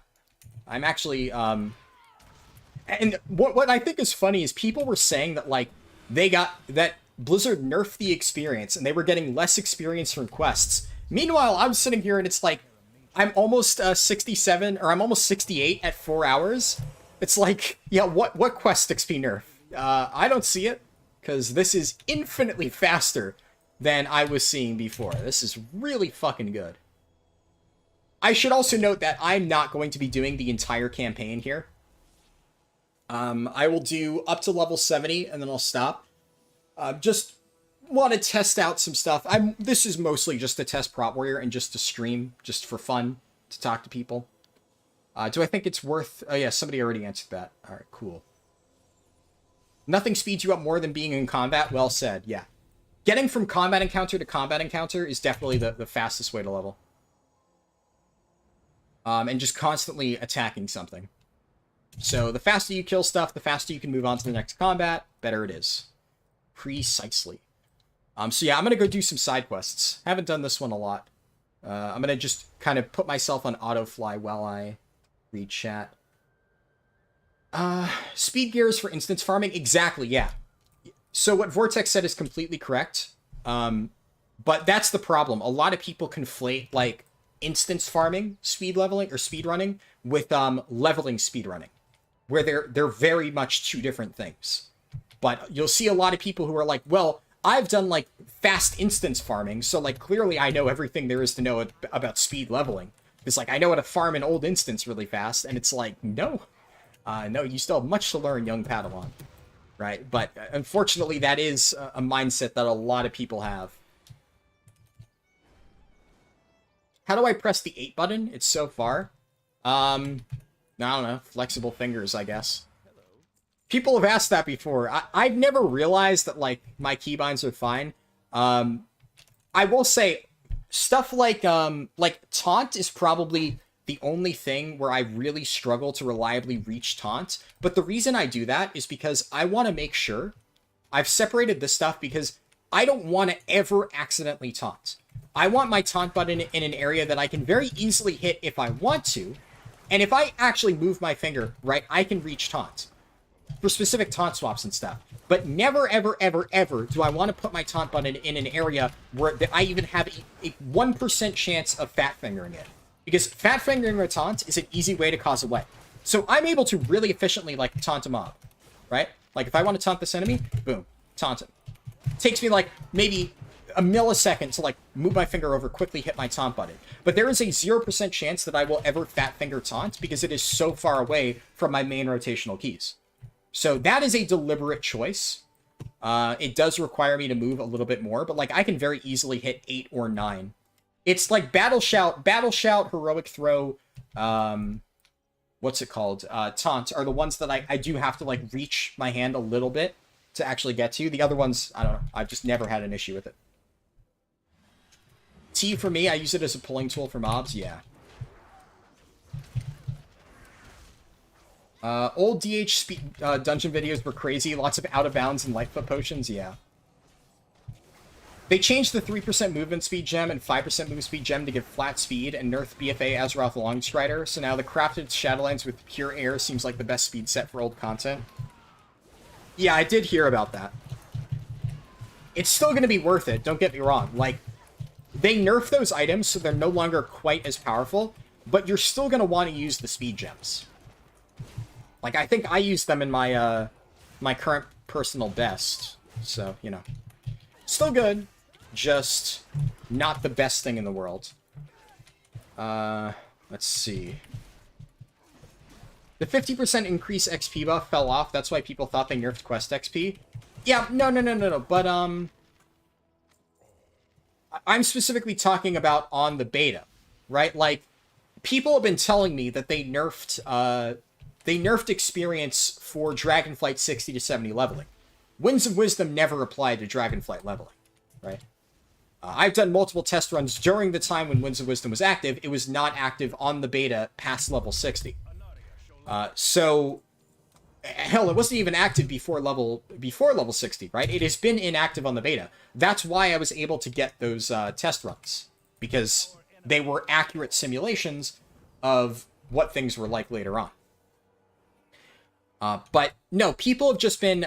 The guess that me and a few other people have is that because Anniversary buff still works on beta, I think some people were accidentally using Anniversary buff on their characters, getting faster times because obviously they had 18% more experience, and then getting confused when they didn't have anniversary buff because they were getting slower times, and they didn't realize, apparently, that they had it active. Now, I'm not saying that any of the current fastest runs that I've seen use this. As far as I can tell, they all did not use anniversary buff, but I'm just saying the people who have been claiming that they nerfed experience, I'm fairly sure fucked up with the anniversary buff, and that's why their own personal results are different. So, otherwise I can't explain it. Either that or they just misrecorded it. But at this point, I think it's fairly easy to say for sure that there has been no change. Right? This is still just as efficient as when I did it before. I'm using war mode and nothing else. And yeah, that's really all it boils down to. Let's see. Skip that camp. You're almost 68. You'll definitely overshoot 70. I'm not doing full campaign. I'm just going for 70. So at this point, it's not about overshooting. I'm just doing side quests up to 70. And it's just whatever happens to be closest. Just because I want to test out a few side quest chains just to see. Like, I've done every single side quest chain at this point, except like 1 or 2 in Thaldraszus that I'm like, yeah, this is very obviously not efficient. But it helps to get like more practice and memorization on where all of this stuff is located, just in case I need it in the future. But, like, as I said before, I'm not doing a full campaign run for now. Obviously, I'm going to do, over the next week, like, a few more Windwalker Monk speedruns, and those will be full campaign runs, because, obviously, I want them to be, like, realistic simulations of day 1 leveling, so we'll have plenty of full campaign runs to come. But for the purposes of today, I just wanted to try out some Prot Warrior, I just wanted to hit level 70, test out some side quest lines, etc. And really, it just boils down to doing the campaign would take a good bit longer. And like I said before, I'm still kind of sick, and I'm very tired, and I do not have the energy to do a 6 to 8 hour stream today. So I'd say it'll probably take me another hour and a half to get to 70, and then we can call it at that point. But yeah, I don't have the energy to go all the way to through the end of the campaign at this stage. But I will be doing that. Like, honestly, probably not tonight. I think tonight I have a few other things that I need to work on, but sometime tomorrow I'll probably do another 60 to 70 run. It won't be posted then. Tonight I'll be working on whatever video I post tomorrow. But tomorrow I'll probably work on a run, and then obviously Monday we have the Monday there's the day 1 simulation that Blizzard's doing, so I'm going to have to test that. That's at like 3 p.m. or something. So whenever they do that, I have to test it. That should be good footage for the leveling guide. And then I'll probably do a few more runs over the course of the next week. That'll give me some more practice. And then whenever I've sufficiently tested it, and I'm like, yeah, this is good. I've gotten like a really good run that I'm happy with. This will be enough to write a good guide. Then I'll publish the guide. Right, and you'll have the written and video one at that point. But today, that is not what we're doing. Let's see. You really need to learn how to tank and improve my healing. Yeah, healing is something I'm admittedly not super great on, but yeah, tanking is just practice, really. Practice makes perfect, right? Alright, level 68. I guess I'll go complete this quest since it happens to be nearby.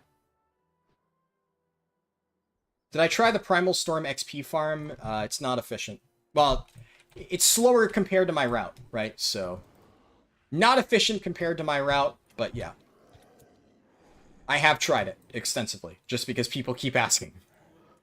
Let's see. Thunderous Roars. Wonder what I'll go down next. I guess I only have like... Oh no, I don't get an additional point. That's my last point. Right. I guess I could probably do these quests. Why not?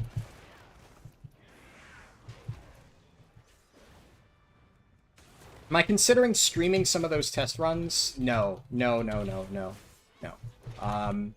Yeah, so I understand your logic of, like, it could be with a fully muted mic and no interaction. I will never do that.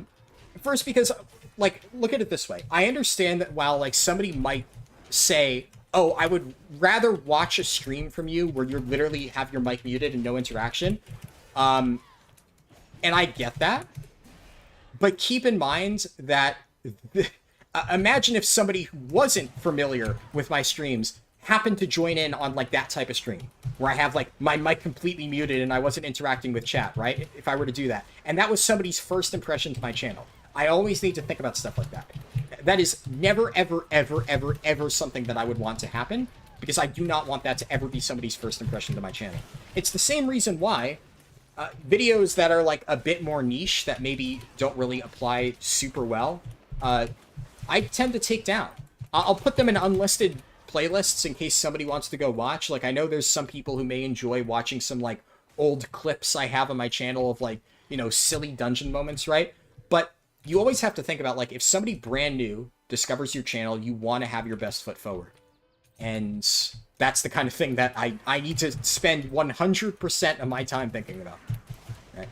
So I will upload those runs as videos, of course, if it's good, right? I might even upload all of them. What I'll probably do is I'll record multiple runs, and whatever run ends up being the best, I'll upload that run as a full video.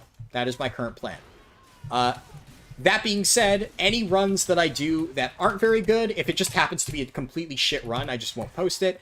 I might throw it in an unlisted video and share it on my Discord or something for people. Yeah, like the WoW Forums videos.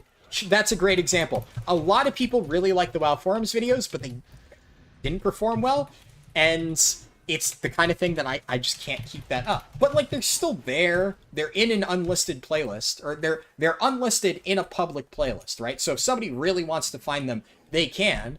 And it's not like I think it was a bad video. It's just not the type of video that performs super well. And I want somebody to understand what my channel is about by watching one video.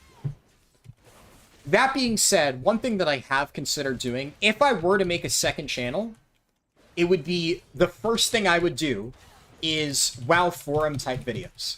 It would be, and I would do it a bit differently, right? It would be literally, I would get my friends to narrate individual people, and we would basically read through the whole WoW forum post with each person playing a character and make it like a little play kind of thing. That is something that I will never do on this channel, just because I want to keep this more guide-focused. Like, I'm fine with doing entertainment-focused videos as long as it's, like, tangentially related to, like, dungeons, raids, or leveling, stuff like that. But that is, like, a bit too far out of scope of, like, the type of videos I want to make now for me to upload that to this channel. So if I ever do a second channel, that is what you can expect. The type of content that I will probably try to make. Because I enjoyed making it, it's just, it's difficult, you know.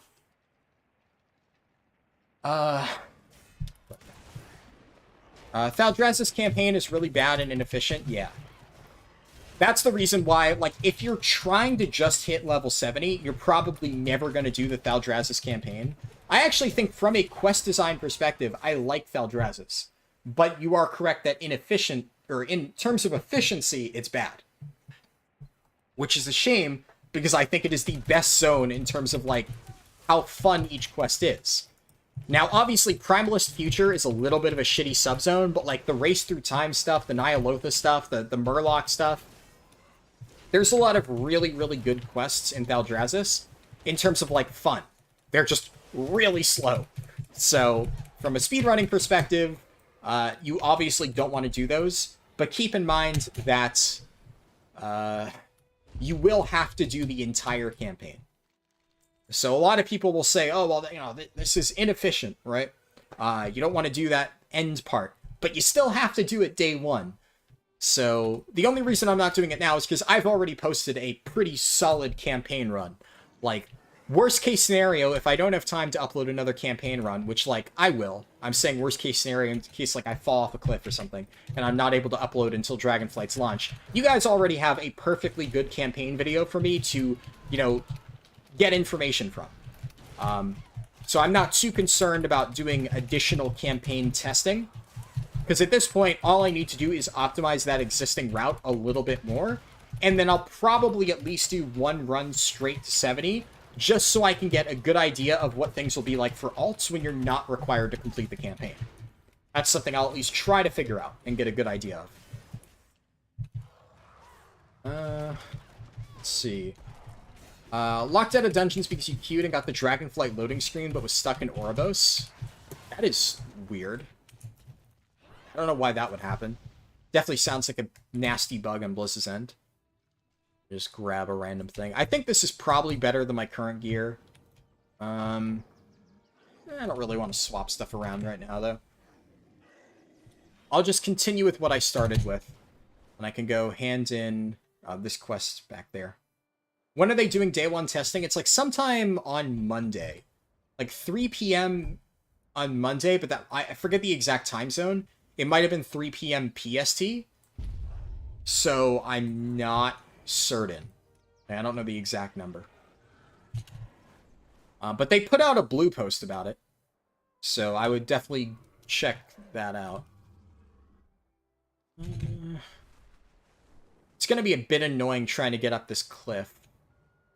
I think if I do this... Yeah, I have a good angle. Okay.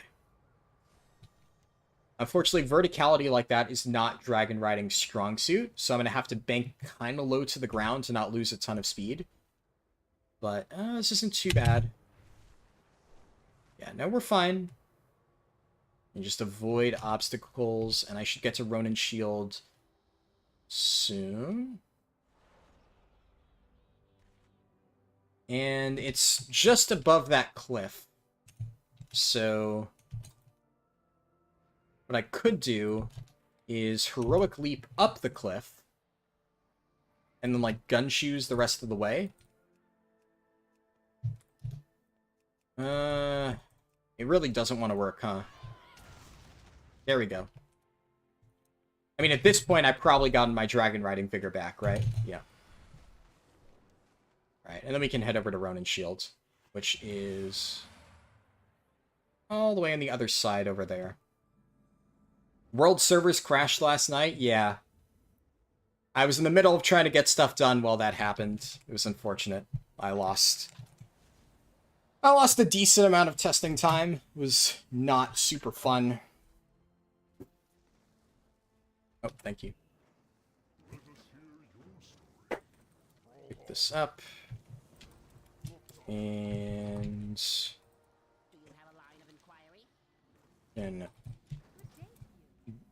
beat these dragons up. Alright, you have a few characters level 55, and you're spamming the elemental invasions. Hit 60 in about 30 to 40-ish minutes. Yeah, I mean, that's the thing. It's not a bad time, but that's definitely slower. Because that was about the entire time it took me to get from, the entire way from 50 to 60. Without anything like rested XP or whatever. Let's see. To the mountain. I'm going to do this side quest chain. Riders in the Snow. And I might do Artifacts in the Wrong Hands. We'll see. But this one is nice. I also skipped Falling Water.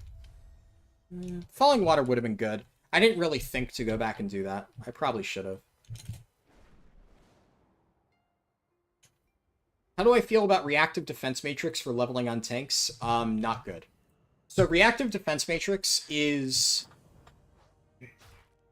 It's a tricky situation, right? Because Reactive Defense Matrix in a vacuum is a really good trinket.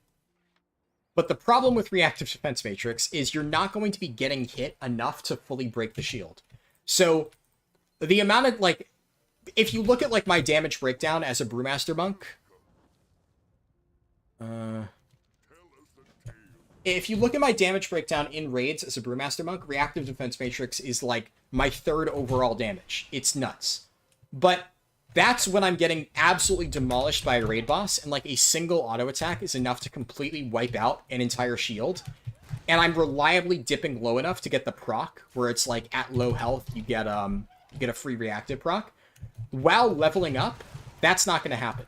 So while leveling up, reactive defense matrix loses a lot of its value. And as a result, I don't recommend using it. It's not the worst thing in the world, but you're going to just get better results with something like, I would say as a Guardian Druid, just use what I'm using, which is Hateful Chain. So Hateful Chain combined with multiple on-use trinkets in your other slot, it's going to get you the best results. Probably. Might be some other, because you're a Guardian Druid, right? So you have a few other options. Like, there's a lot of stuff that procs off ranged attacks that works for Guardian. You could do like the little orb trinket from Karazhan. That works for you as well. Hard to say, though. You definitely have options. I would not recommend reactive, but it's not the worst. What's the reason for D-stance over battle stance? The reason for defensive stance over battle stance is that I forgot that stances got reworked in this expansion, and I did not realize that they existed. So that's the reason. But yeah, good point. I wish I had noticed before hitting level 68. Yeah, good call though. But yeah, I mean, honestly, I don't know why they changed that. I think it's really dumb. That's very much one of those, like, you know, people said they liked Classic, so we brought stances back for, like, no fucking reason. Like, okay, great, thanks, Blizzard. Yeah, I really love the interaction between defensive stance just being mandatory for raids and battle stance just being better for everything else. And I'm pretty sure, like, isn't battle stance just better than Berserker stance for DPS warriors? Like, I remember hearing something about that, where, like, one stance was just objectively better in almost every scenario. So, yeah.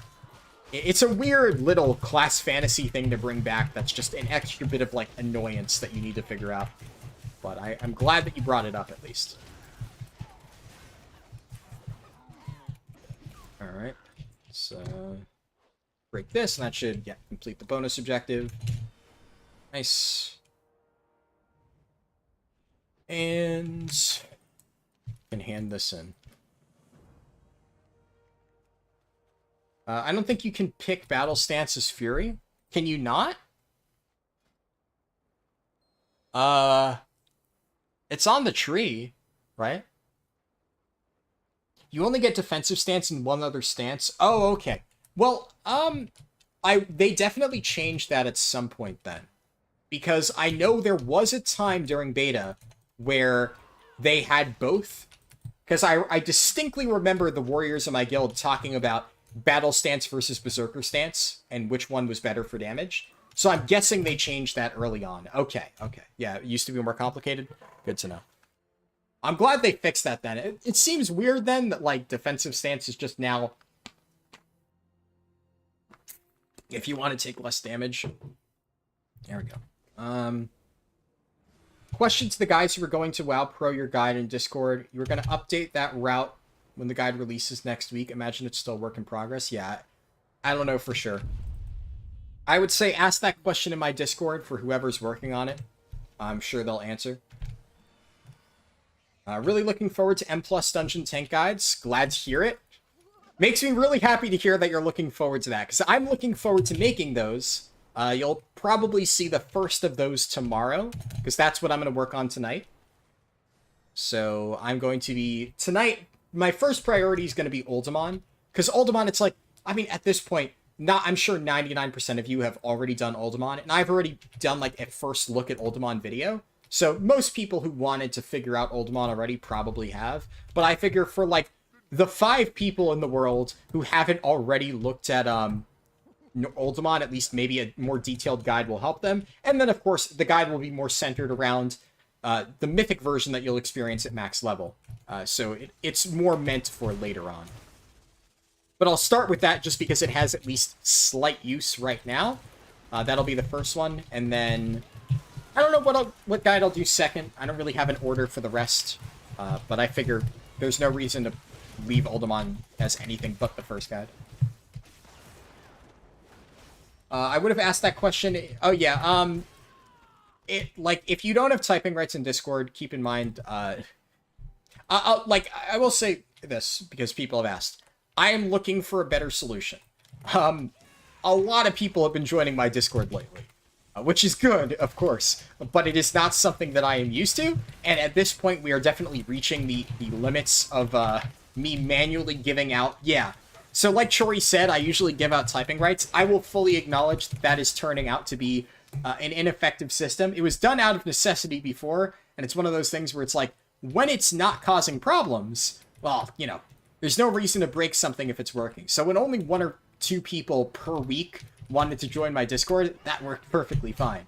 But I do apologize because I understand it's at this point frustrating because so many people are joining while I'm in the middle of doing something and I don't get a chance to update the roles initially. So I'm looking for a better way. Me6bot, yeah, I'm aware of how other Discords do it. It's something I'm looking into.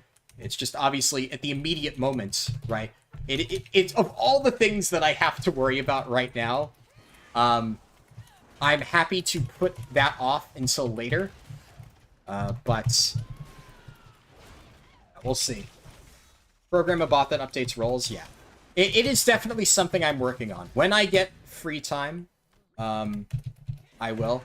And the other thing is, like, a lot of people will say that, oh, well, something only takes, like, XYZ amount of time. Like, it's like, oh, well, you know, this literally takes, like, 2 minutes to set up. And it's like, yeah, it usually isn't. It usually takes a little bit longer because you have to look up how to do it, or I have to have, like, a friend walk me through the process. And there's also a certain element of, like, you know, you only have so much mental bandwidth to handle so many problems. So if I'm already worrying about, like, so many different things, there's only so much so many different topics that I can worry about fixing at a specific time, even if it theoretically would only take me a certain amount of time. Do I do gold farming guides? No. I do not touch gold farming with a 10-foot pole. I've gone on rants about that before, so I'm not going to rehash it here. I dislike the idea of gold farming guides. I think it's inherently counterintuitive. But I will always say this. Good way to make gold. Look at the stuff that I recommend using in my routes and sell that. Because it's a good way to make money. If I recommend a speed leveling item, it generally speaking goes up in value. And you'll be able to make gold by doing that. You're just a poor player. No problem. No, I'm not knocking people who want to farm gold. I'm knocking the idea of gold guides. Because the problem is, I'll do a little bit of a tangent. By the time that you see something in like a YouTube gold guide, it's not going to be applicable to you. So a lot of times, the best way to farm gold is obviously just putting in a lot of work, farming items. You know, you don't need a guide to tell you that if you farm professions early on in the expansion, like farming or farming herbs, you're going to make a shit ton of gold off that. That should be self-explanatory, right? But then a lot of like the little secret gold methods, if you find it yourself and you're actively looking for ways to make golds, you can make money hand over fist by doing that, by being the first person in the market. By the time that information has reached you through a YouTube video, it will no longer be effective for making gold. So it's inherently counterintuitive. But, you know, any time that I've made gold in an MMO, it's either because I sold carries, right? Which, I mean, obviously saying sell carries is not like the most effective way to make gold. But whenever I made gold through like crafting or farming or something like that, it's because I studied the market and I studied what was in demand. And I'm like, this item is going to be, usually you study a future market, right? Like I'll look ahead and say, what item is going to be like insanely useful for Dragonflight? And I'll farm that. Let me give a practical example that you can actually maybe take some insight from. Probably the most money I ever made by crafting, mind you, significantly less than a lot of other people, because I'm not like a goblin, right? I'm not the kind of person who wants to make like billions of golds and buy all the fancy mounts. I get enough gold to the point where I am happy and I can buy whatever I want for raids, and then I stop farming. I made about 3 to 4 million golds within like 2 days at the start of BFA because I sold Darkmoon Deck Fathoms. And literally from day one of BFA, I started looking into different sims and trinkets and seeing which Darkmoon deck was the most profitable. I started investing very early on in getting all the best inscription stuff, and because I realized that Darkmoon deck Fathoms was by far the best Darkmoon deck, I would do one-to-one card trades with other people for only Darkmoon deck Fathoms cards. And there's a lot of other people who weren't necessarily like trying to make gold, but just wanted to get their particular Darkmoon deck. Like it was a healer who wanted the healing Darkmoon deck. So they would randomly craft stuff, they would get a Fathoms card, and they would trade it to me one for a healer card that I got, because all they cared about was collecting their deck. Meanwhile, I was stockpiling hundreds of Darkmoon deck Fathoms cards, so when the raid actually came out and the price for the deck skyrocketed because every single melee DPS in the game realized it was their best in slot trinket, I started selling each one for 200k. And I made a shit ton of gold because by the time that it was already in demand, I had hundreds of it stockpiled. And of course, what happens after that? After that, you see a ton of guides coming out saying Darkmoon deck Fathoms is worth so much. But the reality is, within 2 weeks, the market was dead because everybody already had their Darkmoon deck Fathoms. So that's how you make gold.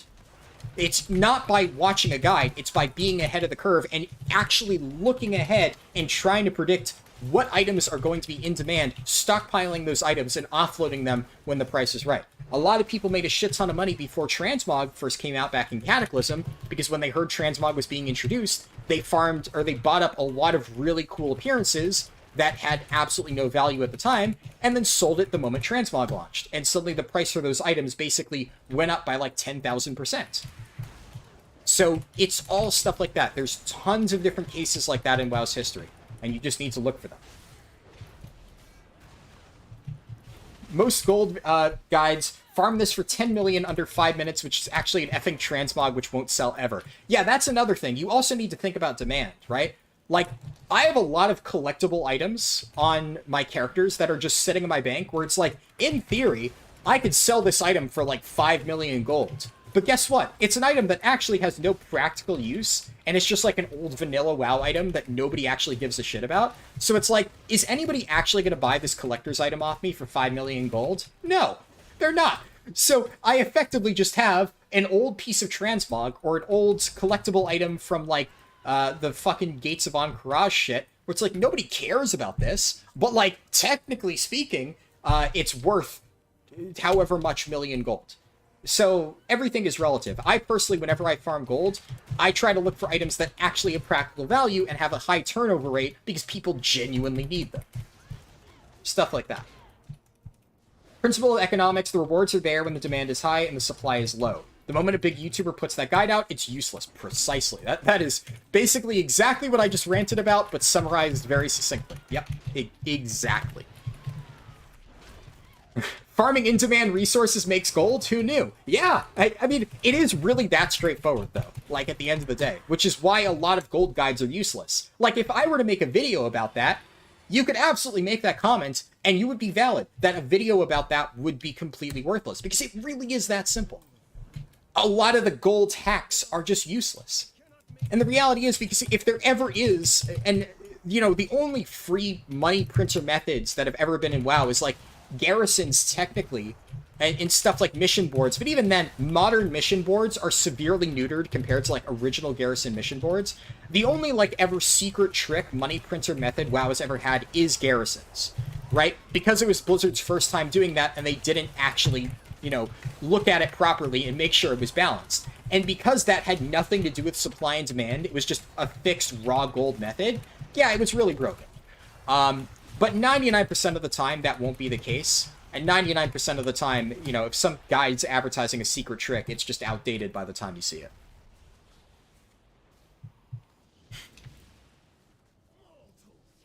Let's see. Good gold farmers never reveal their methods. Yeah, exactly. And I usually reveal my methods, right? But, like, that's the thing. If I reveal my methods, it'll usually be in, like, a Discord message, like, in my server or something like that, and I just won't make a video about it. And it's usually not a big deal. And I also don't, I'm never, like, on the cutting edge of, like, gold farming stuff. And I never want to put that shit behind a paywall, which is another thing that a lot of gold farmers do, which I dislike. But yeah, usually a lot of what I focus on is ways to save money, like ways to basically like not have to shell out hundreds of thousands of gold on something by doing it myself. So it's like the reason I always spend so much time doing crafting and shit. Because if I can craft everything myself, I don't need to like drop a shit ton of money on like really expensive, you know, mats and whatever. Need to get these. It was really good to farm male transmogs before pre-patch, but it might be a bit late now. That's a really good point, yeah. Like, hey, people want to get evoker transmogs. So, you know, you think about that, you're like, well, if everybody's going to be making an evoker and they're going to want to make cool transmogs, yeah, shit, throw that on the auction house. Very good point.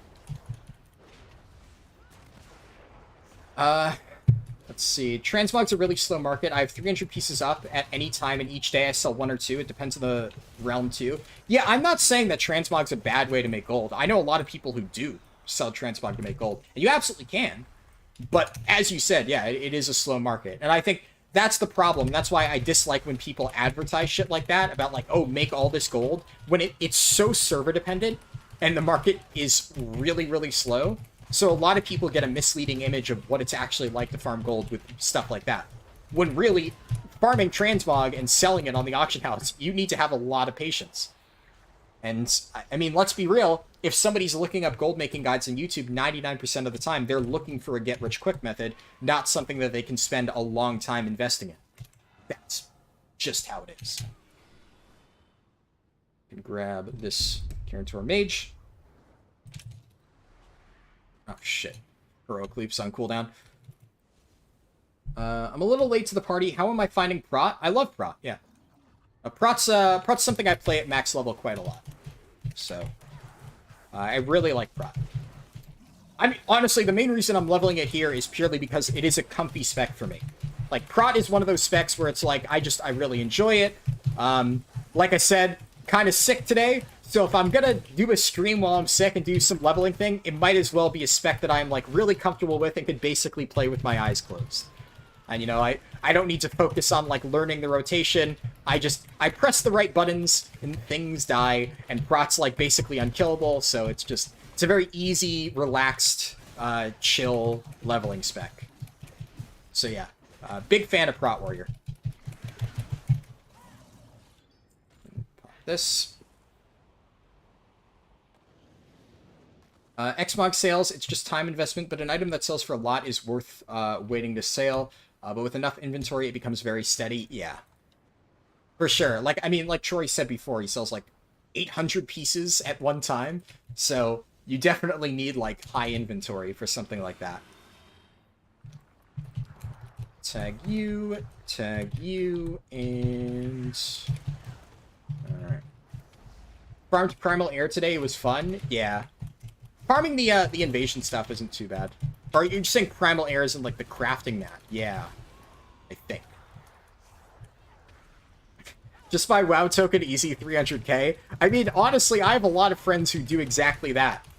Right? Just buy WoW tokens, they make money elsewhere, and it's easier for them. I mean, a lot of people just can't be bothered with trying to farm gold when it's like, you know, if they just don't have that much time to play, they can just use a WoW token to bypass that process. So, like, yeah, honestly.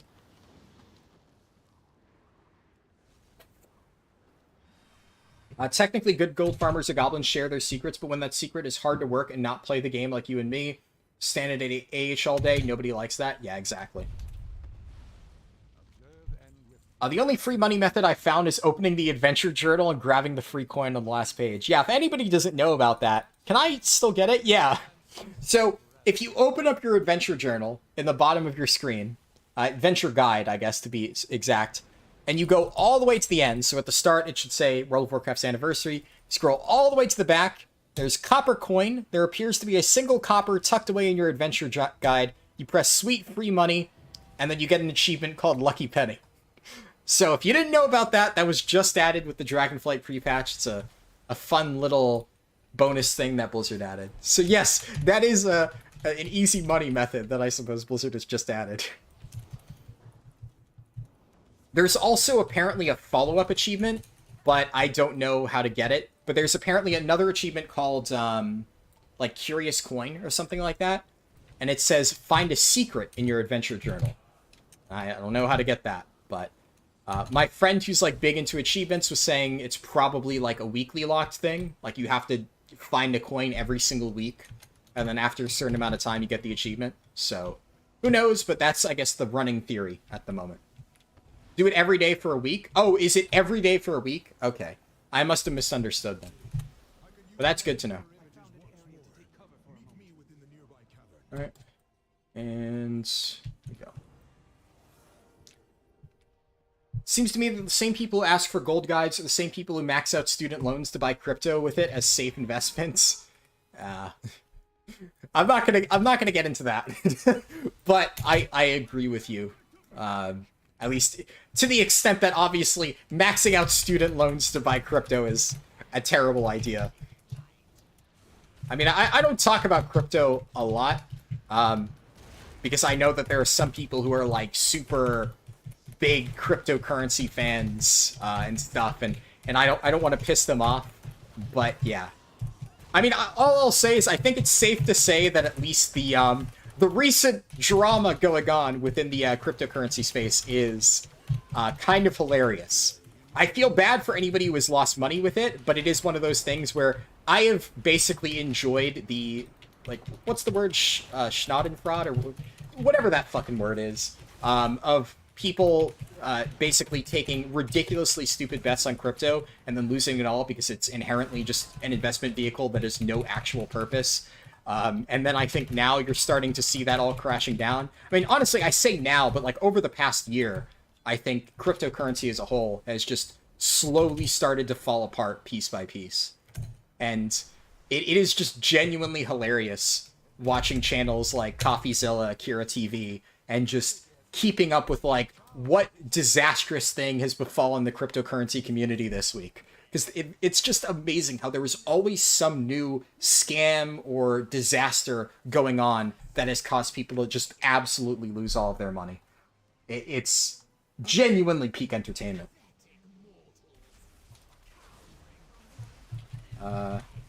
Took your level 15 Miner and Herb into Chromie time, then Badlands, and... in Mind Herb, while waited for the invent boss to spawn, hit 62 hours later and sold all the mats for 5k. Not a lot of gold, but it was fun. Yeah. And I mean, that's a solid time, right? That's the thing. I always say people should level however they want. Because it's like, hey, if you make 5k gold, it's not a ton, but if you enjoyed doing it and you came out 5k gold richer, then even if it took you an extra hour or so, it's well worth it, right? Let's see. Not 100% sure, but that's what I read on the WoW Secrets Discord. Yeah, I think that's what my friend was talking about. I must have just misunderstood what they said. I assume if I just wait, Calicos will kill everything, right? Yeah, that's 150. Schadenfreude? Yeah. Love your German. Look, I never said I'm good at pronouncing shit. I tried my best. Mr. Vintage donated $10. Thank you. Dragonflight Crafting. Question. Am I wrong in understanding that you need to get... let me just spam this while I read. Am I wrong in understanding that you need to get reagents from heroic mythic raids in order to make the top shelf gear? That is correct, yes. You can think about it like this. I need to target the storm's funnels. Right, let me just do this quest, and there's a bit of RP so I can answer your question. The best way to describe high-level crafted gear is it's not traditional crafted gear. Schadenfreude? Okay. Hope I pronounced that right. High-level crafted gear in Dragonflight is basically the Season 4 upgrade tokens, if you're familiar with that. So those upgrade tokens that you got from like doing heroic and mythic content that you could use to boost up your gear, that is how high-level crafted gear works in Dragonflight. You basically use basic crafting stuff to get the regular crafted gear. Think about that like as your 262 piece from Shadowlands. And then by collecting those mats from the raids, you can upgrade that crafted piece to a mythic quality piece of gear. So it's as if they like basically made it so instead of using those upgrade tokens on raid gear, you then had to craft the 262 piece from Shadowlands crafting first, and then you could apply those upgrade tokens specifically to your 262 crafted piece. Kind of. That's like a good comparison of how it's going to work in Dragonflight. Yeah, it's like the cartel dinars. It's like they're basically, you can look at it as like season 4 was testing a lot of these systems from Dragonflight in a Shadowlands setting. So it's not exactly what we got in season 4, but you can see a lot of those elements in Dragonflight, and it's clear why they did that, because they already had this plan for the next expansion, and they figured, hey, we might as well just test this out now and see how it works. So yeah, it is more akin to upgrade tokens. So you do need to do heroic and mythic stuff. But thank you again for the donation. Really appreciate it. You can sell carry, it's more fun than farming. Yeah, well, that's the thing. I said before, one of the main ways I make gold is selling carries, right? I haven't sold carries in a little while. Honestly, ever since Blizzard did the big crackdown, I stopped selling. I might do it again in Dragonflight now that I think Blizzard has gotten a little less ban happy. And they've kind of settled down, so as long as you're not doing, like, any egregious, like, real money trading shit, which, like, obviously, I have never touched real money trading with a 10-foot pole, right? So I would never get banned for something like that. But there was a concern early on with a lot of people in the boosting community, because early on, Blizzard was basically scaring people into thinking, like, hey, if you boost with the wrong people, right, even if you're not doing RMT, you might get banned by association. They weren't outright saying that, but some of their statements implied that, and a lot of people basically were like, yo, you need to make, like, a fucking clarification statement on this, because either boosting's allowed or it isn't. Like, if you're just targeting real money trading and the big, like, communities and stuff like that, that's fine. But, like, you know, set it in stone. And they've, at this point, outlined pretty consistent rulings for it. And, you know, I've seen enough people doing, like, boosting within those guidelines and not getting banned whatsoever that I'm like, okay, yeah, in Dragonflight, I'll probably get back into it. But yeah, obviously boosting is not something that anybody can just do, right? If you're able to sell carries, yeah, sure, go ahead. But especially if you're giving tips to a new player, you can't just be like, Lamau, just sell carries. Doesn't work. My one problem with the crypto crowd is that at the same time they claim it's a stable currency because you can't trust governments, but at the same time it's a get rich quick that goes up. Yeah, but like the thing is, I think most people who advertise their cryptocurrencies as like a get rich quick scheme don't really understand that they're doing it. Like to them, they probably just think that, oh yeah, you know, it's just natural that this is going to go up by like 500x. Like, I've just stumbled upon the one secret method. Like, to them, I don't think... If you ask most crypto bros whether the thing they're advertising is a get-rich-quick scheme, I think they'll probably tell you no. It's a once-in-a-lifetime opportunity. It's not a get-rich-quick scheme. It's just that they happen to find the, like, once-in-a-lifetime method that is totally legit and is not a get-rich-quick scheme, but will get you rich quick, right? So I think that's the problem with it. You know, I don't think it's really hypocrisy in that case. I think it is just ignorance. A lot, and there are some, obviously, who do embrace it and who do fully know that it is kind of a scam and say that because they know that people will fall for it. But I think it is more in line with that stuff. Where do I turn in this quest? It's all the way over there? What the fuck? Alright, well, fuck that quest. Yeah, sorry, Hemet, but your quests are not good. Alright, let me go to the, this place, Falling Water. Making gold in WoW is exactly like making money in real life. Understanding economics, supply and demand, using your own knowledge in the market and putting it to use with work. Yeah, exactly.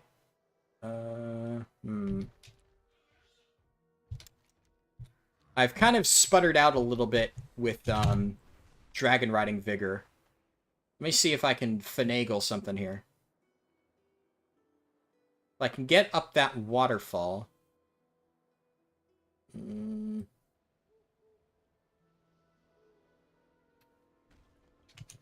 Okay. Can I heroic leap up there? Oh, I can. All right. And then we're just gonna gun-shoes the rest of the way. Alright! I cobbled together a solution to unfuck myself there. We're good. Weirdly, my best tip for gold farming is find an audiobook you like. Most gold farming activities aren't engaging, especially gathering materials, and you can settle into an audiobook. Yeah. I mean, or just, Netflix or something. Like, for me, it's true crime documentaries. Whenever I'm, like, farming something, like, even just farming LFR, like, lately when I've been gearing up my evoker, I've been watching, like, true crime documentaries on Netflix, and that's just been, like, my thing that I do while gearing up alts.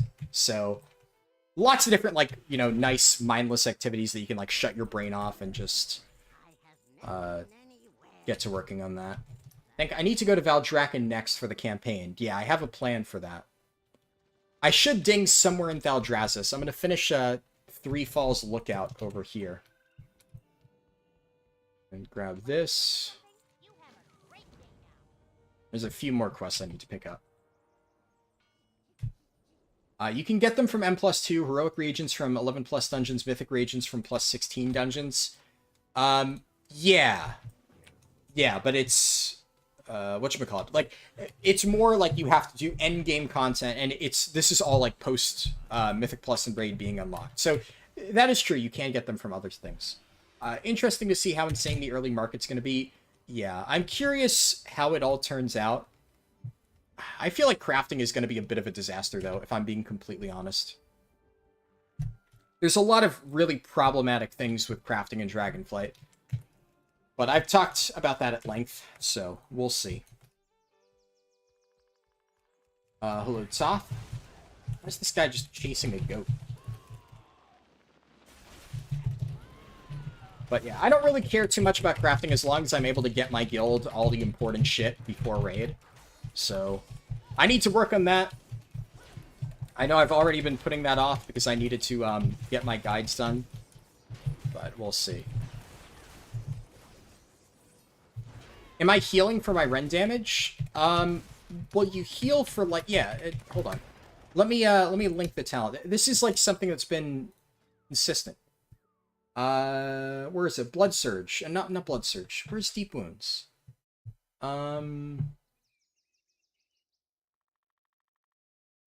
I forget where the talent is, right? But it's, yeah, you heal for, like, your bleed damage. Or something like that. I forget exactly where it is. Oh, yeah, no, Fueled by Violence. You're healed for 50% of the damage dealt by Deep Wounds. So I'm not even running Fueled by Violence. You don't need to. But yeah, no, you keep an Absorb Shield, right? I am healed when I use, what's this?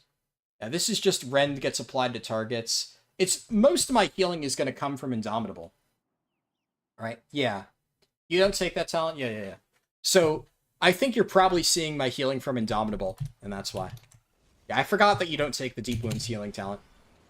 I'm not even running it in this build.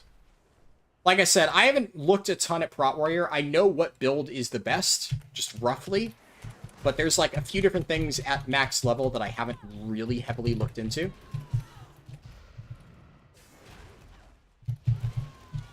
But yeah, it's, and Prot Warrior has really good survivability. Prot Warrior is very, very, very tanky. What can I do for you? Off with you. I've only engaged an ARM team one way. You sold your EVE Online account when you left the game. Made 930 euros. Oh, that is quite a lot. Yeah, I don't know. Even if I had, like, in theory decided I was going to quit WoW forever, I probably would never sell my account.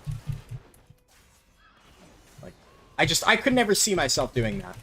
Because, even if I did say one day, which I'm not saying I'm gonna quit WoW, don't worry, but, like, even in the theoretical day where I'm like, yeah, I'm done with WoW, right? It's like, I would still want my account in case I ever decided to play again, I would never want to sell it.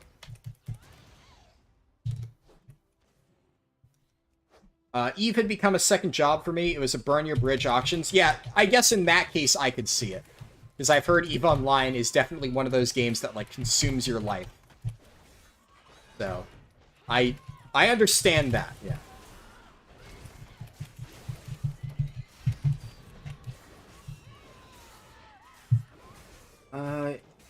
If it's just like making cash IRL, then why don't I get gold for my law degree?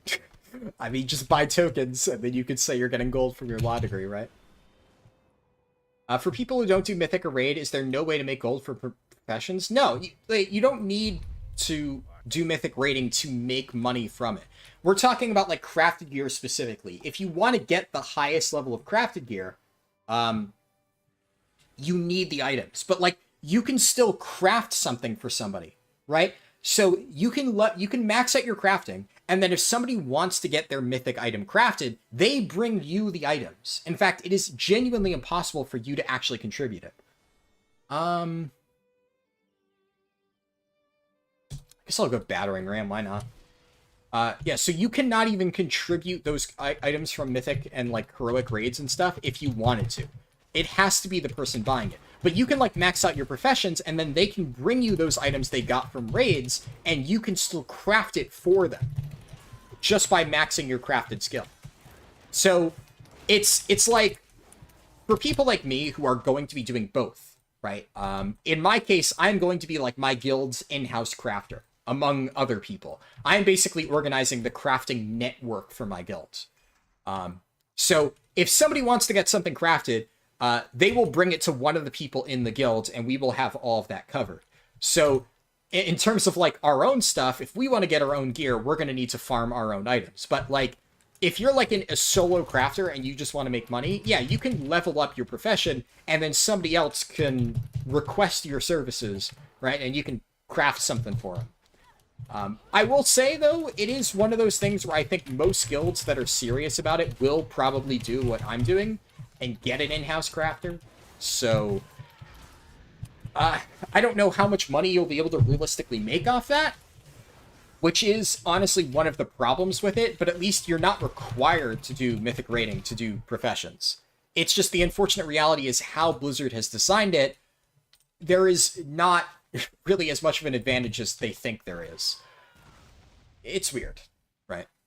I would say if you really want to make money, you probably shouldn't even go for crafting gear at all. The patterns are not from raids, no. You probably shouldn't go for crafting gear. You should go for something else. Alchemy, right? Or enchanting.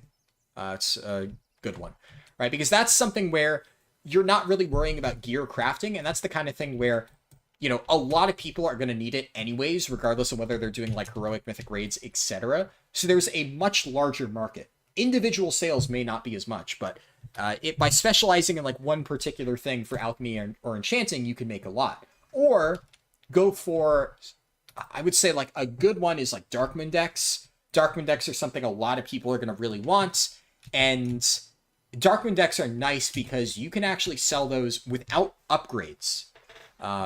So you can trade the basic Darkmoon deck and sell that on the auction house. So that's something that people don't actually need to come to you for.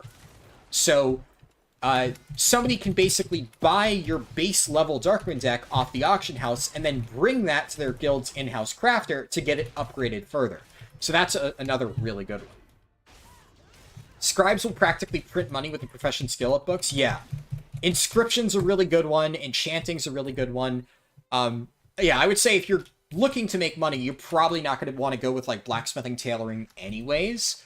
And those are the kind of things that most guilds will probably have covered regardless. Jewel crafting is also another nice one to have because while it can do stuff like create rings and necklaces and whatnot, you also can make gems. And gems are another major thing in the consumable market. I wouldn't say consumable, but like gear augmentation market. So you can do both, right? Whereas blacksmiths can only really do like gear crafting. Jewel crafters can do gear crafting for rings and necks, but they can also do gems, which are really important for raid gear and Mythic Plus gear, etc. You don't get Darkmoon decks right now. Mine are selling nonstop for the past week, but the Dragonflight pre-patch trinkets are $252, while Darkmoon decks are only $200. Yeah, I mean, if somebody is buying a Darkmoon deck right now in Shadowlands, like, I'm glad to hear it's selling well for you, because it definitely sounds like a lot of people have not done proper research, because they definitely are not worth it. Now, keep in mind, the Dragonflight pre-patch trinkets are really, really, really, really, really bad. But even still, for most people, they're going to be better than the Darkmoon decks, just because, as you said, raw item level alone. And yeah, as Theta said, Inscription, good luck, but here's the thing with Inscription, right? You can try to make a Darkmoon deck, and you can try to sell it for a boatload of cash, but if you don't, you can also pivot And like Owner said, you can sell the scrolls. So Inscription has multiple really good options for potential ways to make money. So you're not like pigeonholed into one particular thing. So, you know, if making a Darkmoon deck doesn't pan out, you could also just sell your cards, right? So that's the nice thing about going towards a Darkmoon deck. If you're unable to get that final card to get a Darkmoon deck and you run out of gold, and you're like, I don't have enough gold to finish creating this Darkmoon deck, sell the individual cards, and even if you take a slight loss, you still make back most of your money. So it wasn't a completely wasted investment. Whereas, like, if you get 90% of the way towards crafting, like, a plate chess piece, and you can't get the rest of the mats because it's too expensive, you're shit out of luck. So, there's a bit of a trade-off there.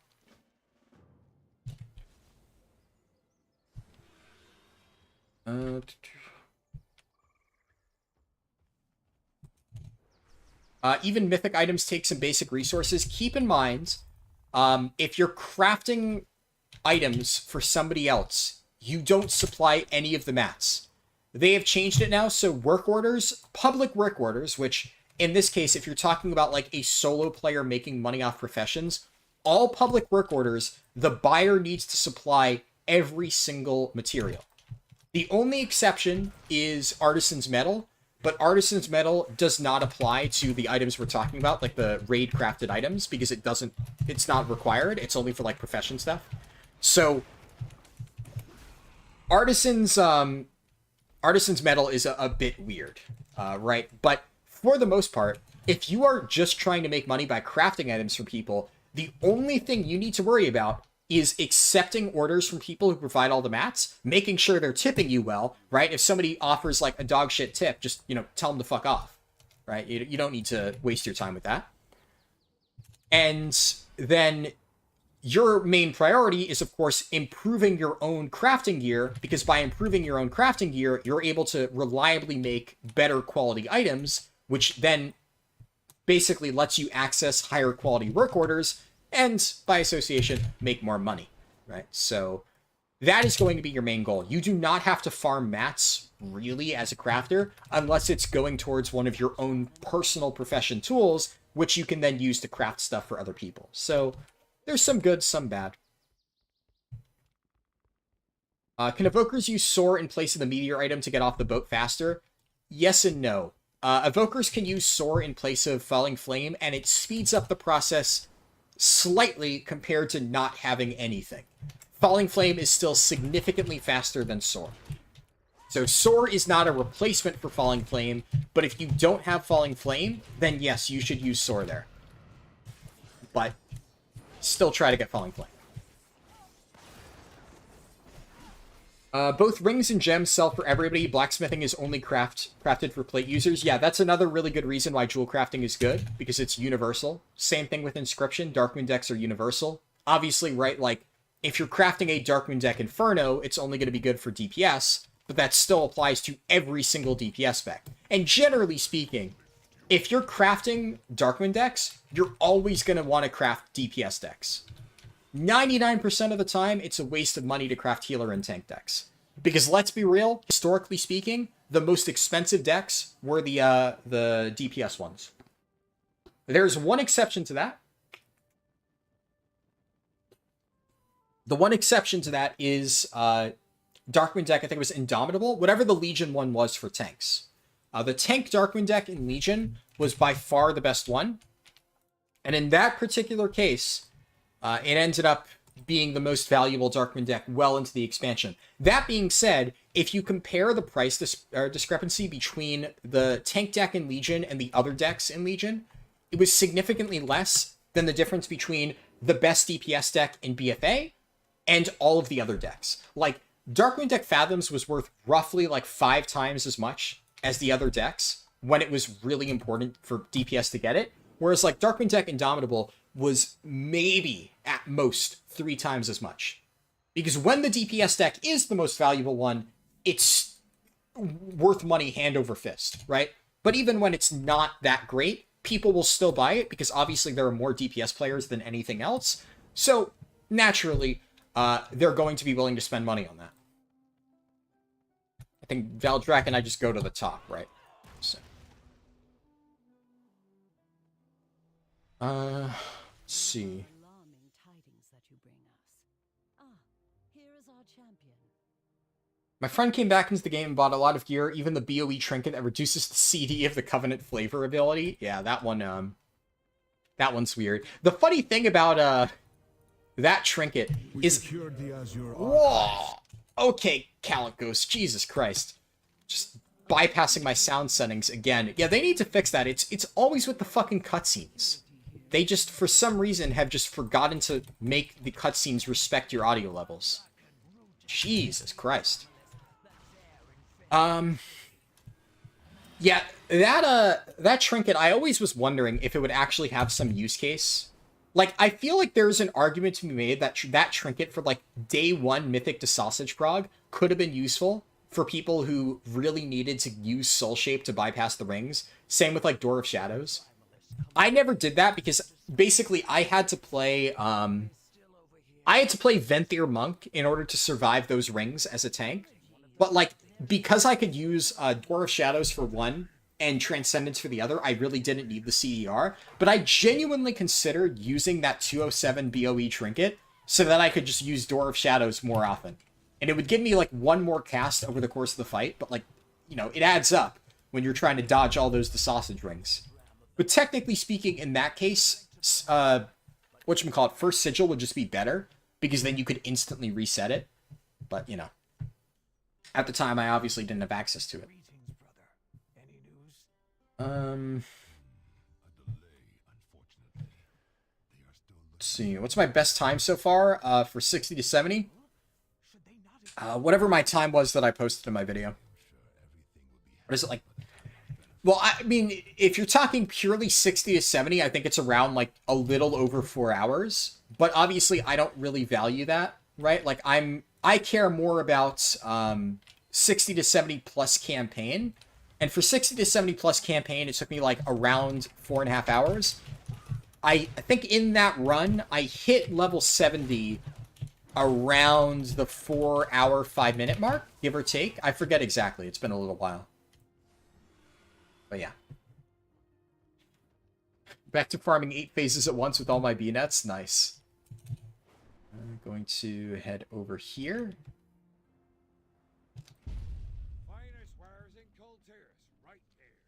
And then jump down, if I can, yeah, get the heroic leap.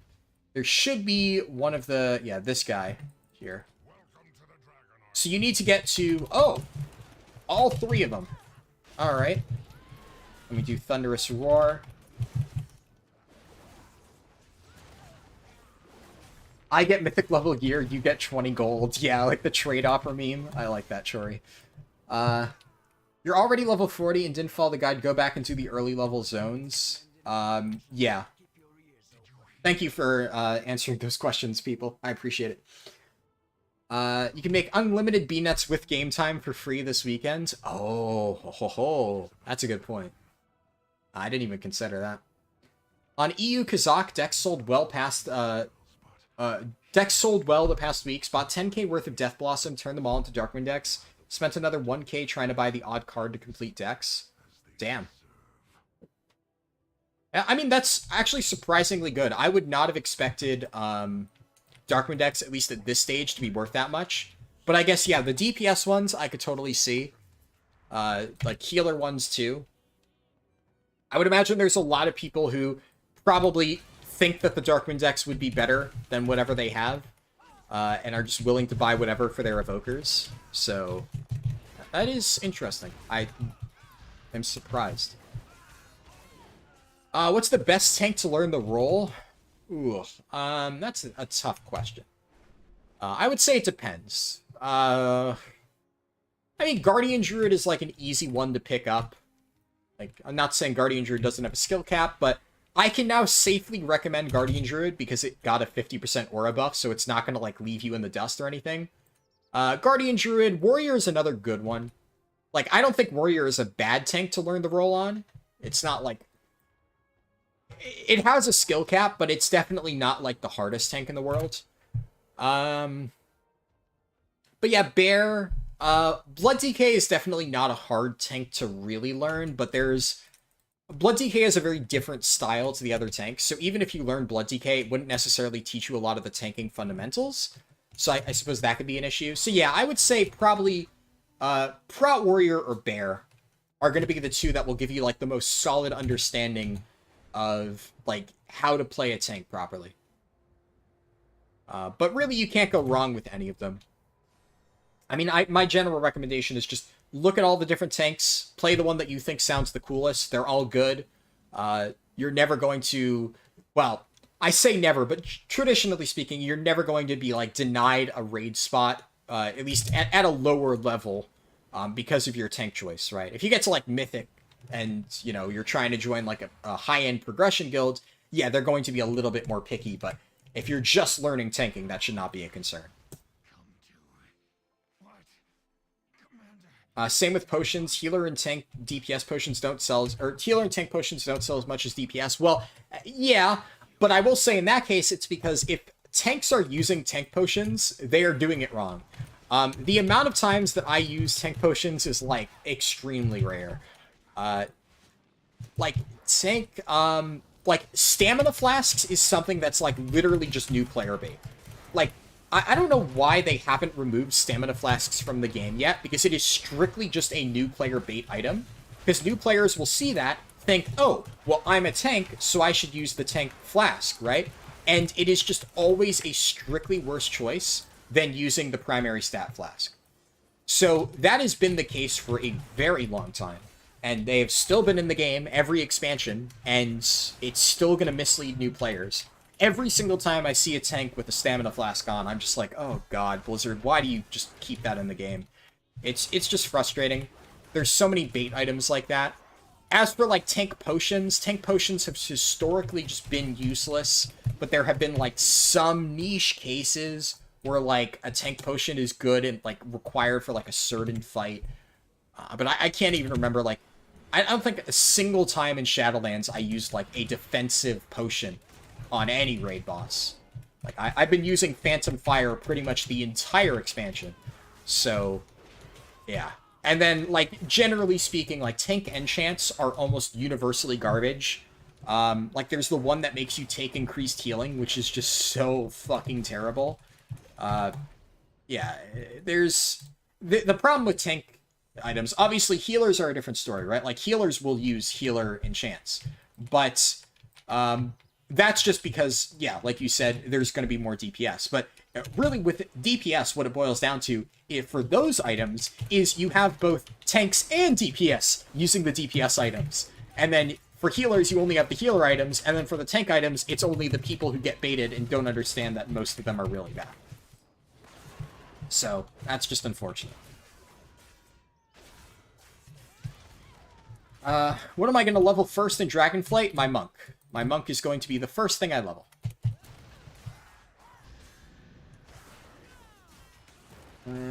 Dragons are just really loud speakers, yeah. I don't know if you should level Pally or Druid first. I mean, they're both good options, yeah. Stupid question, but should you level with War Mode 60 to 70 on day 1? Totally your call. I mean, like, War Mode is a really straightforward question, right? Like, I guarantee you, if you walk through, like, a basic process yourself, you can come to the conclusion of whether or not you should enable War Mode. It's like, what are the advantages of War Mode? It gives 10% more experience. Is 10% more experience good? Yes, it's 10% more experience. Is 10% more experience worth turning on War Mode? Well, then you have to sit there and weigh your personal pros and cons, and that is a question I cannot answer for you. If your only objective is to level as quickly as possible, then you will get 10% faster by turning on War Mode. So for me, War Mode is just a 10% gain over not turning it on. But then there's a lot of subjective stuff that you need to consider on whether or not you turn on War Mode. Like, you know, do you want to risk getting ganked? You know, if you absolutely hate the idea that you might get ganked, would that, like, ruin your experience? For me, there's no chance I get ganked. If somebody tries to gank me, I will fucking put them in the dirt. So I'm not concerned about that at all. But that is not the case for everybody. So, you know, you need to consider that. Are you really trying to speed level, right? Like, are you more concerned about seeing the story, about just taking your time and enjoying the experience? Well, in that case, War Mode might not be for you. I can't say for sure. But 10% is a lot when it comes to speed leveling, but is it that much when it comes to the grand scheme of things if all you're concerned about is hitting max level before the first reset and just experiencing the story? No, it's only 10% in that case. So then don't turn on war mode. But all of these are subjective things which I cannot say for you. So it's a question you need to answer for yourself. But obviously, yeah, it's a 10% bonus. And the downsides are pretty easy to see, right? You get PvP.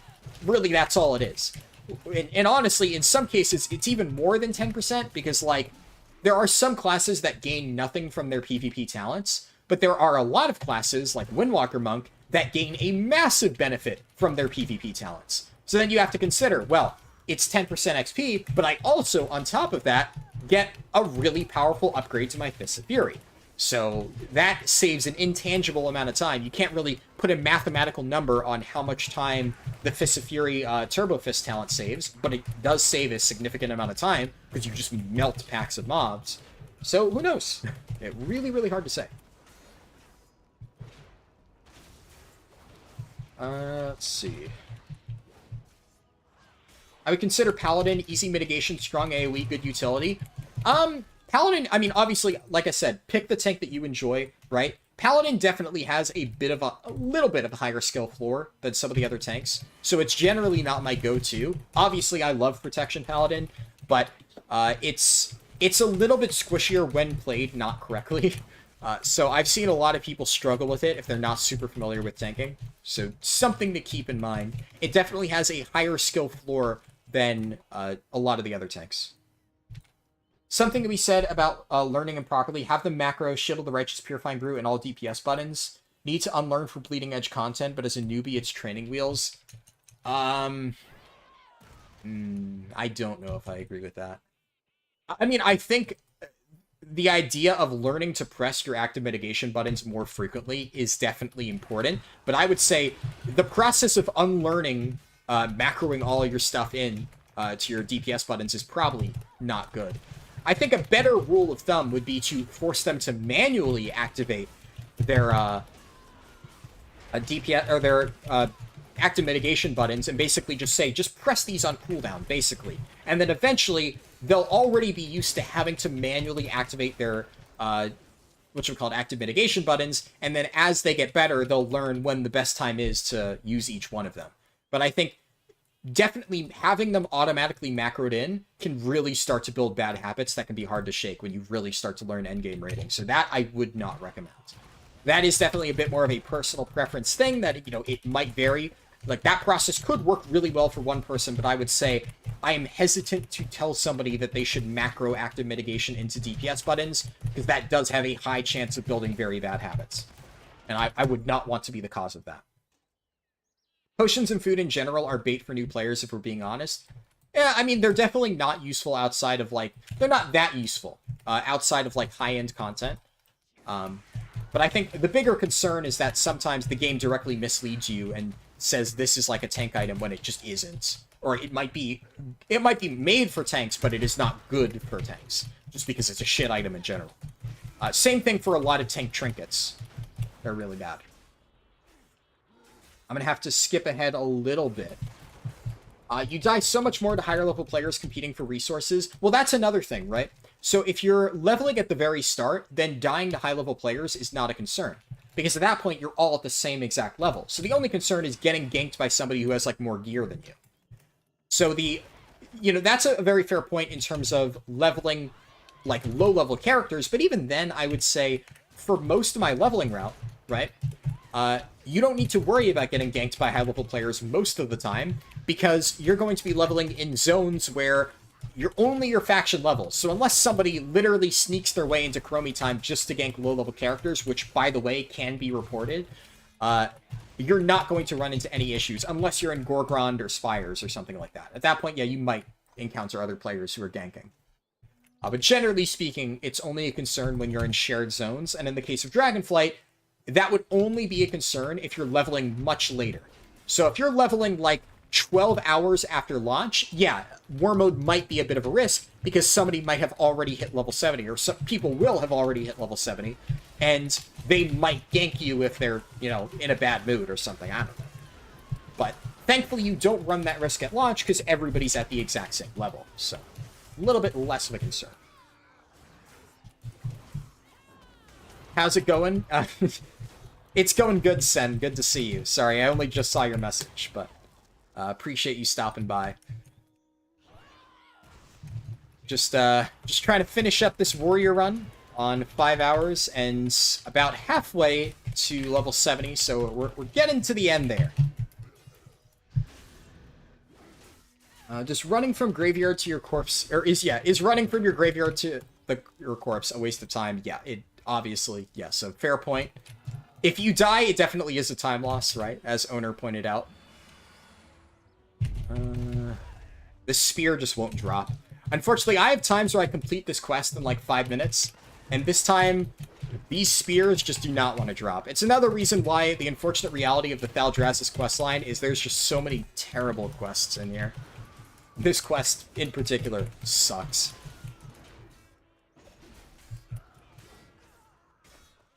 There we go. I got 3 spears off that one pack. Fucking hell. Yeah, see, that's the RNG of that. I spent like 5 minutes trying to get 2 spears, and then I kill 1 pack of mobs and I get 3 spears. Yeah. Such is the fickle nature of RNG.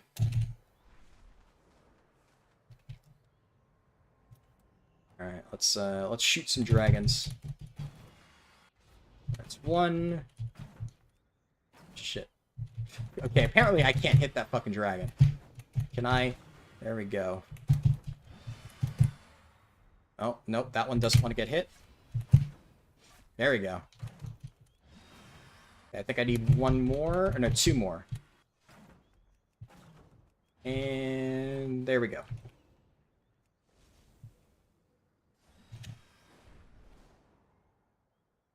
It only takes a rogue for fun or a hunter lock on a high ledge sniping people. Yeah.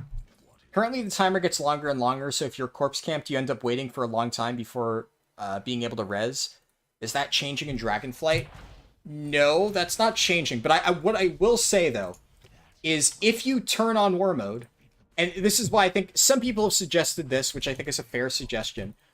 If you want to turn on war mode, but you're not entirely sure, like you're only like 50-50 on it, turn it on, and then use the, Cape of Coordination or whatever it's called from the guild vendor. And if you do get camped by somebody, just set your Hearthstone, head to Orgrimmar, and turn off war mode, and then Hearth back. So, don't worry about, like, oh, I'm gonna try to, escape them or something like that. If you, at any point during the leveling process, start getting camped, just say fuck it and turn off war mode. It's not worth it. So, technically, yes, if you get spam spawn camped, that's really bad. I'm pretty sure that's reportable now, though, so, like, maybe try that. I'm pretty sure that's, like, disrupting player behavior or something like that. I'm 99% sure you can report people for that now. So, it's unlikely that that will happen as much. Alright, need to head to Valdrakken. You're turning it on this X-Pack? Fuck it. You can turn off war mode anywhere, just use the Hearth and do it while rested, yeah. Yeah, technically, yeah, you can do it anywhere. It's just, obviously, if you're getting camped out in the middle of nowhere, it might be faster, and this is why people recommend using the cape. It might be faster to just Hearth back to Orgrimmar, or use your thing back to Orgrimmar, and just turn it off there. Just because at that point, the cape is just a bonus Hearthstone. You can also use, like, Dollar on Hearth, right? Dollar on Hearth works as well.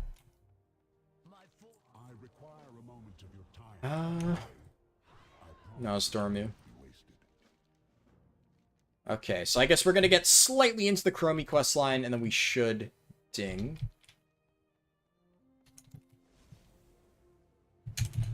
Ganking may become less common as I feel Blizzard is going to merge Alliance and Horde. I don't really think Blizzard will ever merge Alliance and Horde, but Blizzard has already been trying to crack down on ganking. They're not super happy with it. The unholy union of Volpera and Gnome. Yeah. Oh, God. Even more unholy would be the union of Volpera and Mechanome. God. I can think of a certain resto druid in my guild who would be very happy with that.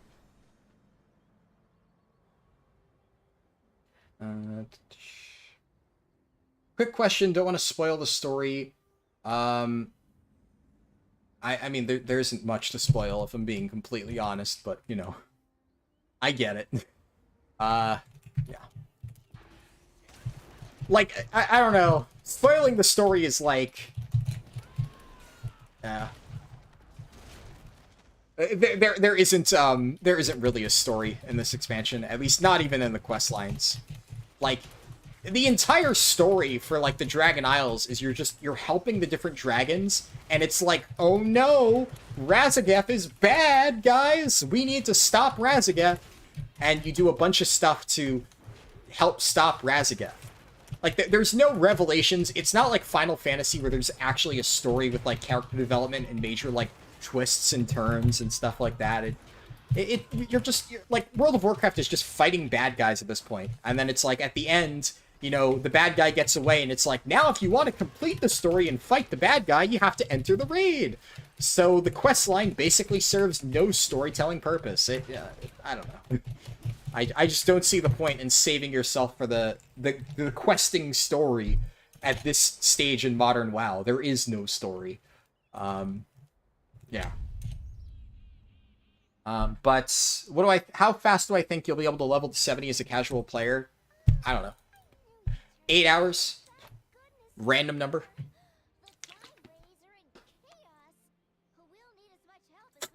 Casual is just too broad of a range for me to give an accurate estimate.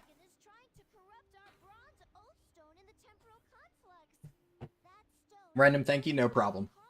Daniel Camilleri said, hey, Haraldin just joined, but it seems like the run is almost complete. Yes, we're almost done. I'm also not doing the campaign, so the moment I hit 70, we're done. I'm not going to go through all the Primalist future shenanigans. I'm just trying to finish this.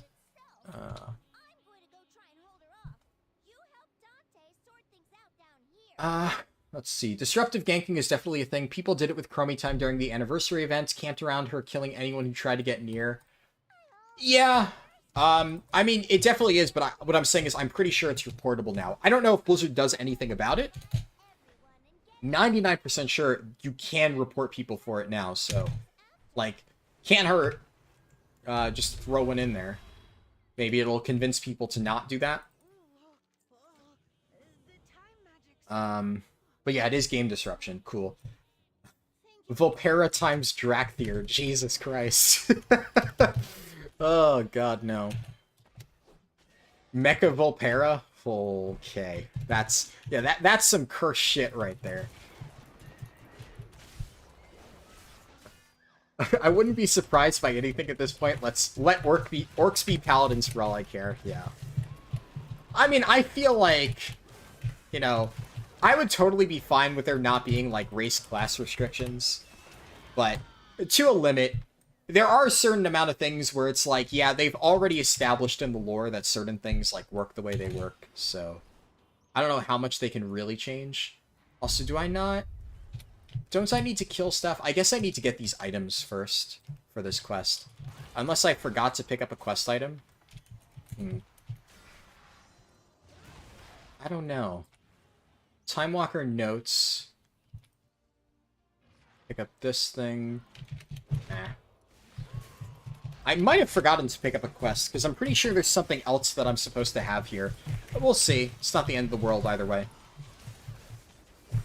If you're leveling with / behind the pack and are below 290 and alone and uncomfortable with PvP, I would say just don't use War Mode. Yeah. Like, War Mode, obviously, that's, like I said, it's a 10% XP buff. Like, I don't understand why people, like... I think it's like they're asking me so that I can say something to the effect of, like, yeah, you don't need to use War Mode. I'm like, looking for my permission to not use War Mode. It's like, you don't need my permission, right? If you think that you don't care that much about 10% XP, like, the pros and cons are pretty straightforward. You know, it's not too hard to figure out whether War Mode is for you or not. It's 10% free XP in the PvP talents, but you run the risk of getting camped. So if you decide that you don't want 10% XP, that's totally fine. You don't need it, but it does save 10% more time. So it really is that simple. Before PvP mode had perks attached, yeah, I mean, there's still technically perks, right? But that's what it is, right? It's more XP, and you get the PvP talents, which the PvP talents are very much like it depends on your individual situation. Like, as a Windwalker monk, it will really help, but for other people, maybe not. WoW story in every X-Pack, big bad guy comes, bad guy does tantrum. Oh, I need to pick up this stuff. Player save day, Horde gets dumped on by Alliance, rinse and repeat. Yeah, pretty much. Like, the problem with the story is, instead of actually telling any compelling stories, and mind you, they've done that on a smaller scale, right? But I think one of the things about, you know, the WoW storytelling, when it's done well, is it's not really, like, any twists or turns, right? Like, you know, you could spoil the entire Chromie questline or Sindragosa questline to somebody, and it would still be at least nice to play through it, because that doesn't rely on, like, hidden information. It's not about, like, character development, or, I guess kind of in the Sindragosa one. But it's not about, like, you know, twists or turns, or, like, you know, hidden things that you didn't know about. It's just a nice little story about an individual character. But, like, even if somebody explained it to you, it would still be enjoyable to play through it. And in the case of the Chromie questline, it's just fun. It's a fun questline. And it's honestly not even really so much about the story of it, it's just how the story interacts with the game mechanics, which I think they did that well. But the actual, like, storytelling in terms of big bad guys and stuff like that, there's just nothing to be gained. Even by playing through it. It's just bog standard. And that's the problem. At this point, Blizzard only views the questing experience as, like, a way to set up the big bad guy of the expansion, or at least of the first patch, right? Like, they've literally done that with every single expansion recently. Like, I'm trying to think of an example where they didn't, but no, they literally have. It's like, I guess Mop was the last expansion to actually tell, like, compelling character stories within its questline, right? And, like, Mop still set up the Dread Wastes, but, like, I think within the Dread Wastes, the way that was done is really good, because it set up Heart of Fear, but it also set up a lot of stuff that was relevant much later on in the expansion that, like, I think a lot of people didn't fully see coming. Like, personally, I hadn't initially expected that the Klaxi would be enemies. So I think the idea that they do set it up, right? Like, when you hit Exalted with the Klaxi, they pull you aside and they're like, hey, if Yasharj ever comes back, we're fucking you guys over. Yasharj is our, like, one and only master, right? And at the time, you just think, oh, yeah, well, you know, Yasharj is dead, so who cares, right? And then there's a payoff later on in Siege of Orgrimmar when Garrosh enlists the aid of the Klaxi. And suddenly these guys that you were friends with, you're now fighting against. That's, like, a really cool setup and payoff, and probably the only one in recent history, and by recent I mean 10 years ago, right? But recent history that I remember being like, oh yeah, that's sick. And that was all the way back in Mop, right? Obviously, WoD is hard to really say because WoD was just so mired by development issues. But the entire thing, it's just like, oh yeah, Gorgron sets up Blackrock Foundry. Whatchamacallit? I guess actually WoD had some good stuff, right? Because Gorgron obviously was a bit scrapped. It set up Blackrock Foundry. Nagrand was hollow as fuck and only set up Heimal. But then I think the entire questline with, like, Frostfire, Shadowmoon, Talador, and Spires actually told a compelling story. So I think that's a really good example of another questline that had its own good characters and individual isolated story. So I take it back what I said about WoD. WoD actually did have good storytelling, now that I really think about it. You're enjoying leveling your High Mountain Tarn named Dirge at the moment? Nice. Pandaren Demon Hunters would be hilarious, yeah. But real quick, going back to what I was saying, oh, I need to click on this thing. And, oh yeah, this is where it does the intro cutscene, right? Yeah, but thinking about it, like, Legion was pretty straightforward. Oh, there we go. And any second now, the thing will pop up.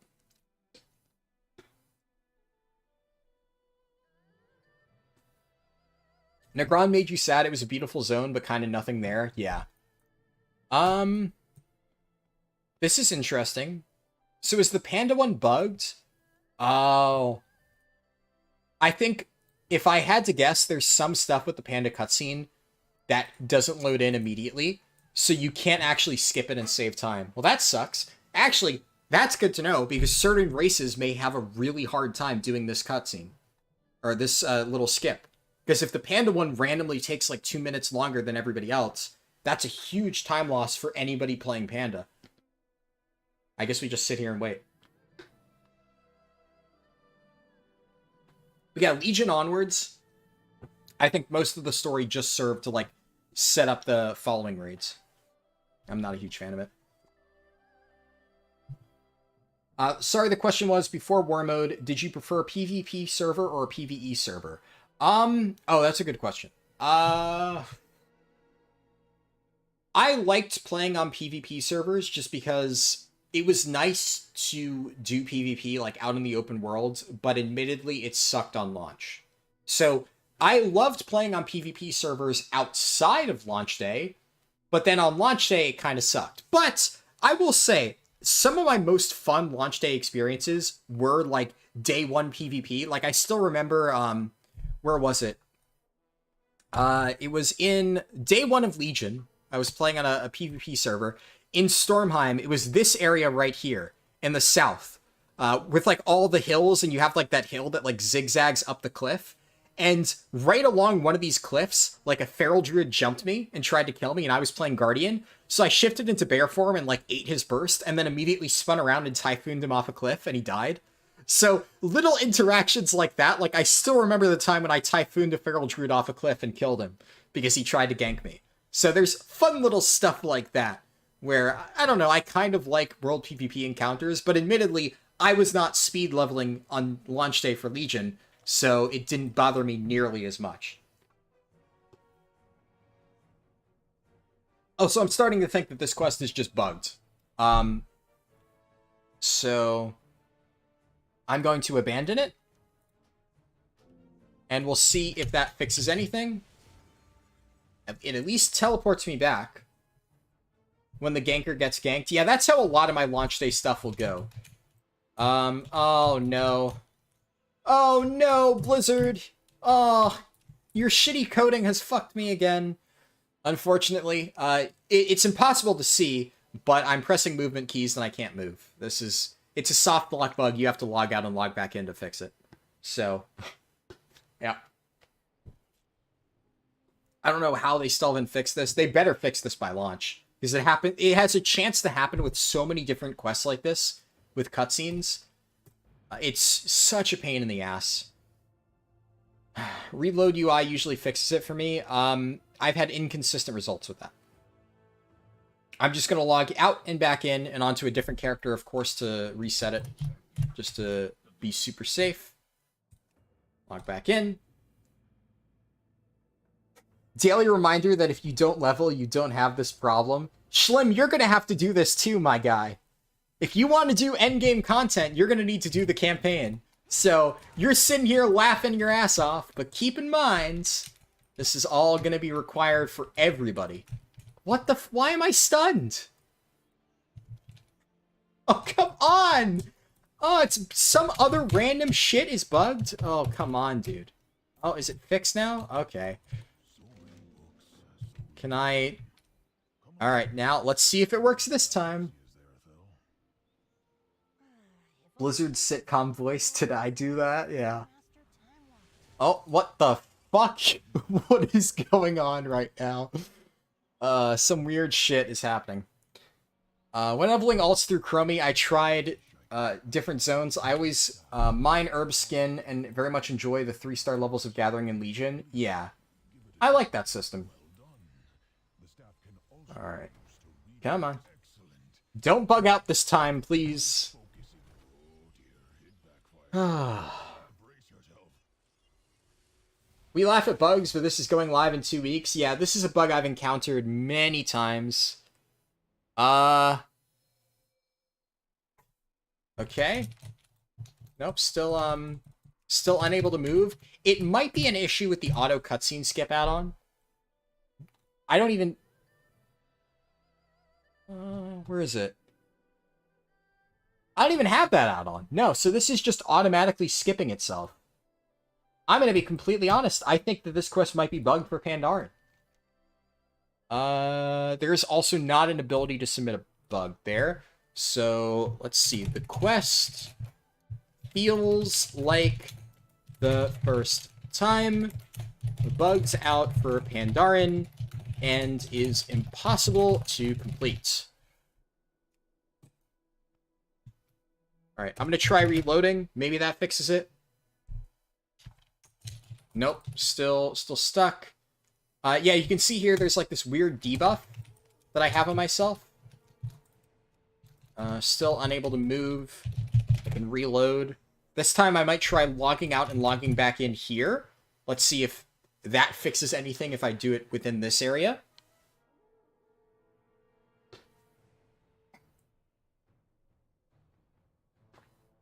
Yeah, well, okay, Drustvar was like... So I just saw... I enjoyed the Drustvar questline. Yes. There are, like, diamonds in the rough, right? Like, Drustvar was an individual good questline within... whatchamacallit?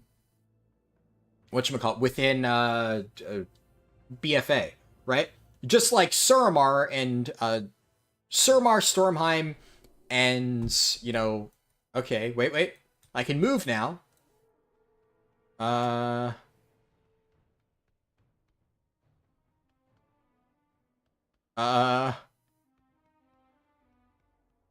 Am I just in Durotar now? I'm just in Durotar. So that didn't fix anything.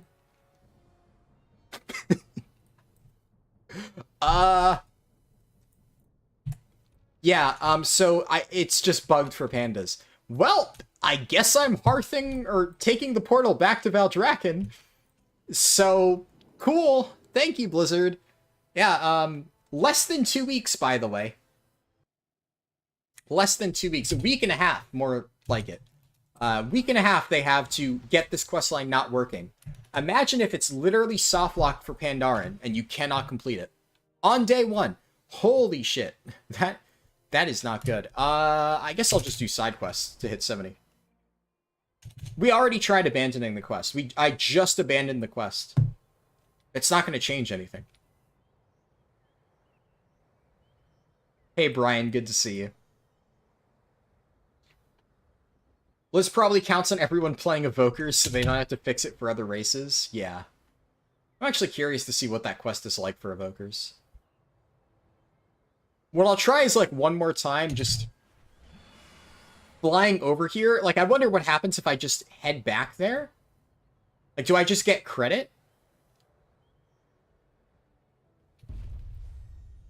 Hey, dumbass, you're supposed to rescue me from the timeline.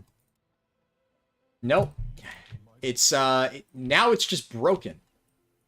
Yeah, I'm not going to try to abandon it again, because last time that just got me soft-locked even further. So it's just, you know, casually campaign quest not working for an entire race. Quality testing job there, Blizzard. Holy shit, this is going to be something on launch day, huh? I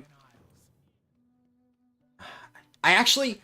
Ooh, I wonder if I will just not level my panda day one. Because if I get all the way to... No, actually, because this is not going to be my first character anyway, right? So it doesn't matter, because I don't need to do that quest anyways. Because by the time that I level my panda, I'll already be, like, into adventure mode or whatever. So I can just ignore the campaign. Yeah, okay. So it doesn't really affect me, but if somebody's leveling a panda as their first character, you might want a race change just in case. Just a little heads up. Because apparently it's bugged. Which, you know, really sucks. Launch day, 1 million evokers will board the airship and crash the server, yeah. Pandaren glitch is unbearable bugbear. Oh my god. That bug has been happening for a long time, and the Brewfest eating contest, Blizzard has done nothing to fix it. Yeah. It's really, really bad. I don't know, man. That's something that you would think would be on their top priority. Literally just getting locked and being unable to fucking move. Especially when it's happening in multiple quests. Like, I've had that happen literally on the first quest in Dragonflight. Obviously, that was the pre-patch quest line, so now you can at least get past it, but there's just so many problematic things that they need to look into. There go my Panda Warrior dreams. Yeah, just level it as your second character, maybe. Looks like if you're a panda, you can just get fucked at the moment. Yeah, apparently. Pandaren evokers. Ooh. That would be interesting. But yeah, thankfully not, because then most of the people leveling on day one wouldn't be able to complete the quest. I guess, yeah, I'm kind of curious if it's like that for any other races. I wonder if it's because it's Orgrimmar and there's like some weird phasing thing right there. But like, it just seems so weird that they would just not test it for an entire race. Like, did they just assume it was working for everybody? That's so irresponsible. Had the same bug on my Undead. I had to go to Zero Dormy next to Undercity for phasing and fly back to your starting area. Holy shit. They fucked up the... Oh, that is so bad. So it's for multiple races? And the Undead one makes sense because the fucking Zero Dormy phasing. Yeah, that seems like the type of thing that... That sounds like a cool quest in theory, but I'm gonna be honest, they should have axed that quest if they were unable to get it working for everybody. Because that's just so bad. It just doesn't work for multiple races. That is so terrible. We protect the Isles. Put it on the older time on your main? Yeah. The phasing system has been unreliable since its introduction? Yeah. I mean, still not good that shit like that's happening, though.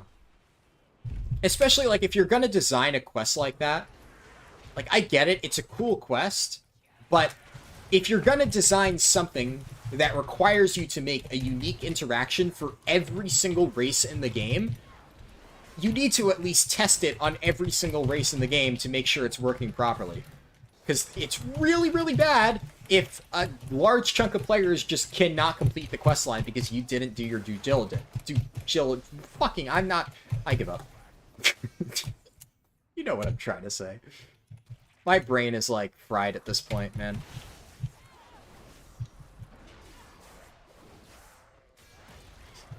Blizz, Dragonflight will make WoW great again. Also, Blizz code, we don't wanna... Yeah. Alright, there we go. The word you're looking for is job. Well, yeah. They can also do their jobs. That's an easier thing to say, for sure. Do jelly beans? Yeah.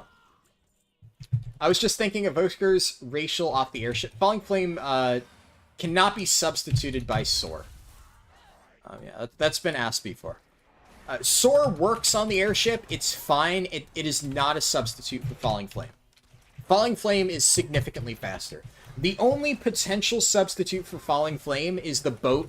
Like, you can hop in the water and use the teleport boats, which would be faster than Falling Flame, but we suspect that it's a temporary measure and that it will not automatically teleport by the time we get to launch. So I'll keep my eye on that. We'll see.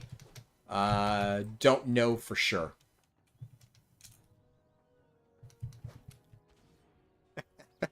Elon Musk should buy Blizzard and kick 50% of the coders.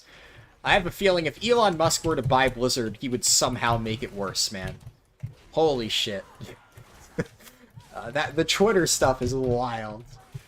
Like, I remember genuinely thinking, like, I'm not a fan of Elon Musk, but, like, when everybody was saying that, like, oh, it's gonna be terrible if Elon Musk buys Twitter, I remember saying, like, how bad could it be? Right? Like, what could Elon Musk possibly fuck up with Twitter? And I am genuinely surprised. I did not realize there were so many things that you could possibly even fuck up with Twitter. Like, he's managed to find ways that I did not even imagine to ruin the website. And it was already a pretty shit website. It's impressive, really. Blizzard should hire some Twitter developers. Oh boy. Yeah.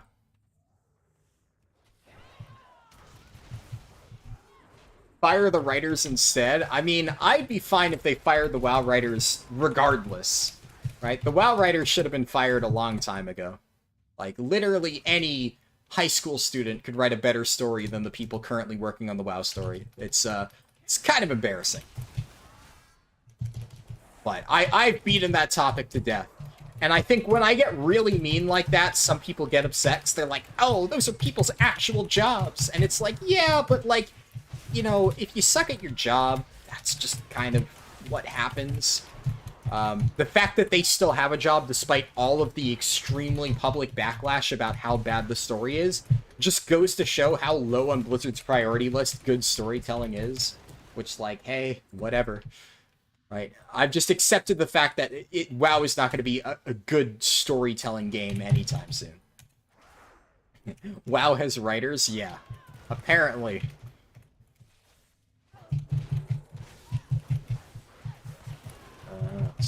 I'm almost done, I think. And this probably should be the last 2 quests I actually need to do.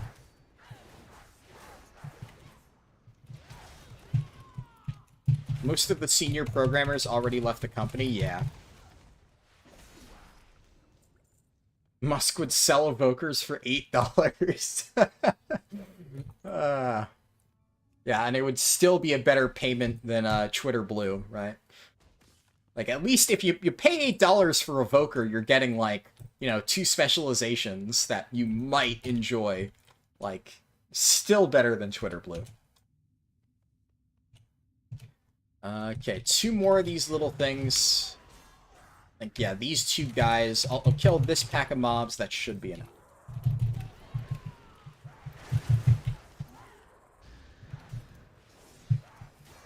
World of Warcraft, The Rise of Musk. Everybody's just going off with Elon Musk memes now. Oh boy.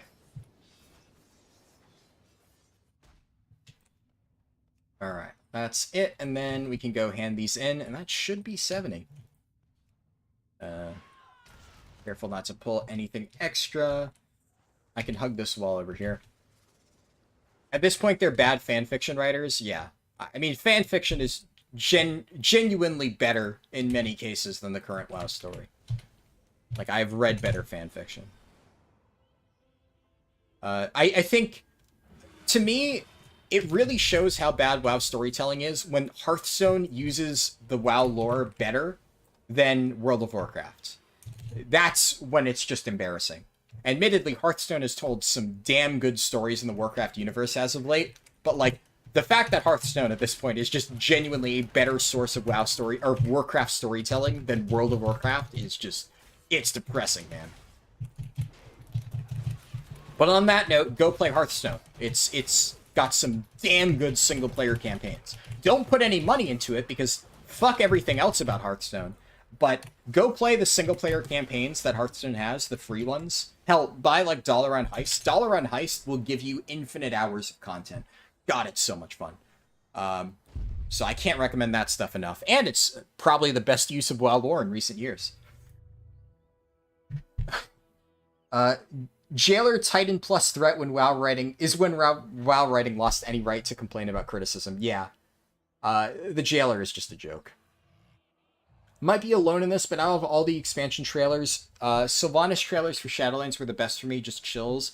Maybe because of her voice, but they were amazing to watch. Yeah, I mean, the voice acting is always good. And, like, the thing is, WoW is really good at making cool cinematics. I have no issue with the cinematics, the voice acting. There are some issues where there's really bad voice acting. Sylvanas has always had pretty solid voice acting. There are bad voice actors in WoW. But the main issue is just the writing. Like, they make some damn good trailers. They, generally speaking, have good voice actors. It's just the writing behind it. And there's only so much that good cinematics and good voice acting can do for dog shit writing. But you're right that those were some good cinematics. Oh, is my stream lagging? Oh, that would be perfect timing. You're kidding me. It looks like it is. That would just be fucking terrible luck.